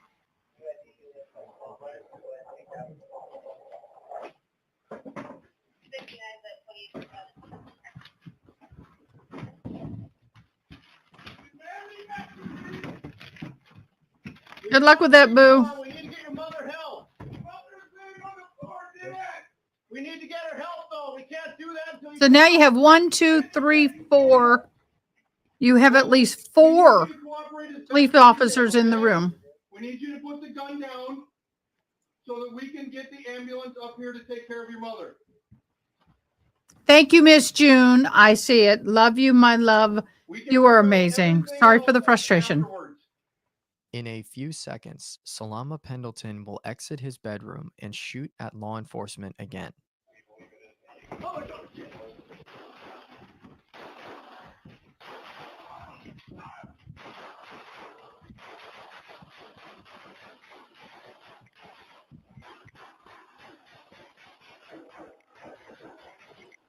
Dang! Unfortunately, an officer dies.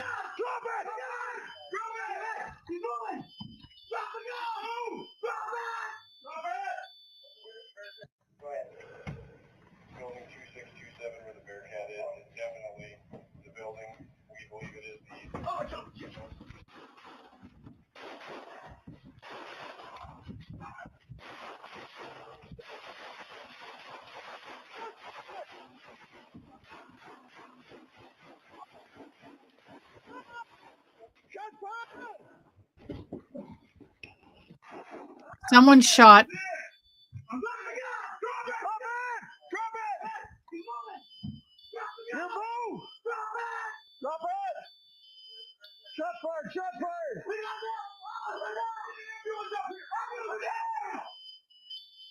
Corporal Nord ensured that Salama was no longer a threat and then limped his way down the stairs. He sustained a non-fatal gunshot wound to his upper right leg. coming down. Oh. Hurry up, 1033. Officer coming down. Where are they at? Hurry up, 1033. Yeah, he's calling for the ambulance. Hey. Oh, he's down. We need the ambulance now. Hurry up. I'm hit too. Get on him.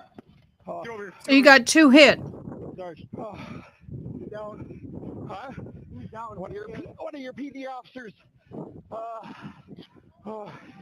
Upper thigh. Oh, shit. Dang. Kelly, can you come to me? Come in. Salama was placed in handcuffs, having sustained non-life-threatening gunshot wounds. Get him in here. Okay. Get him in here. Keep on. Stop.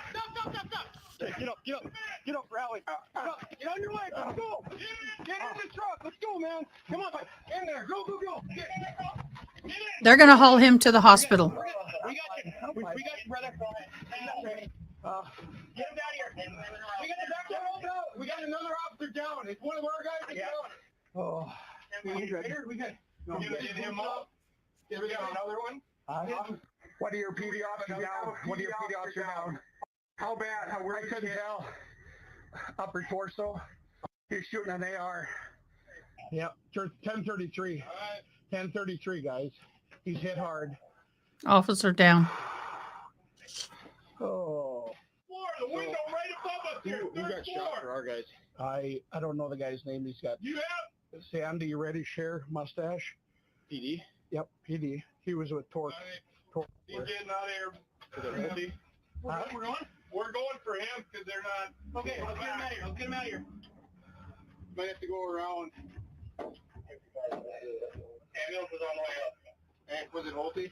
Huh? Was it Holty? I don't know his name. I really. Huh? Short guy. He was probably a little taller than Torok. Carry him to that ambulance in the back. Bring him to the second one. Okay. We'll get him to the second. Man. Here, just a second.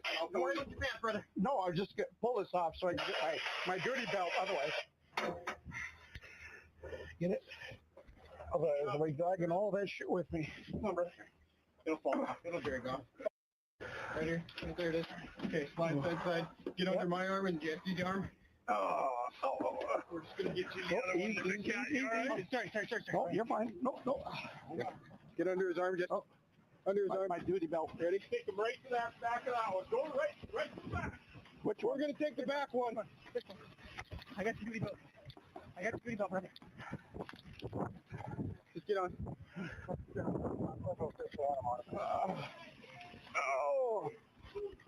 That's horrible, y'all. Ambulances transported Officer Holty, Corporal Nord, and Salama Pendleton to All True Hospital. Officer Holty suffered 3 gunshot wounds and was pronounced dead upon arrival. In our hearts and our minds. Rest in peace, Cody. We've got it from here. He is survived by his wife Mandy and their 10-month-old son. At trial, the jury convicts Salama Pendleton of 2 counts of murder and 2 counts of attempted murder. The judge sentenced him to life in prison without parole. The Grand Forks Police Department posthumously awarded Officer Holty the Medal of Honor and the Purple Heart. Oh, y'all.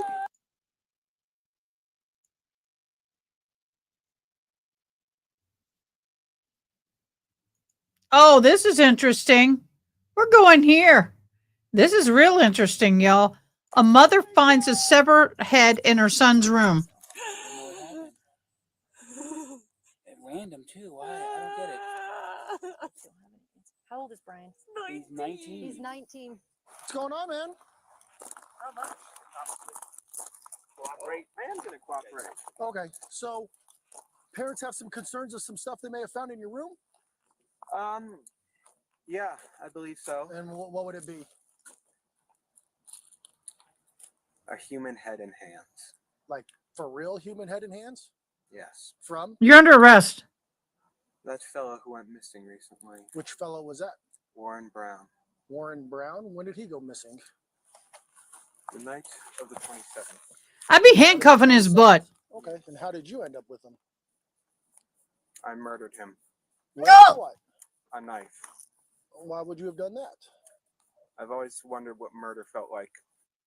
2021, Grand Junction, Oh Colorado. my The gosh, 5th of y'all. Do March, y'all know this and case? Warren Barnes, a 69-year-old man known to hang outside of Monique's Bridal and Formal Wear on Main Street in downtown Grand Junction, hasn't been seen since Saturday, February 27th. But if you've ever been downtown, you guys would see him. He looks walks Main familiar. Street. He's So always Brett probably knows him if he's talked to him. he's always on Main Street just with his backpack, just walking and coming down to the shop to sit in his chair pretty much. How do you know Warren? I own Monique's Bridal downtown, and I give him a chair to sit and read his books.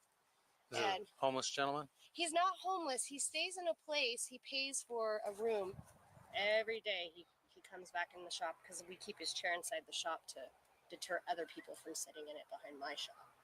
The woman speaking with police is Monique Lenati. Her business Oh my has God. been a mainstay in downtown Grand Junction since 1995. Monique and her daughter spent time getting to know Warren over the 4 years he's been a fixture behind her shop.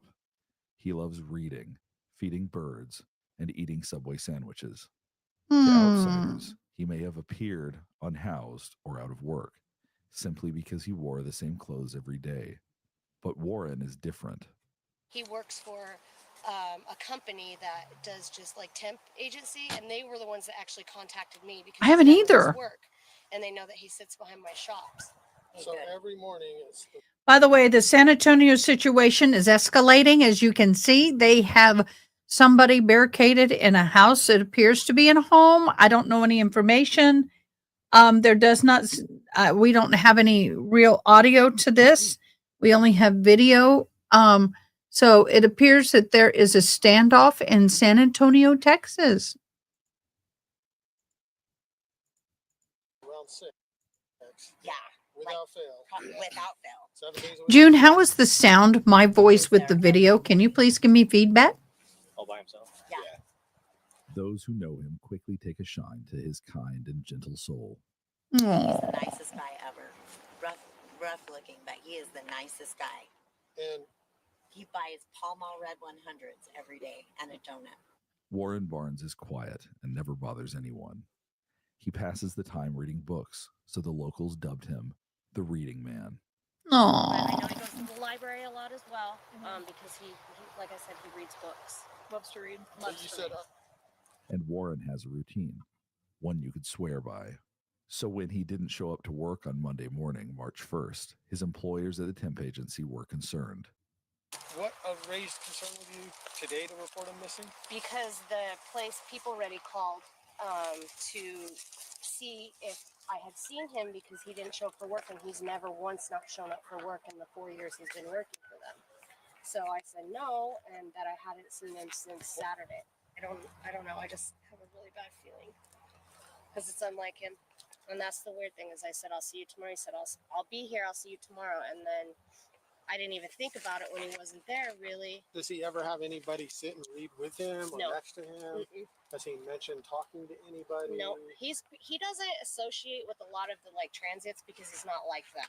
He's very intelligent. Like I don't know why he's homeless. I never really got into like why he chose, I'm sure you asked. Did he ever talk about his family or where he came from? So he has, I believe, at least one child, but they don't talk. Okay. And he said that they talk maybe once every 3 or 4 years on a holiday, but that he hasn't spoken to. So he him, probably didn't go for a visit. No. He wouldn't have, and if he was, he would have told the People Ready place he wasn't going to be there for work. He was very all about having that so he could afford his place to stay. With no family that she knows of to call upon, Monique decides to start searching for him on her own. She posts a picture of Warren on her Facebook page asking people to be on the lookout. Meanwhile, 5 miles across town, something odd had been unfolding over the weekend. In the Colorado River, just off the Blue Heron boat launch, a car is partially submerged in the water. The driver, 19-year-old Brian Kohi, had accidentally driven his 2007 Ford 500 into the river and was in over his head. Literally. So he called his parents, Brian Sr. and Terry Kohi, to come to his aid, and they called the police for further assistance. The tenor of the scene just off the Redlands Parkway is lighthearted. Everyone's laughing and joking around, even though it's in the middle of the night and it's dark and freezing. Yeah, we made him wait till he was almost 18 before he got his driver's license because we didn't want him having any accidents like they do when they're 16 and 17. Gotcha. Things. This your son right here? Yep. Yeah. Hey, partner, you want to come out and talk to me real quick? Sure. I mean, Appreciate it, man. I'm really cold. Is it okay if it's in here? Because Okay, that's fine. I did not know that. No, please stay in the car. All right. Nobody else in the car. Nope. No, okay. just us. I'm the father. That's the mother. And this is my son. He just called Sounds us 20 good. minutes ago and said, "Dad, I parked at the boat ramp and I messed up. I tried to get out of the car and it slid down." Well, you're not hurt, right? You're okay. No, just a little cold is all. Beside your pride a little bit. And probably $7,000. Okay. All right, man. Do you have your ID with you, driver's license, by any chance? I do. Thankfully. What were you doing down here, bud? Well, I felt like I needed to get out, and I figured, why not park here and just relax a little bit, relax and think. Okay. And I parked on the boat ramp, and I thought it would be easy to get out. But when I tried to, Where did you park exactly? Were you down the hill a little bit? Yeah, just a little bit. And then when you got back in, go ahead. When I got back in, I tried to put it in drive, and it didn't go up. So then I tried putting it in low gear, shimmying it a bit. That didn't work. Were you facing down? No, at I this was point, or were facing. you I was facing this way? up. Okay. You back down? Yeah. Really good Because idea. that seemed like the easiest one. It was very Because of cool. the propulsion of the propulsion of the rear tires, I figured they'd be able to push. Okay. But yeah, then. Okay. Yeah, then it slid into the river. I was able to get out. Because I was like, it's not a crash. He just it's like parked 8 it feet out in the water. He parked it and basically couldn't get it up. It just lost traction, looks like, and then he actually went in it. Down in the water. He's not hurt at all. So I'm like, how are you gonna get this car out if possible? Does he need to stay here? Or I'm sorry? Is he free to go? I'm sure he'd like to go home and get warm. I'm sure he'd like to get some pants on. Yeah, right? Yeah, it's not a crash. It's Okay. simple It's mistake. just a stupid act. So, Okay. All right. I'm going to take him home then, and then we'll come back here and see if we can figure out what's what with this picture. son has no pants on. After taking Brian home to put some pants on and warm up, the Kohis returned to the scene at the boat ramp around 3 a.m. And this is when things take a turn. The crew recovering Brian Jr.'s sedan from the Colorado River has just spotted something troubling. Hey, quick question for you. Sure. So the back bumper, I don't know, you can probably see it from here. It's a lot of red on the back of that. Dripping down it all a little bit. Right underneath the license plate. Body inside. Little area right there. Okay. Okay. A lot of red, which means looks like blood. We did. We did. I don't know if did your son hurt himself on his way out at all? He might have. He just didn't know it. I don't know. That's why I'm asking. That's a good question. He's at home. Is he make sure he's not got a cut or He said he's going to bed. something out on him somewhere that he's not aware of? Maybe because his adrenaline was a little high. Maybe just have him do like a self check, make sure he's okay. Hello? Brian, are you okay? They see blood on the back bumper of the vehicle. Really? Yeah, did you get hurt? No. Are you sure you don't have any injuries? No, I'm fine. There's blood on it?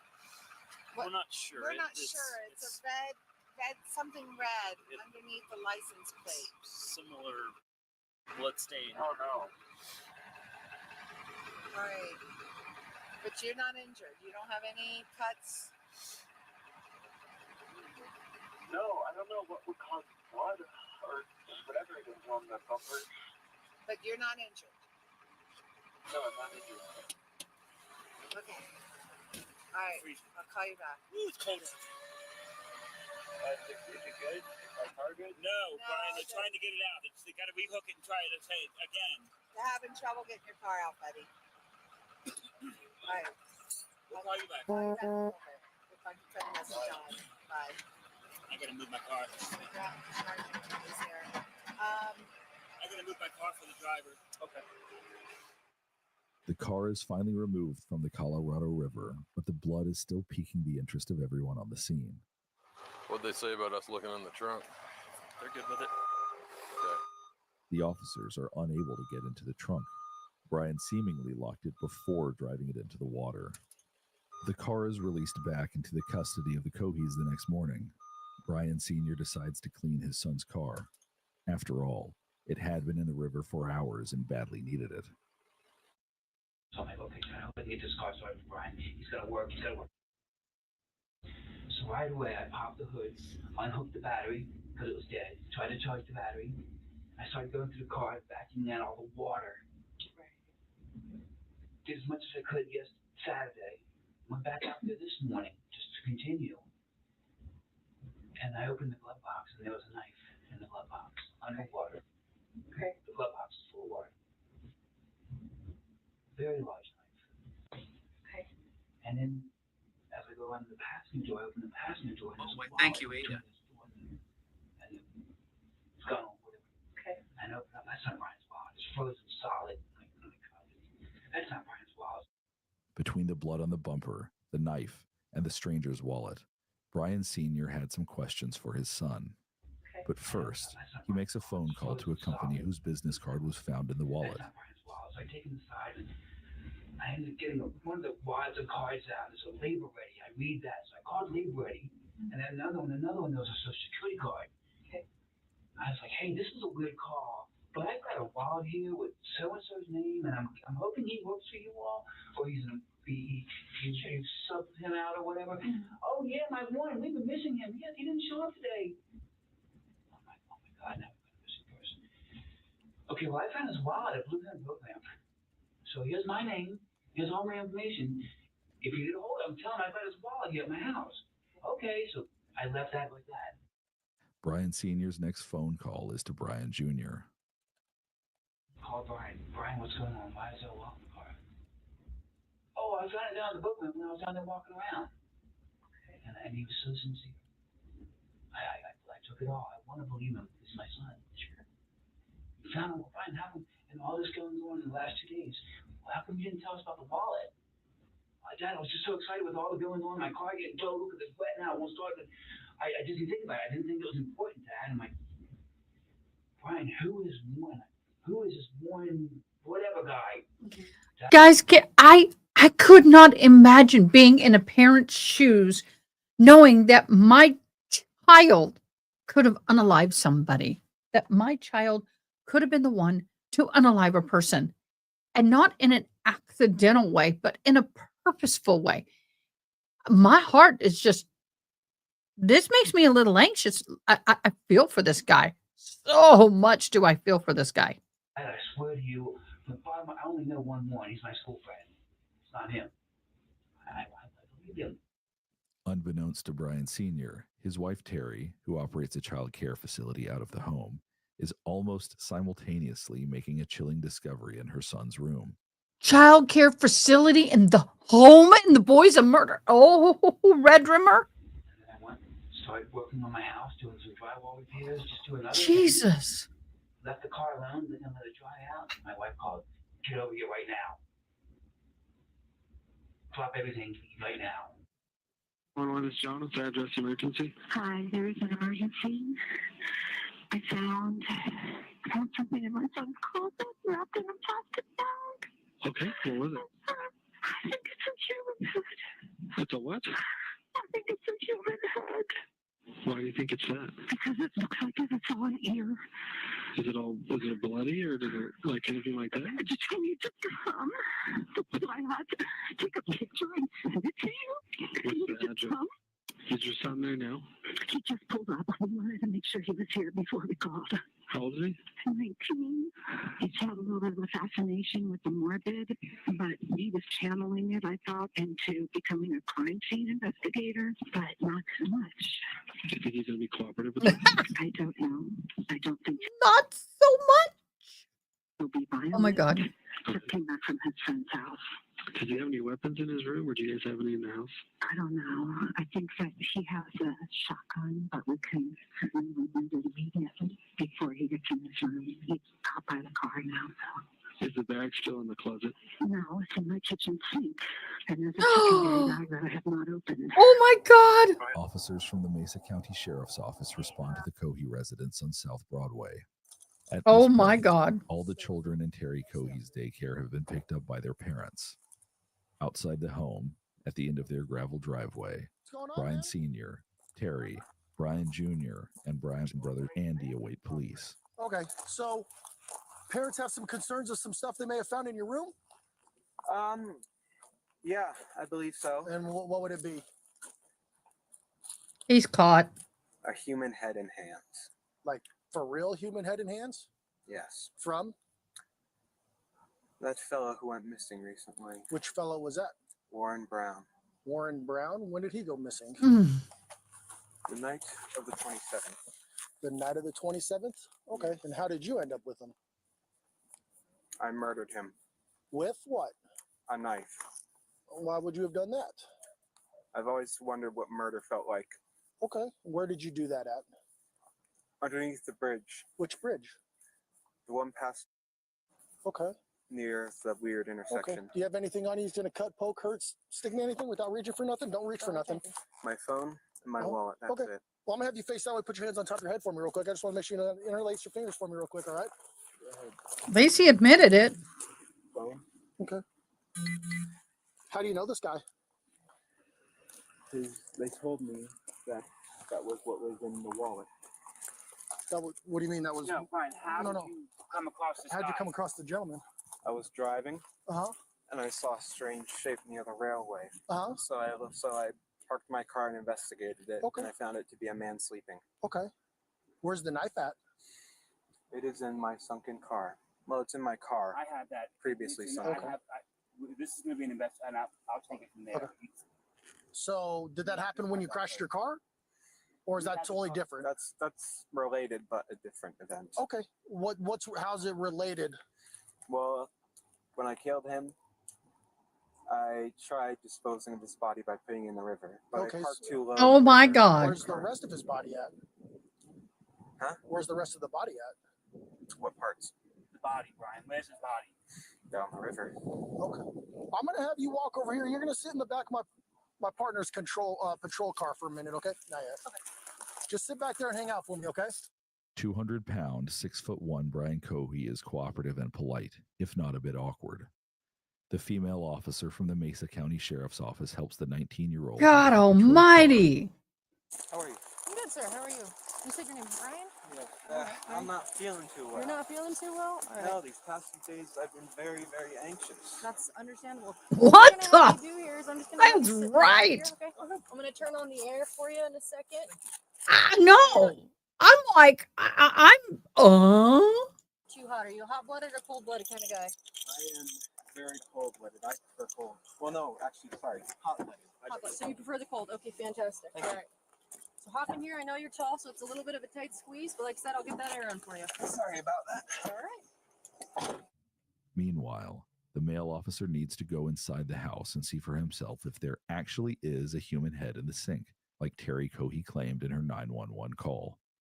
Can you walk me inside, please? Let's walk you all through this. What happened in the beginning. Okay. Let me do it. You go inside. Well, let's stay out here with me for a minute. Sit down. Come on, sit down, dude. Can I go in there and verify here first? Oh, yeah, please. Let me We go haven't through that. seen it. Yeah, we haven't looked at it. It's under the towel in the sink. Okay. Yeah,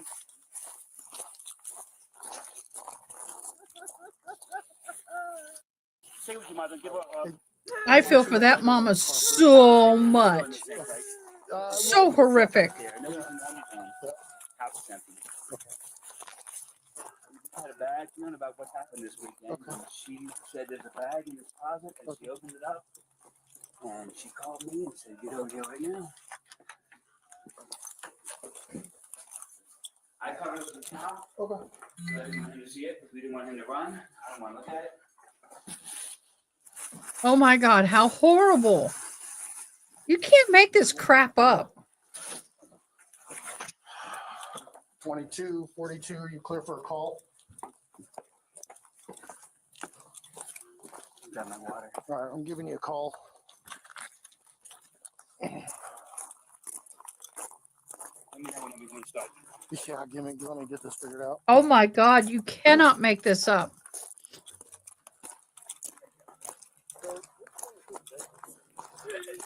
Frankie Delroy. Investigations. So, oh yeah, he already, I asked him what was going on. He said, I killed a guy. I stabbed him. That's his head. I dumped his body in the river. So I guess this guy's name is like Warren Brown or something. So, all right, I'm gonna secure the house. And he said there should be hands and the head's in the sink. The body is in the river. So, what's that? Yeah. What's that? Oh, does it sound by my voice that it looks real? It is. So, okay. After the officer confirms the head is indeed real, Brian Sr. then recounts the story of the last 24 hours again to law enforcement on scene. He left. Insane, y'all. Walmart bag. He's at my house. Dad, this is Brian. My son Brian. Same name, same birthday, January 10th. My firstborn. My car's stuck in the river. Wait, what? So we go there and he gives us a song and dance how it was a full moon. He wanted to pull down to the water. And next thing you know, since the one-wheel drive, we tried to put it in reverse and the car started sliding. And next thing you know, he ended up in the river. So we get there to pick him up. We call the police at 2 o'clock in the morning. My son put his car in the river. So they called a tow truck company. We called 4 tow truck companies. Couldn't get the car out of the river. Where's the car? Blood all over the bumper. Where is the car? So we towed it to Scotty's to see if they could fix it. So I called Scotty's and said, don't touch it. I already called him and said, don't touch it. Nothing was taken out of the vehicle. Yes, you know. I did. Yes. What did you take out of the vehicle? I cleaned it up. Bottles, everything. Incriminating Do you know stuff. where that stuff is? Yes, it's all at the house. Yes. Okay, yes. in a bag. No, I didn't know this had happened first. So I'm thinking I'm going to get Brian's car cleaned out. We're going to get it all fixed up. Right. Call Scotty's. They're going to start it up. Right. But then things started unfolding. Okay. We saw blood on the bumper. We asked Brian, Brian, what's this from? Oh, I think I cut my finger. Okay. What else has got on? I found a wallet. So I'm going through the car this morning. Okay. There's a wallet in the car. And I'm like, Brian, whose wallet? Oh, I found it at the boat ramp. And where were you going through the car this morning? Because it was at my house. Okay. We towed it to my house. Oh, so now it's at your house. It's at my house. It's not at Scotty's anymore. No. When I found that I couldn't start it, I called the tow truck company and they towed it to Scotty's this morning. Oh, so they just got it. Okay. Car was towed there, and I'm like, well, I started pulling out bottles, this, and I'm like, Brian, why is there a knife in your glove box? Dad, I don't feel safe. So you touched the knife? Oh, absolutely. Okay. But the knife was underwater. Okay. The car was underwater. Right, okay. So I pulled everything out of the car. Okay.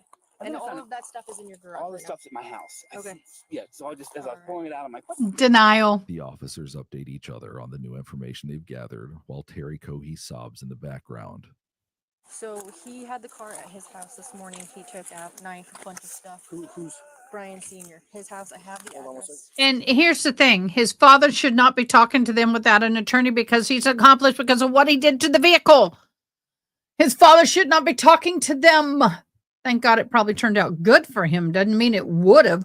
Once again, it's another one of those cases where you shut your mouth. Go ahead.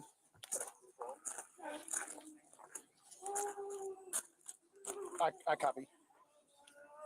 So I told him we'd hang tight until investigations came, and then he can take them there where all the items are. Go ahead.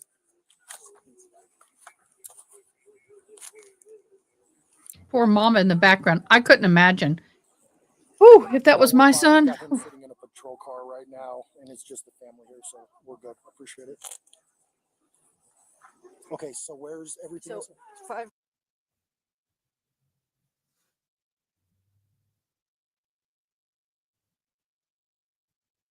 He had the car at the house this morning. He pulled the knife, all sorts of stuff. He said there was blood all over. Okay. Hold on. You're good. Car to car or stuck. We'll also have a second address that'll have to either go through on consent or through a search warrant. It's going to be Dad's house. He had the car over there and cleaned it out, unbeknownst to knowing what was going on.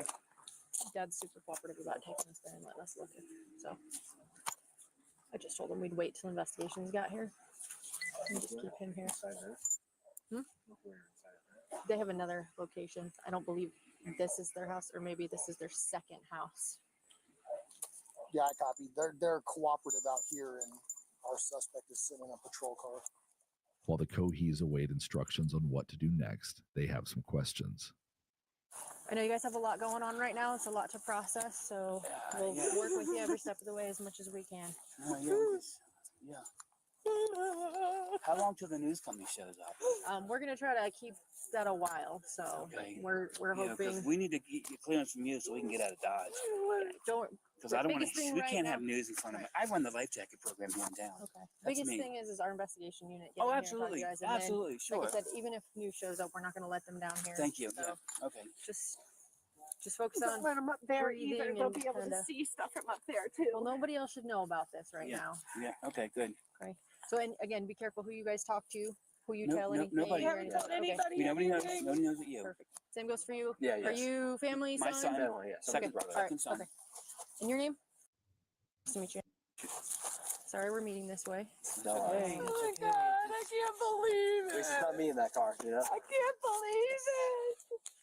Oh my God! It's kind of a time to not really know what to do. So. What happened? Random too. Why? I don't get it. Don't have any answer. How old is Brian? He's 19. He's 19. 110-02. Mom, 19. what's your name? My name's Terry. Terry. Okay. Are you okay? Do you need any medical? Well, we're waiting on a call from my doctor. Okay. Okay. All right. So hang tight right here. I got to chat with my partners again. Sure. Okay. Brian, when would you say this? What night did this happen? No, Friday late Saturday morning. This Saturday? 1 o'clock, yes. Okay. 1 o'clock in the morning. Okay. Stop. Just this Saturday. At 1 in the morning. For what, the car crash? Yeah, the whole incident. It's now time to take the 19-year-old suspect to the station for questioning. All right, Brian. His parents follow the patrol car to the sheriff's office where they will also be interviewed. I've got one male on board. We're en route to the office. On the drive over, Brian Jr. makes light conversation with the sheriff's deputy until he notices where they are. What time is it? It is 2:32.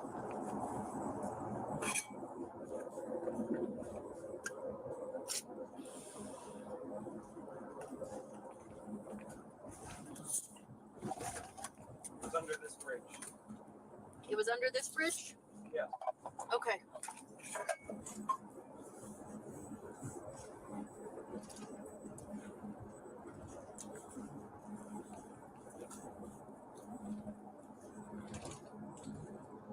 I'm right there under the bridge, or This side of the bridge. no, I don't think he's okay with it, but I do believe he is in like an extremely great deal of shock, which I would be. Yeah, this is creepy. We're waiting to find that one out. This is like weird, crazy, weird, absolutely batshit crazy weird. okay. Stuck with.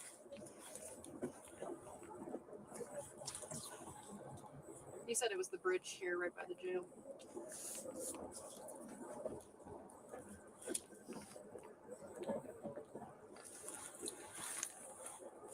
From what he's saying, it sounds like No. I think he's doing everything he can to help the The investigation. patrol car is sent to inspect the area of the underpass that Brian stated was the crime scene. There, officers are quickly able to confirm he was telling the truth. It's right here. Yeah.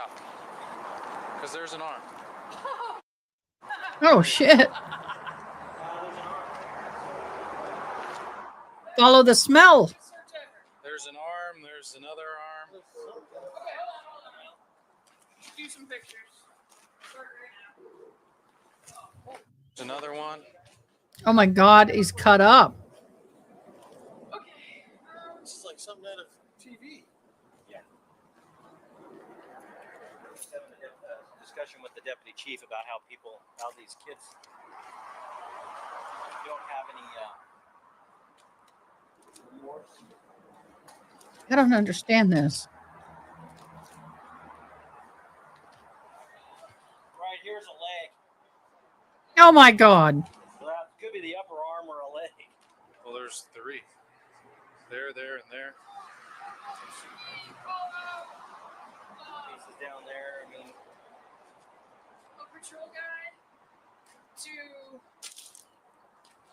yellow tape it and then hold it, because the potential is that there's a secondary by the boat launch. Yeah, I would think so. we can run out there and look at that, and then if you guys, we can just ask for a. I'm switching to primary. Hold on. But if we can get the lab out here, that would be the best thing. Yeah, get forensics out here. After the 8-minute drive to the sheriff's office is complete, the deputy escorts Brian Jr. into the interrogation room. He's Is right. Dad cooperative? Everybody's cooperative, including Dad's Brian Sr., son is Brian Jr. They're ready for him. Okay, cool. Let me call parents, let them know to park here, and then we'll have some meeting up front.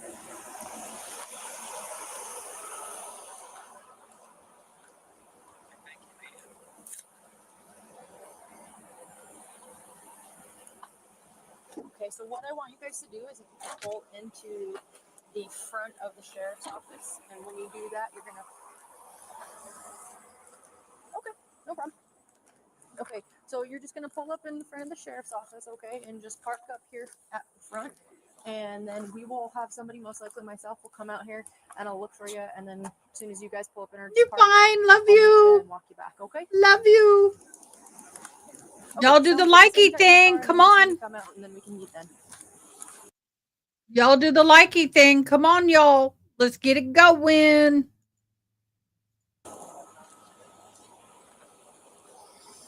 Yeah, right.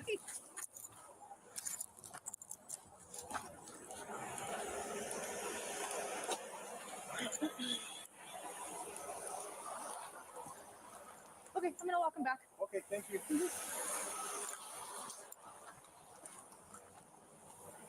Okay, Gotcha, Amy. We're good. My bad. no problem, sir. So walk I'm a around. little We're gonna walk stumped. right this way, okay? They're fine with me not being in cuffs. I'm fine with you not being cuffs. Okay, thank you.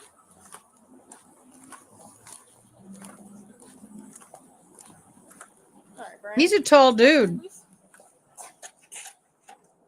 Oh, let's pull it. There you go. You're good. You're good. All right, just face that glass right there for me.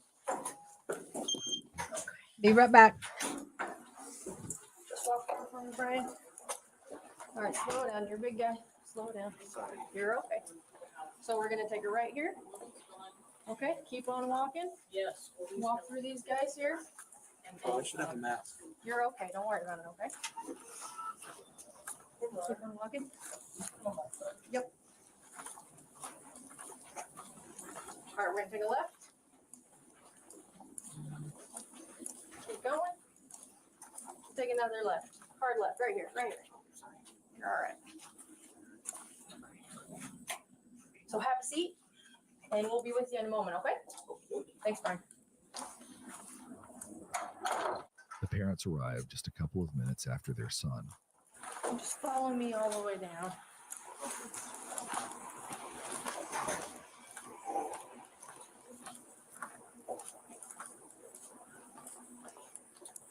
We're gonna have you guys have a seat in here, and we'll do what you want. In the interview room, Terry Kohi is understandably upset and anxious. Her eldest son has just admitted to murdering a stranger for the thrill of it. The detective wants to know the question on everyone's mind at this point. What would drive this seemingly non-violent teenager to murder? Tell me about Brian. Does he have any kind of mental issues or disabilities? That's why we were told he had ADHD. Okay. So we put him on ADHD medicine. He didn't get it during the summer or weekends only when he was in school. Okay. In middle school, he started exhibiting antisocial behavior. Okay. Just saying things to get kids riled up and thinking it was funny. Okay. And the doctor has said, yes, he's ADHD. Yes, he's autistic. Yes, he's this. Oh, and there's some indications that he should get further testing because of potential psychosis. And I asked about referral.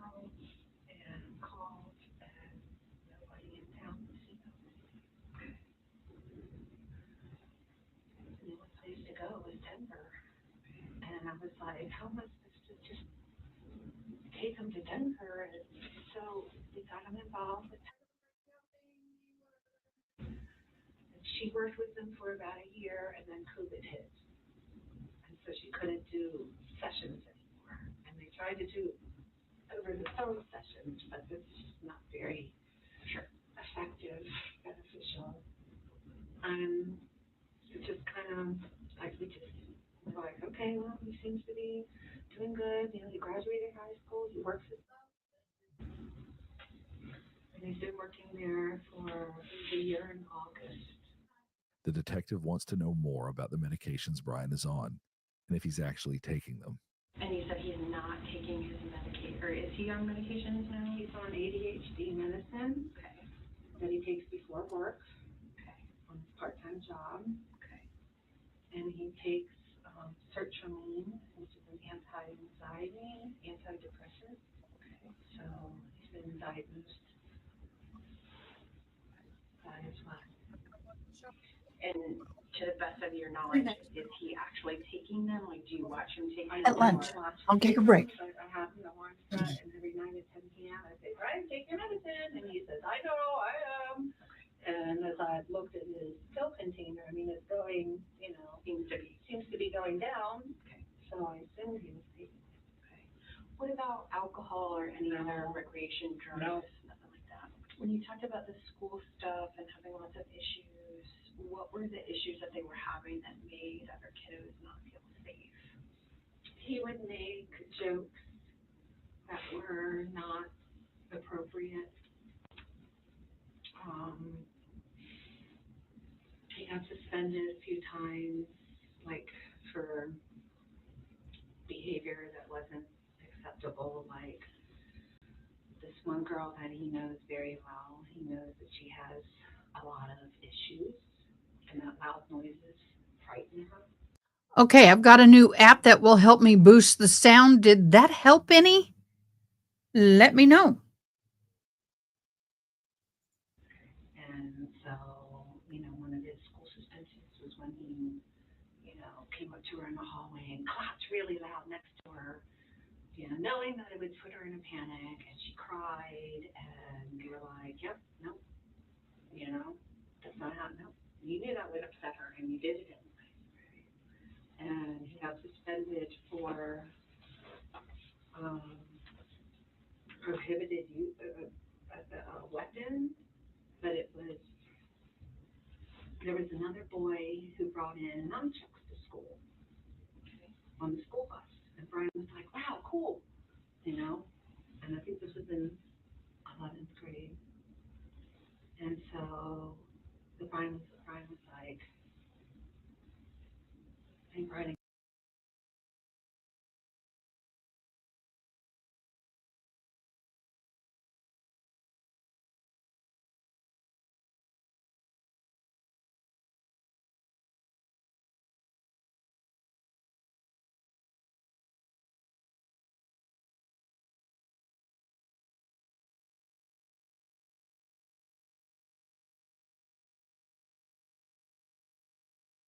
Okay, I'm sorry. I'm looking at the sound. Is the sound good now? Because I boosted it. I can do it some more, but boy, it's going to be screaming. Giving out some candy to some kids on the bus, and so I was like, can I check those out? He's like, I'll bring you in so you could give me some candy. So Brian gave the kid candy, and the next day the kid comes on the bus with two sets of nunchucks. One are glass, and the other one, I guess they're like rubber. I don't know. I never actually saw them. Okay. But so he's like, I know I can't take the glass ones because I'd be in trouble for that. So he took the rubber ones and he put them in his backpack. And his backpack was, I don't know if it was in his backpack or in his jacket. There was some differentiating stories. Okay. But so the teacher saw them and they said, what's that, Brian? And he was like, nothing, you know. And so also you know, he was like, you know, we have a prohibited weapon on school grounds. And I'm like, Okay, I don't know what you mean by if I can turn it down, you can turn it up some more.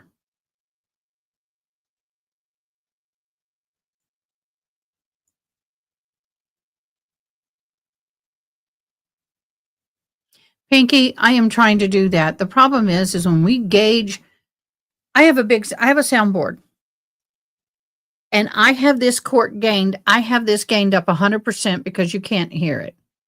I have me way down here, but at some point it does this. I have me turned down. Maybe that I'm turned down to I have all these notches. I'm at one notch above 0 at this point. Is this better, Pinky?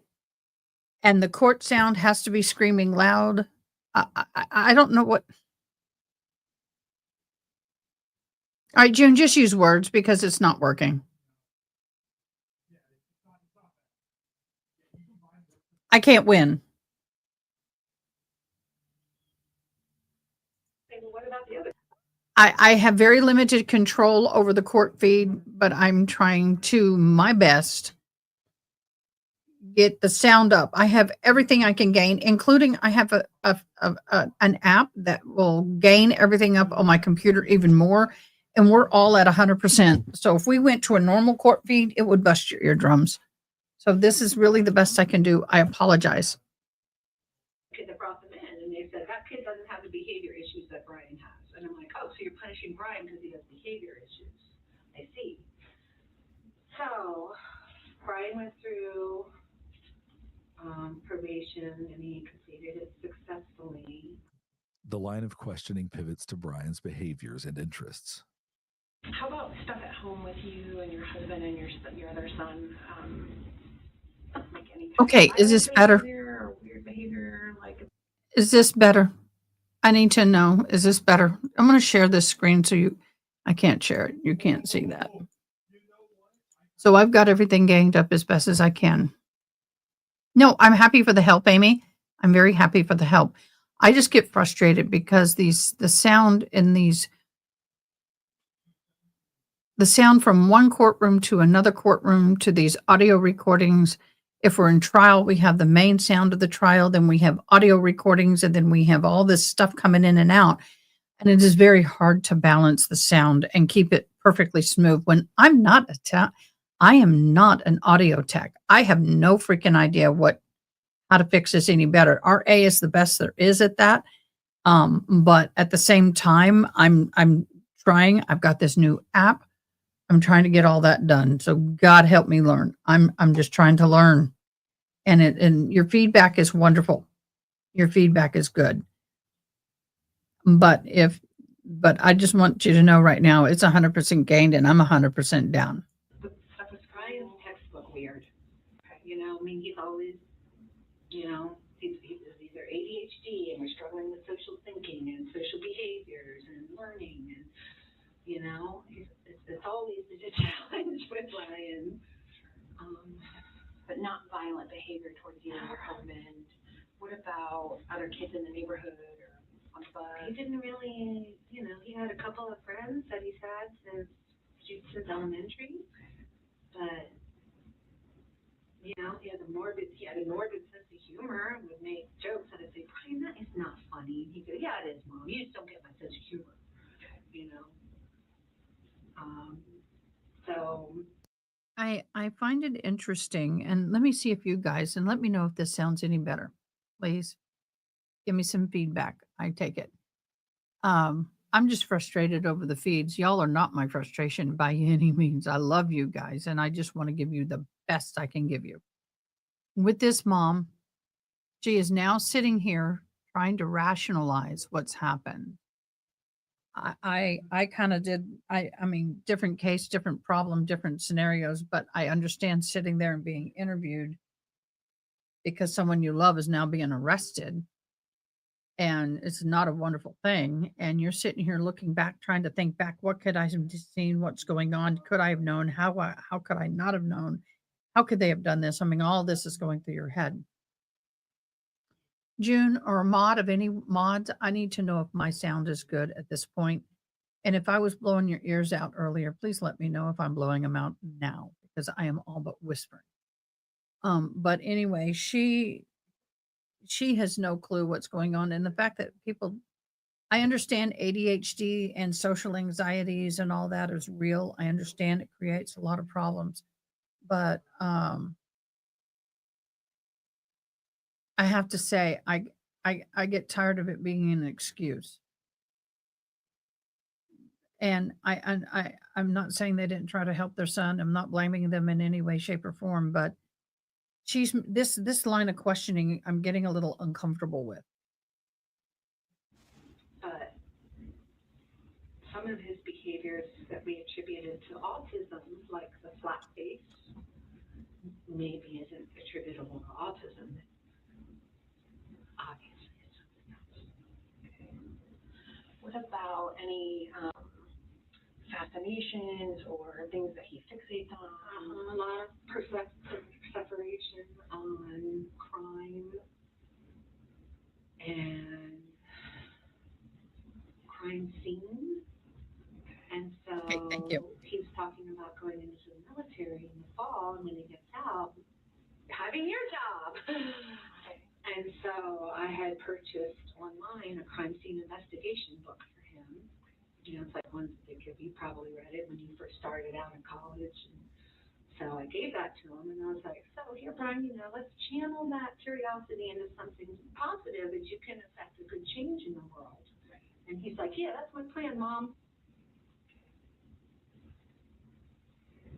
But you know, he's not, I'm not going to say always had a fascination. You know, I'm going to say in the last few years. Okay. And is it like shows that he watches, or like tries to do things to create a scene? You know what I mean? Like, whether it's like animal stuff or nothing. No, like he loves our dogs. Okay. You know, I mean, he's very affectionate with our animals.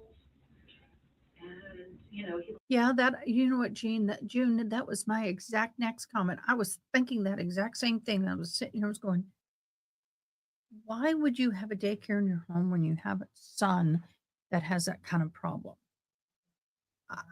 If he's living with you, are you not concerned about their safety?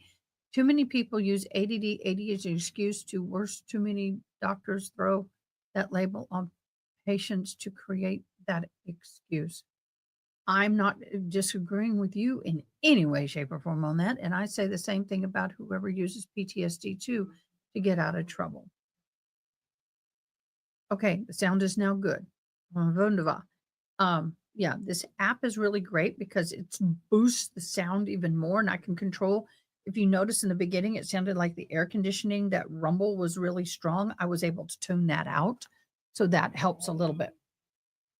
You know, I do have post-traumatic stress disorder to the point that I was disabled by it. And it's legit.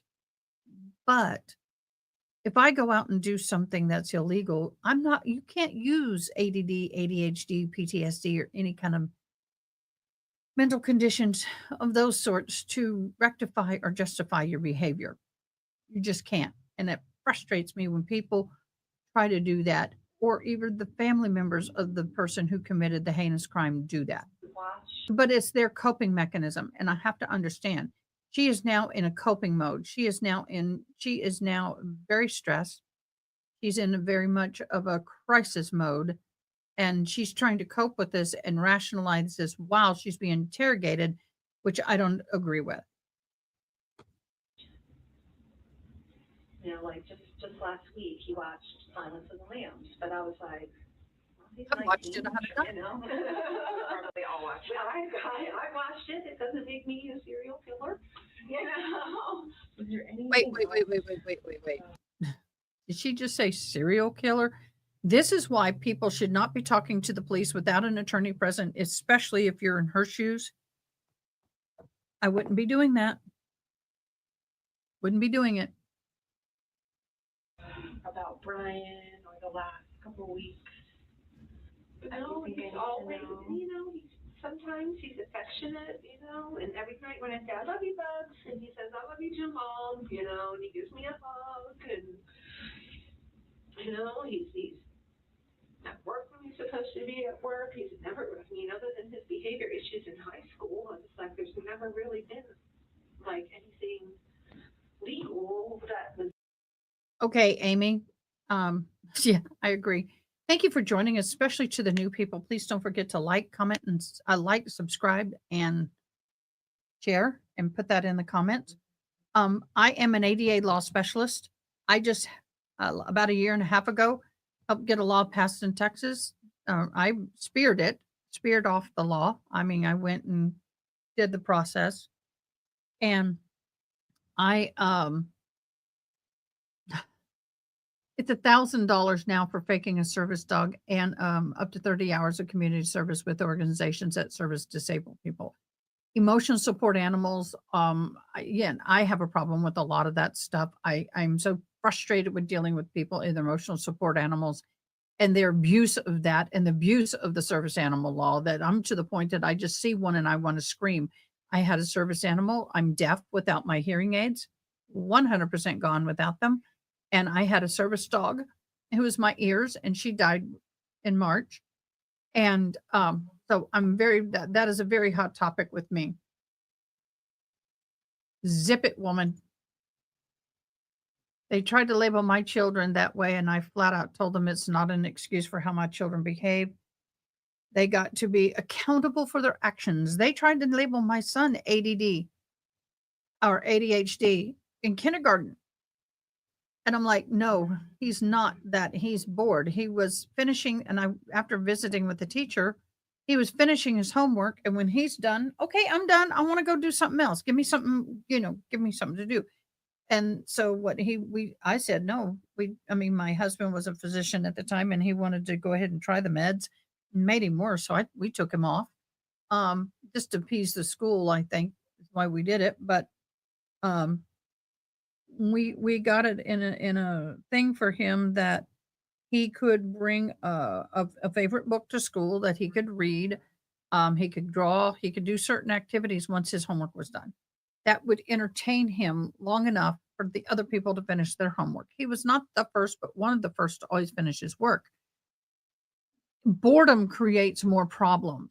And the teacher didn't really want to teach. It was like, sit down and do this packet. Next, sit down and do that packet.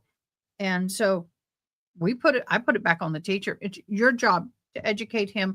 And if he's done, it's your job to give him extra work or give him things to entertain himself in the seat, and not label him and have me shove pills down his throat so you don't have to do your job.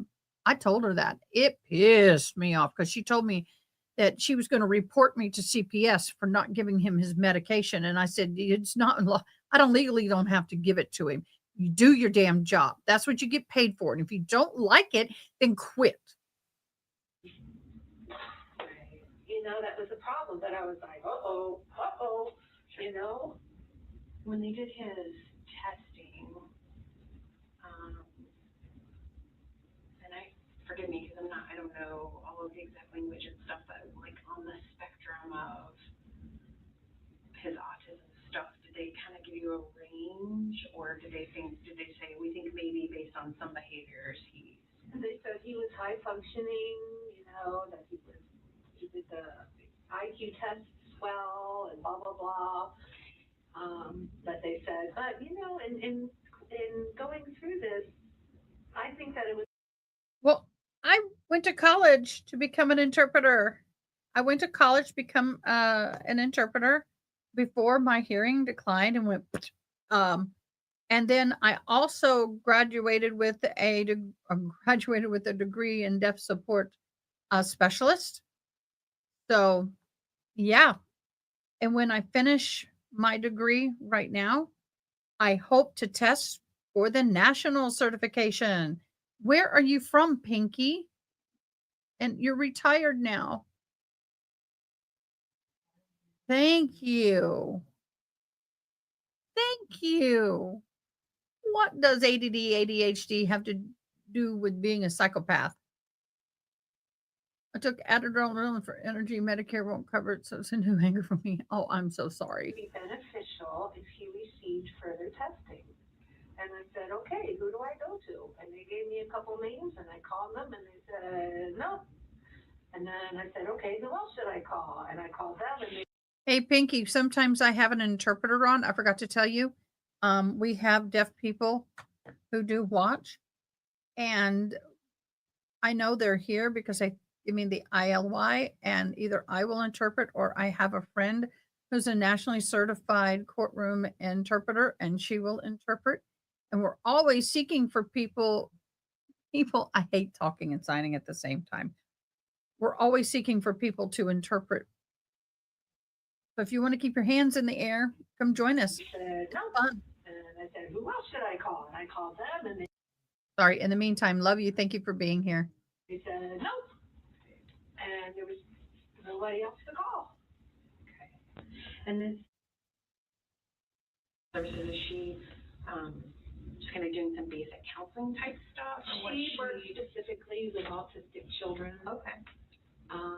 And so we were referred to her from, okay.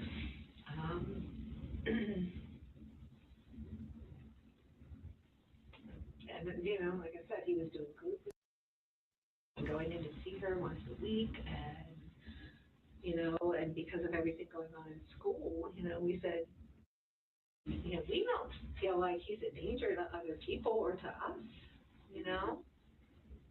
Maybe himself, if, you know, something happens, but, you know, and I was like, do you think he's a danger to others? And she goes, well, from the discussions we had, I can't really make that determination, but.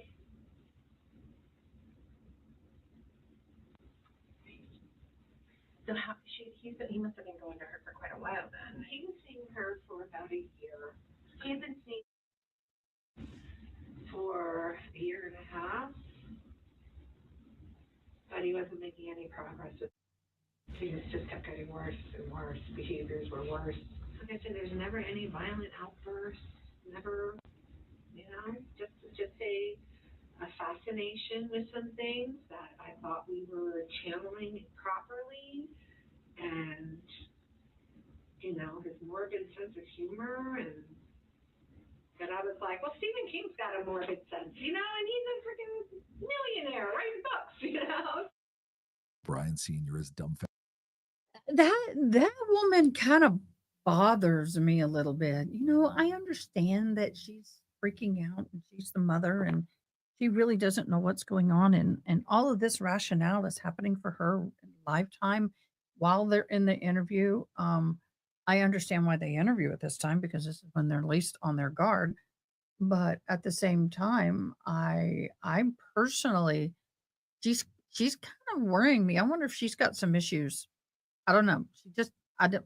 She makes it makes me uncomfortable. Bounded by the situation he's found himself in. Our kids are both doing good. They're okay in school. They don't It has. smoke.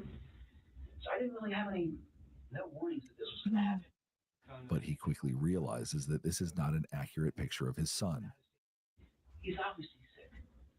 He's obviously very sick. We've noticed weird things about him. Some days he gets cold. Just he looks at me and he has this cold look on his face.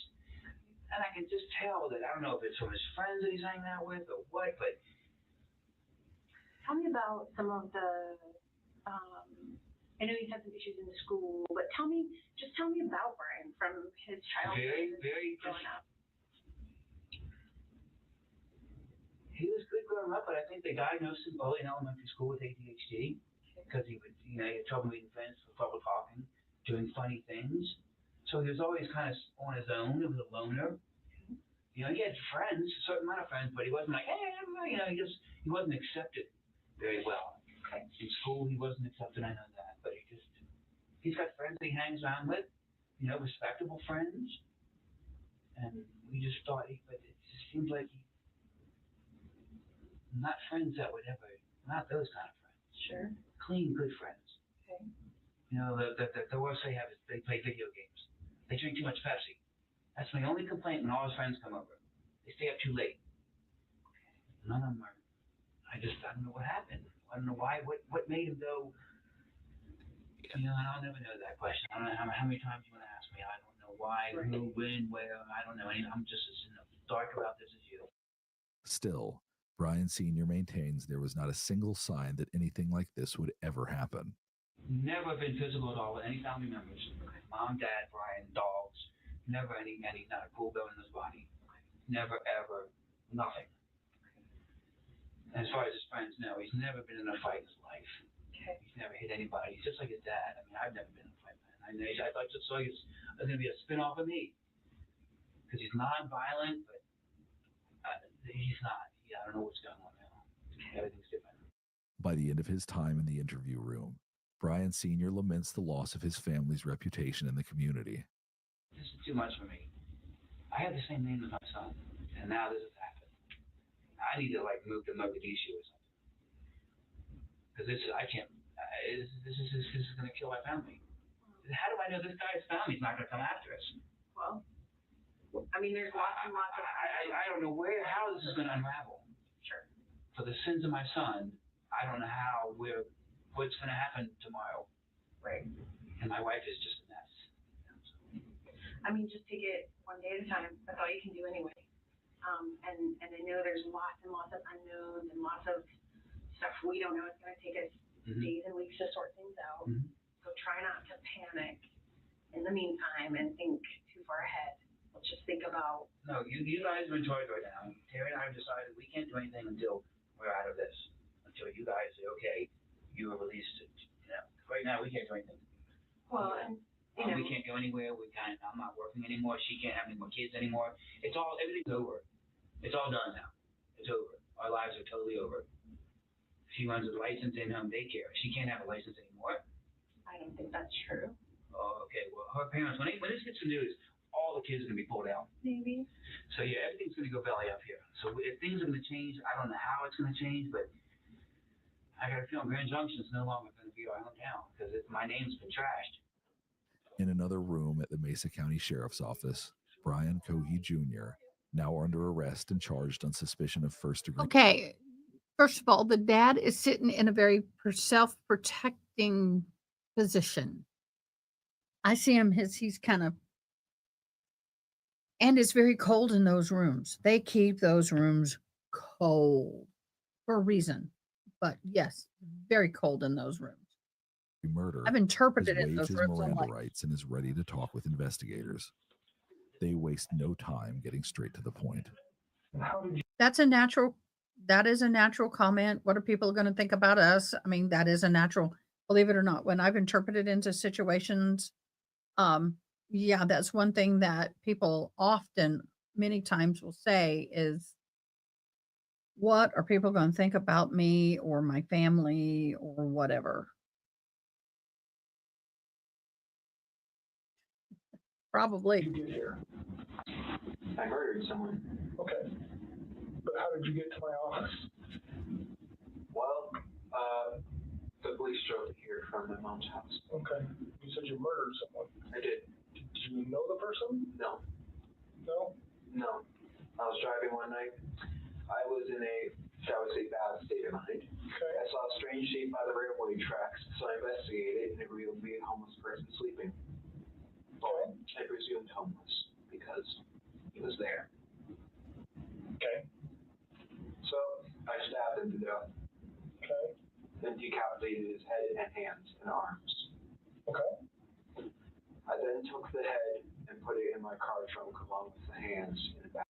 Okay, what I want to know is, how long did this take and why did someone not see you? Bags, plastic Ziploc bags. I took it back to my house, cleaned off the knife, tried to hide the head and hands, removed the trash in my car that was stained in blood.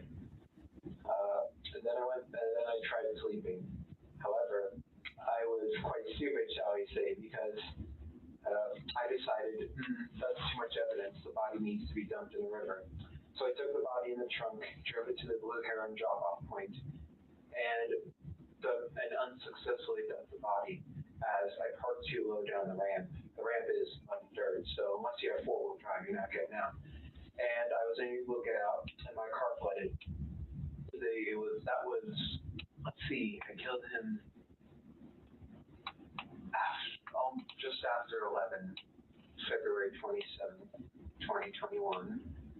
And then I dumped the body. I tried to dump the body. I'm trying to remember the time exactly. It was 1 a.m. Okay. And yeah. So that sounds fascinating. What do you want to know? To start back at the beginning and go slow and tell me as many details as you can remember. So, because I mean, Murray going to jail for 15 years probably. I have no idea. Because we're at the beginning. It's murder. I mean, I'm going to jail for 20 probably, but so I figured, why fight it? Okay. So what's important to me is to learn as much about you and what you did and as I can. Well, as many details as you can give me, the better. I drive a 2007 Ford 500. Okay. And I keep a small 18-inch bat in there for self-defense. Okay. And a large kitchen knife in the glove box, both for self-defense, because I don't really trust anyone or really any part of this town, so that's why I have both. And let's see, yeah, it was the night of February 27th. It was a full moon, and I figured I can see so well, why not drive out? And I am in a bad state of mind at that time. I have major depressive disorder, so I am not thinking, I shall say, positively. Okay. And I'm cruising around for an hour and a half. So I fill up on gas halfway through, and I'm eventually driving underneath the bridge near the sheriff's office. You know, like how. Oh yeah, go ahead. There's a road underneath, right? You drawing on the wall? And I was driving along, You were literally drawing on the wall. What the hell? and I see a shape here on the railway track. So I'm like, oh, interesting. So I go up, and as I'm looking, I see a large thing wrapped in a canvas. Okay. And I'm like, that's a homeless person. So I grab my knife, I put on 3 layers of gloves, because plastic gloves can be traced. Well, I don't think he's physically experienced at this because what his mother stated was is that they had purchased a lot of books on criminal investigations, crime scene, type stuff. He wanted to be in that kind of field when he grew up. So that's what they were giving him. So he's book knowledge for sure. Their users, because they're so thin, those vinyl gloves, by putting your fingerprints through. So I put on 2, 3 on one hand. I took the knife, I pulled back the canvas, and I stabbed his neck. Okay. He was panicking at first in his old man voice. He was in his 50s. I know why I call him an old man. He was saying, "What are you doing? What are you doing? Why? Ah!" And I just kept on stabbing his neck. Is it okay if I do a demonstration? Oh, yeah. This is him. I was strapped on top of him like this. Okay. And he couldn't fight back. It was actually surprisingly easy. I was really breaking the sweat. I thought, oh, this guy, he's going to be tough. But no, it was actually surprisingly easy. And during the time, I was growling and making animalistic noises. Why were you doing that? I suppose it was a frenzy. Okay. I was so excited, so rushed up on adrenaline and everything. And I paused, and he said, "Why are you doing this?" And I said, "I've been wanting to do this for a long time, murder someone." And then I continued. The whole ordeal lasted about a minute and a half. Okay. And I stabbed. When I was finished stabbing him, he took out his last breath, a grunt, and his head was halfway cut off in stabs. All the while, no, actually, after I killed him, I just couldn't stop saying, "Sticky, dirty, dirty, sticky, sticky." It wasn't. I wasn't smelling anything, but. And why were you saying that? I don't know. Okay. And, but you remember doing it, so. Yeah. I suppose it was just me speaking taking out my mind at that moment. It was a pouring out of the mind. What are you worried about? I mean, this looks like it's pretty close to the road and stuff. Somebody seeing it or catching it? It was 11 p.m., so not many were driving by. Well, it was behind the pillar. So, like, here's the road. It was here. So people would only see a brief thing here and here. So were you worried about them seeing you? I was worried about one of them stopping. But what did you think could happen if somebody... Well, if they looked, well, it was quite dark under there, so they wouldn't have seen the guy unless they looked. They would have seen me holding a bloody 12-inch knife, wearing gloves, and wearing a mask to conceal my identity, a face mask. Okay. So you weren't doing it for COVID, you were doing it to hide your face? Partially. Social distancing. Right. Why are we laughing? Yeah, Nervous? no one stopped, and I'm just like, proofs of Nervous body laugh. effect. Nonchalantly, the killer goes into Nervous chilling laughing. and graphic detail about what he did to Warren Barnes' body. We'll spare you the gruesome details. He then tells the investigators what he did with the various body parts once he was home with them. And then I left his body there. And then I took the head, put it in a leftover pizza box from the city next to the hill. And then I took the hands, put them in the back, drove home, hid the hands and head in my room, cleaned the knife, threw away the garbage with the blood on it. What about the smell of decaying blood, flesh, and the smell of blood? Oh my God, is it putrefies? I know that smell of dead human body. I'll never get it out of my brain. I can smell it right now as he's talking about it. Oh, give me the coffee bean grinds and the Vicks. And then put the blood stained, wasn't stained, it had splatters on it. I put it. Yeah, if the cop reacts, it can change the narrative. So as long as he keeps the narrative the way it is and the cop is kind of behaving the way he's behaving, he'll keep talking. In the washing machine. What did you put in there? I put the outfit I murdered him in the washing. Yeah, I was wearing. Okay. In the washing machine, put it on high speed so it would effectively remove the blood. Wash it twice. And then I tried going to sleep, but I was worried that because there was a hole in my gloves right here, I was worried that they would be able to obtain a partial print. So I figured, why not go all the way? I drove back in a different outfit, picked up his body, surprisingly heavy, put it in my trunk, and drove to the Blue Heron drop-off station. Okay. I parked.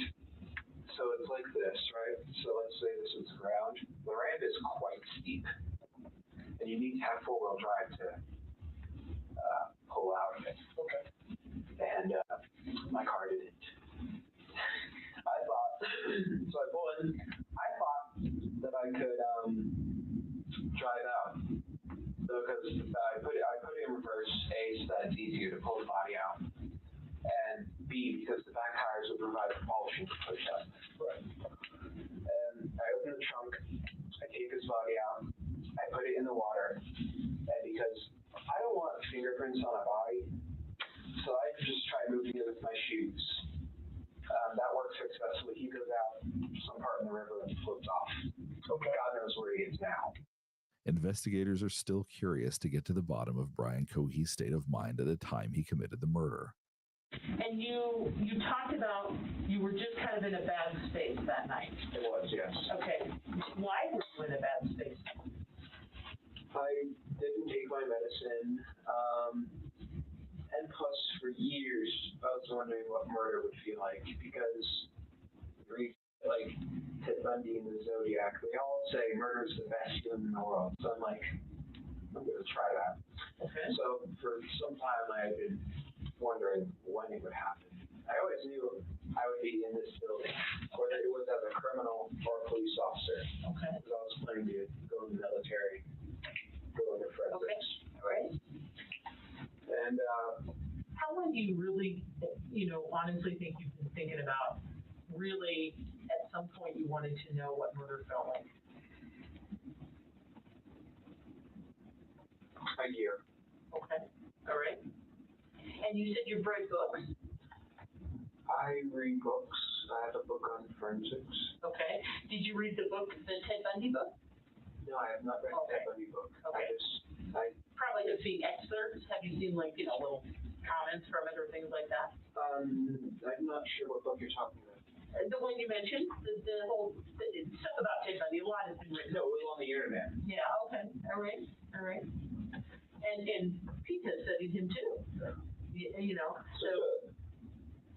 Crazy. Zach, you just special, boo. You seem more like Ed, if you know who Ed Gein. Ed in California. Hey, what do you say? Zach is here today. Yeah. Ed Kemper. Yeah. Studied him? You remind me of Ed Kemper. I know of him. He was a Goliath.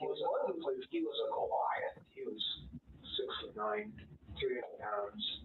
So can I ask you a question? Almost all those people did this for some sort of, whether they had sex with somebody or it was some sexual gratification in their mind. Criminology, there's different types of. I'm not a serial killer by no means. But with serial killers, there's different types of them. There's organized, disorganized, visionary, missionary. I'm just wondering what gets you excited about doing it? Well, I'm not really sexually attracted to it. Okay. I was just asking. It was just curiosity, more or less. And you said you studied criminology and forensics and all that? Not college study or school study. It's like a passing interest. I understand. But what were you worried about, like leaving evidence behind or caught? Totally. Tell me about that and what you did then. What is this? What's making me uncomfortable? It's yeah, totally. Yeah, I did this. It's almost like I hate that they have to do it, but they are feeding into his idolization and all of this, and he knows that he's the only one that can answer these questions, and he is the star of the show right now, and he is relishing every second of it. Psychopath. Well, I was figuring the police don't. This is not to be taken offense, but police, they don't seem to care as much about high-risk individuals, homeless people, prostitutes, etc. So I was deliberately looking for someone who lived that type of life. Okay. And I found a homeless person, and the original goal was just leave him there. But I was worried about the fibers on the outfit I was wearing that would be on his clothes and stuff. So I deliberately messed up the clothes. Okay. Not cutting them up, just throwing them around. And I was worried about just how long it would take to find him, because it's a somewhat traveled road. Eventually, someone with the windows down is going to smell something off. But police have a nose for that type of thing. They're trained to be able to identify the smell of a corpse. So that's where the river idea came from, because a river will wash away a lot of evidence. Rivers are quite tricky. And obviously that was botched. So how long have you been planning or looking for someone to do this with before you found this guy? About a year. About a year? No, 6 months. So you come close or seen somebody or chickened out or anything in the past? No. I mean, I was looking for a deliberately secluded place like that one. I wouldn't just go up in Clifton and find someone walking down the street and stab them. No, that's too public. Everyone sees that. Well, have you looked like at the homeless places or anything in the past? I have, yes. I would go on night drives often, maybe once every 2 weeks. Now just peruse the streets. Okay. So before this guy, how close had you come in the past? Not at all. Not at all? You just drive around and look, just try and find anybody interesting and no. In your mind thought of a plan? Well, occasionally when you see girls walking down the street, I take a glance at them, because it really is like Ed Kemper, where half of me says, well, I'm quite inept with women. I'm being honest, I'm no Casanova. But half of me says, I want to take that girl home and make her feel nice. And the other half of me, it's just like what Ed said, is I want to see what her head looks like on a stick. And so occasionally when I'm driving down the road, if I see someone that catches my eye, I'll just like. Were you worried about getting caught while you were doing it or before you did it? I was worried about afterwards. For this past day and a half, including this day, I felt so anxious. Because not only is my car in the river, there's blood on it, there's body parts in my house. My parents like to look through my things occasionally. And when they see blood, and eventually when they're going to get the news that a body was found in the river, that's very much circumstantial evidence that's pointing to me. So I was very much anxious these past days that I was eventually going to get caught. Okay. What did you think would happen if you got caught? Well, I figured my mother would have confronted me about it, but no, she didn't even say it until the police arrived.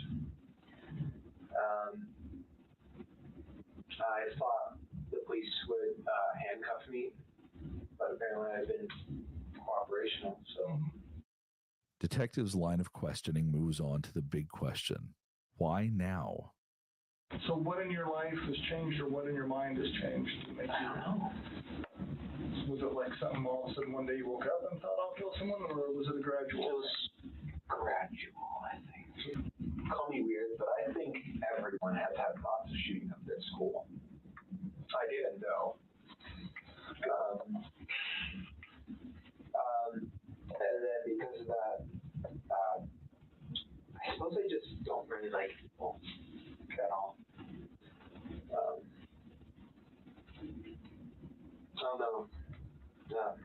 So thoughts of shooting to school to today, what has happened? Well, last year my parents found a kit I had been assembling. It had hammers, shovels, knives,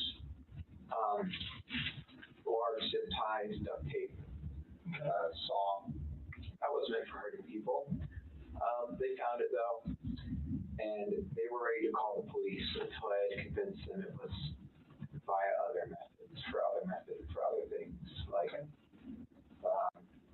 and it was an ultimatum where if I didn't throw it away, all that, they would call the police, and then I would have been arrested on charges of conspiracy. And what if he hadn't been caught? Would Brian Kohi have killed again? If you had not been caught by your folks, what do you think you would have done next? With the kid? I don't know. No. Let's talk about like today. If you would have been able to get rid of the head, and your folks did not find it. Well, it depends. Okay. Would you guys have been able to solve it if the body was found in the river, the head and hands were missing, and there were no fingerprints or DNA? Well, we'd like to think so, but who knows? Right, who knows? We'd love to think so, but so let's say we didn't solve it. What happens next? Then what would you have thought of to do next? Well, I thought I would have been very careful because I would have been worried at any moment this could become a cold case and then it could be solved later on down the line. So I probably would have done it again because that was just to see what it felt like. And if I had gotten away with it, I would have just kept the secret to the grave. Brian Kohi's trial, where he pleaded not guilty by reason of insanity, lasted for 12 days. Throughout the proceedings, Kohi's attorney argued that his mental illnesses prevented him from knowing right from wrong. But the jury didn't buy it. They deliberated for 2 days before finding him guilty of first-degree murder. Judge Richard Gurley said that in his 37 years in the court system and 16 years as a judge, this was one of the most horrific cases he's ever seen. Kohi was sentenced to life in prison plus 13 and a half years with no chance of parole, a far cry from the 15 years he believed he would receive when he was first interrogated. Look at the upside down cross on behind his ear. He has an upside down cross. Currently serving out his sentence at the Buena Vista Correctional Complex in Chaffee County, Colorado, where he will stay for the remainder of his natural life. Brian Kohi thought that he could get away with murder by taking the life of someone he believed. Okay, y'all. Yeah, that's pretty bad, y'all. Oh my gosh. We're gonna end on that. We're gonna end on this. Um, yeah, I Googled it to find out what had happened. No cuts on his hands, no nothing. Yep. What a day this has been. What a day this has been. What a rare mood we're in. Why it's not like falling in love. Yeah, crazy day. I have got to get to my house. I've got to get something done. I wasn't going to be live today, so there you go. We will be live tomorrow. The schedule for tomorrow is I will talk to the mods later tonight. But right now on the Google Calendar, we have Wendy Adelson tomorrow. A deep dive. We may move that to the week of the 18th. I will talk to my mods. We may have a court case tomorrow. He's a badass. Oh, yep. Yep. But anyway, y'all are amazing. Y'all are great. Thank you for being patient. It's been a day. Look forward to seeing you tomorrow, probably in court. But I will have a thumbnail up. Oh, we got to do that. Wait. Don't go anywhere. Don't go anywhere. I forgot. We got to do the likes and all that kind of good stuff. Let's do the giveaways. The giveaways. We're going to do the giveaways. Let's do the giveaways.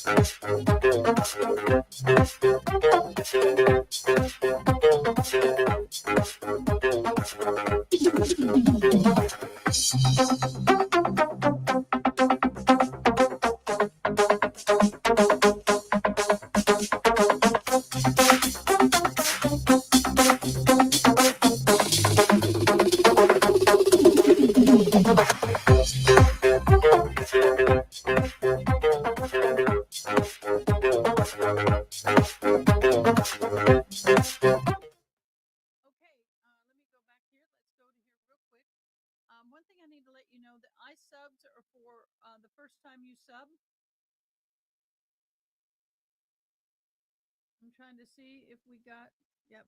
Okay, that situation's still going on, so we'll wait and see. Okay, so if you are a new person and you sub for the first time, you can, subs only go once. Those are for the new subs. I am so quiet. Now I'm too quiet. I can't get the volume right. Now I'm too quiet. See, once the video goes away, I'm too quiet, so hopefully that helps. Okay, so sad face. Why such a sad face, Amy? I'm sorry.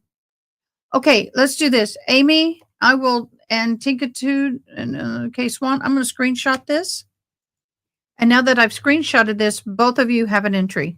Okay? Sometimes it's a little glitchy, so you need to kind of let me know. Yeah, it was glitchy today, so you guys get an entry. I got you taken care of. You're good. See, the moment the video goes off, my sound plummets. How is it now? See what I mean? Now I'm too hot. See, it's crazy. And also everybody's listening devices are different. So that doesn't help me any. So this is where I'm at. This is all I can do. And so we'll see you tomorrow morning for court. Please keep an eye out. Make sure you have the notification bell clicked so you know when I'm going live. As always, my mods, June And Tinkitude, thank you so much for being here today. Thank you so much for hopping on. And now I get to go arrange furniture. Yay! Okay, see you. Thanks for watching. Please comment, like, share, and most importantly, subscribe. I hope you have an awesome day. Till next time, take care.